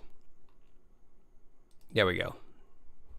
What's up, everybody? There's certain things in wearing a weird t-shirt in this video. Life that bother me. And dumb rap names are one of them. Dumb rock band names too. That'll be another video. But yeah, I don't know. Just certain names right off the bat. As soon as I hear it, I'm like, I don't want to listen to this band or this rapper or whatever, just based off of their awful name. And you know, I don't know why certain people choose certain names. You got some names that sound cool right off the bat that I don't even have to think about. Snoop Dogg, great rapper name. Eminem, very witty. Marshall Mathers, Eminem, cool rapper name. Travis Scott, it's just the guy's name. Can't go wrong with that. Kendrick Lamar, great examples of... Actually, Travis Scott's not his real name. The neckbeards corrected me on this video. Of rap names. But then there's some really stupid ones out there that bother me. I'm going to go through these, analyze them, and let's just get into this. And before, you know, I go any further, I don't mean any disrespect to these people. I don't know them personally, obviously. I'm sure they're fantastic individuals. They just happen to choose really stupid rap names, so. And that was a sneeze, as always, because I have a light sensitivity. I picked a great hobby to get into. This is Dancing with Ghosts. Oh, mentioning the light sensitivity 3 years ago, it's almost like I legitimately don't do cocaine and have bad allergies. Ask Josh about his nose. That's one way to piss him off. That was a broken transition utility that Final Cut fucked me over on, but the video was already done, so I was like, fuck it. So that little clip missing thing, that was not intended. Okay, before we go into this, I just want to say I'm not researching every single one of these names. I'm not going to look up the deep meaning behind the name. Oh, well, you don't understand. The name is actually the name. I don't care. If right off the bat, if I'm looking at the name and it's stupid and it pisses me off, I'm already annoyed. I don't care about the backstory. It shouldn't need a backstory. So anyway, just starting off, before we even get into the names, if your rap name starts with a Lil, a young, or a big, you're already halfway there to being a dumb rap name. Lil Wayne gets a pass because I feel like he was the first Lil to really blow up, and I feel like everybody after that just kind of co-opted his shit. So he gets a pass, but anybody after that is just corny. Like, why are you're automatically, like, making yourself seem the same as everyone else by adding one of those. I mean, if you look at the great rappers out there, they don't have a Lil, a young, or a big in front of their name. And I'm talking about, like, the big rappers. I know there are big rappers that do have those, but anyway. All right, starting off, we have Lil Uzi Vert. Oh, I get the little part. We already talked about that, so halfway dumb there. Uzi, you know, like the weapon. Oh, you're tough. I'm very scared of you already. You got gun in your name. And then vert, like a vert ramp, like are you a skateboarder? Is there like a vertical nature to you somehow? I don't think you're that tall. I haven't looked up your height, but it's just one of those rap names that is just like, what? Why? Shut up. Pick a different name. Moving on. I hate this name. XXX Tentacion. You know how long it took people to figure out that's how you actually pronounce his name? It probably took years, maybe even after his death, people finally, when they heard it in the news, like, oh, that's how you say his name. I thought it was Extension when he first came out. Like, why are you picking a name that is going to give people so much trouble? I mean, you know how hard it is for me as a DJ to be in a club, if I had never heard of this person, for someone to go, hey, can you play a new XXX Tentacion song? It's like, how the fuck do I spell that? And they wouldn't even know how to spell it. Stupid name, bad choice. Up next, Lil Pump, again with the little, 50% dumb by adding the little. And then Pump, what do you? It's like are you just like pumping? Yeah, or is it like a sewage pump, a sewer pump? Is it like a fuel pump? I don't know. What are we pumping? Are we pumping the 40? I don't know. Stupid name.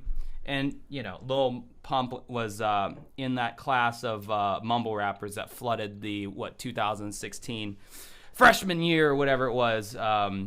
Anyway, up next we have the baby, I'm the baby, I'm just a baby, well, I'm the baby, but I am the baby, not anything like, little baby, oh, he's just a little baby, wow, little baby. They even had a song, I forget which one it was. I forgot I did that. That's so stupid.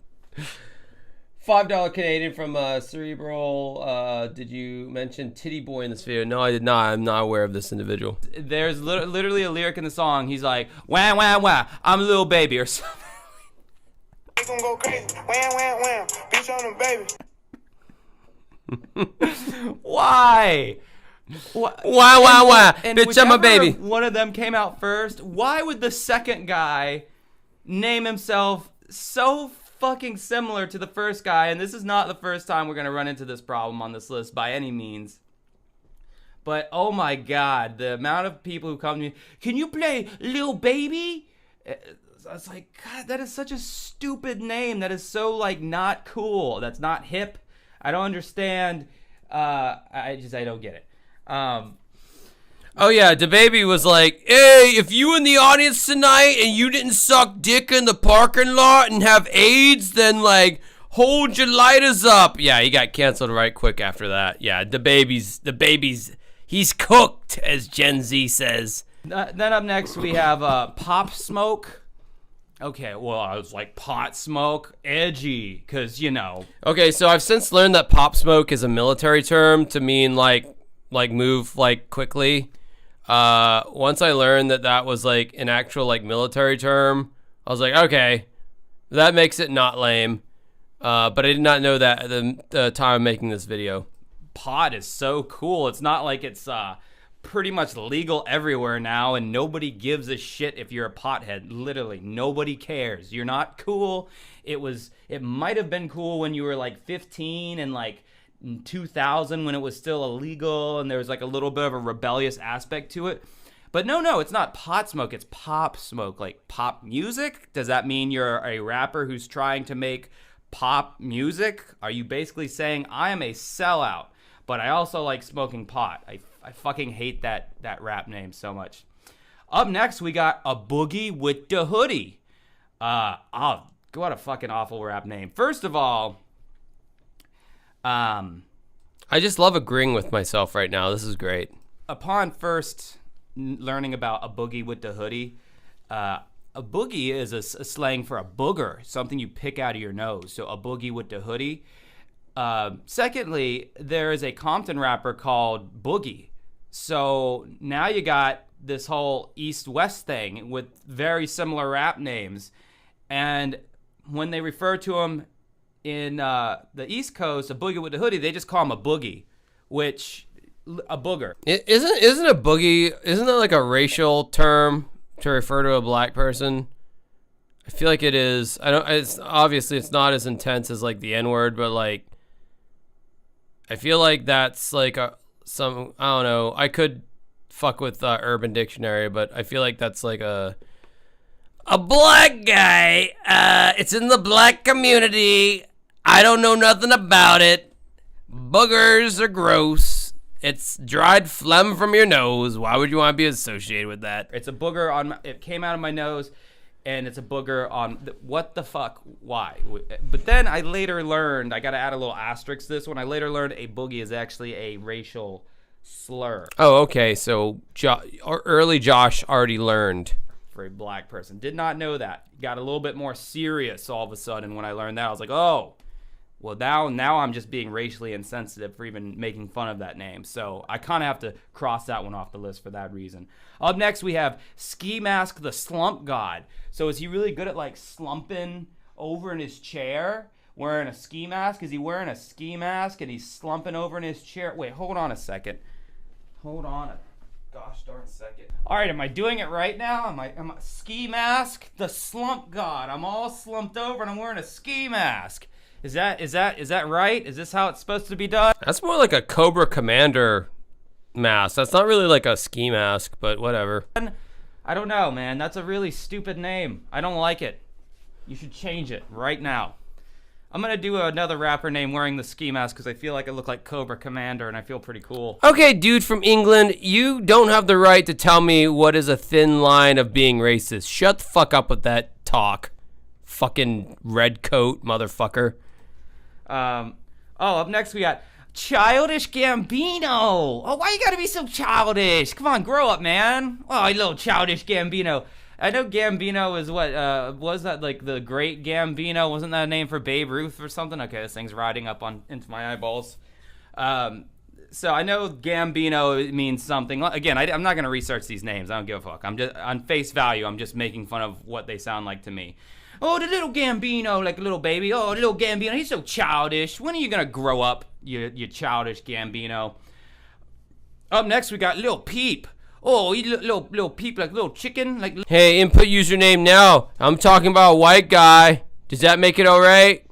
I don't like the white guy rapper's name. Okay, does that make you feel better? Have your chill bumps gone down? Has your outrage soothed? No, I'm just fucking with you, dude. I know you're a cool guy. I just slapped the mic like as though I would slap your shoulder. Little Easter snacks that you like to eat, Lil Peep. Don't make a peep. Oh, he made a lot of peeps though. He sold a lot of records. He made a lot of peeps. Lil Peep. Stupid name. Up next, we got Tyler, the Creator. Just kidding. I love Tyler, the Creator. I actually think that's a really cool rapper name because he's creating, and his name's Tyler, I think. No, I like Tyler, the Creator. That was just to trip you out. Up next, we got Limp Bizkit. Limp Bizkit in the house, y'all. Limp Bizkit? Oh, Fred Durst. I know you must have had something to do with that name, and I hate you for that. It's a biscuit, so that's food, but it's limp, so it's got sexual reproductive problems. It's a limp biscuit. Oh my god, that name is just, ugh, hate it.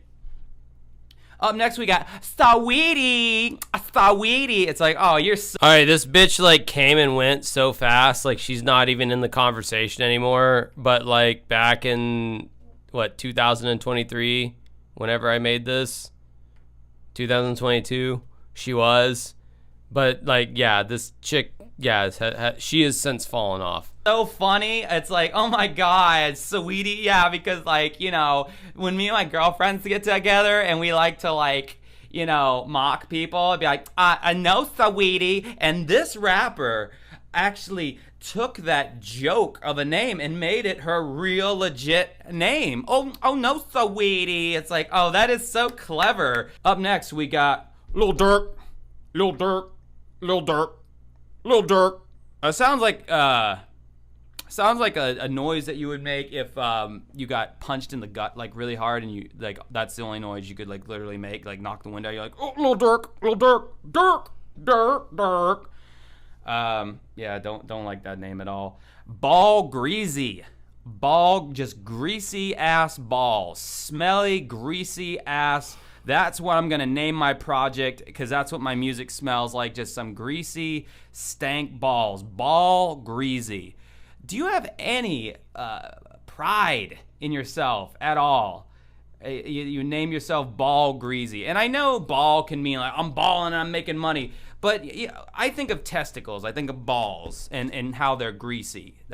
Take a fucking shower and change your name. Up next, we have A$AP Rocky. Love A$AP Rocky. Love his music. The name doesn't even bother me that much, but you're a dick because there was an A$AP Rock well before you came out. You knew that because there's a picture of you guys meeting at one point, and you still named yourself A$AP Rocky. It's like, what is up with the unoriginality here with these rappers? A Boogie with the hoodie, and then there's a Boogie, and then you got Lil Baby, Da Baby, A$AP Rock, A$AP Rocky. I don't get it. Since when did it become okay to steal from people and their ideas? Anyway, up next we got Lil Dicky. This is so like, this guy is so cringe that it's hard to even talk about because he's clearly, you know, hey guys, get it? Because I got a little dick. Don't take me seriously. And nobody does. And that's why I'm so glad that, like, I don't think I've ever met a genuine Lil Dicky fan. I think his Freaky Friday song was the only thing that really kind of put him on the map, but that was mainly because Chris Brown was featured on the track. And then that Earth song he did was just the cringiest piece of shit that I've heard in a really long time. And I really hate Lil Dicky. And I know I said in the beginning of this video that I'm not talking about anybody personally, but in this case, no, I personally just very much dislike him as a person. And I hope he never makes any more music ever again. And a lot of people probably say that about me, so that's fine. Up next, we got Young Dolph. Young Dolph. It's almost like Lil Durk, Young Dolph. Young Dolph. Oh, is it a dolphin? A young dolphin? Oh, that's actually kind of cute. A little young dolphin jumping out of the water. Oh, look, it's a dolphin and he's young, but it's also a tough guy rapper. So you better not fuck with him. It's a stupid name. Up next, we got ASAP Ferg. Ferg? Like Ferguson? ASAP Ferg? ASAP Ferguson? So if we break that down into the little translation is, as soon as possible, Ferguson. Oh, we getting into the big boys now. So this is another one kind of like Lil Dicky that the name has just got to be trolling, and this guy's not very successful, and I think the only reason he has any clout is just based on his name. Shoddy Shit Stain. Yep, Shoddy Shit Stain. That's a real artist. It's not even like funny. It doesn't even really make me that mad because it's like too much of a tryhard to be funny. I've not listened to this individual's music. I'm sure it's not very good. With a name like that, you know, it's like you're just trying to get that shock value. You're trying to get the headlines, you know, because like on a lot of the worst rapper names of all time, he's always like number one. And I'm sure a curious person will go out and like look his music up just to see if it's any good. But my number one most hated name, and I don't think this one is ironic.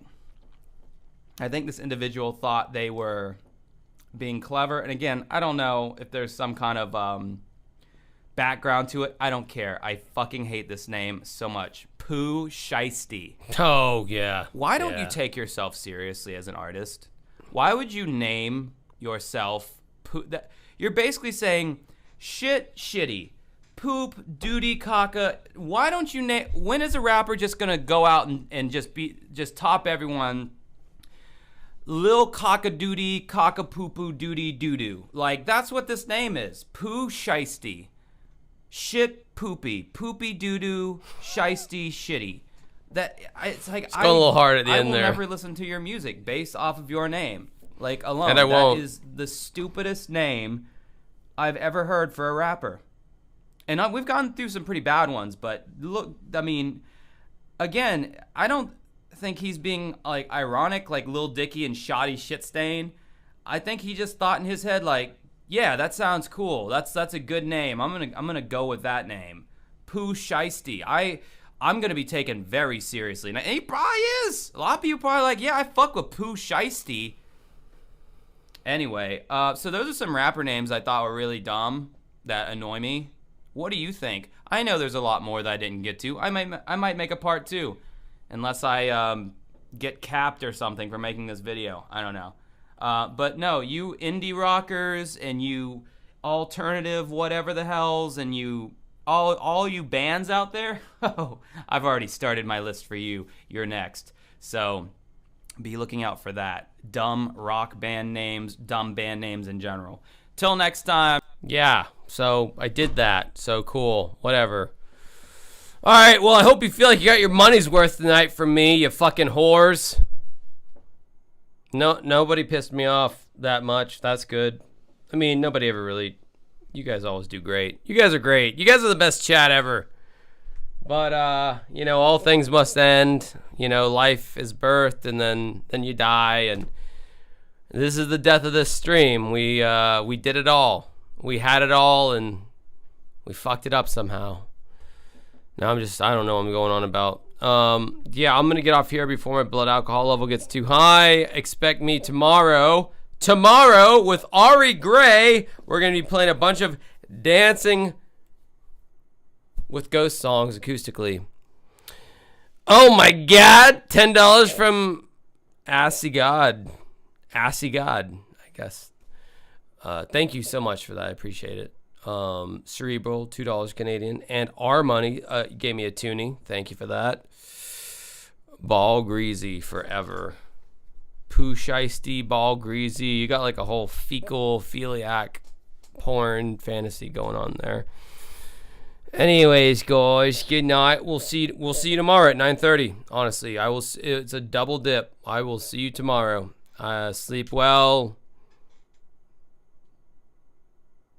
And now I'm disassociating. Anyway.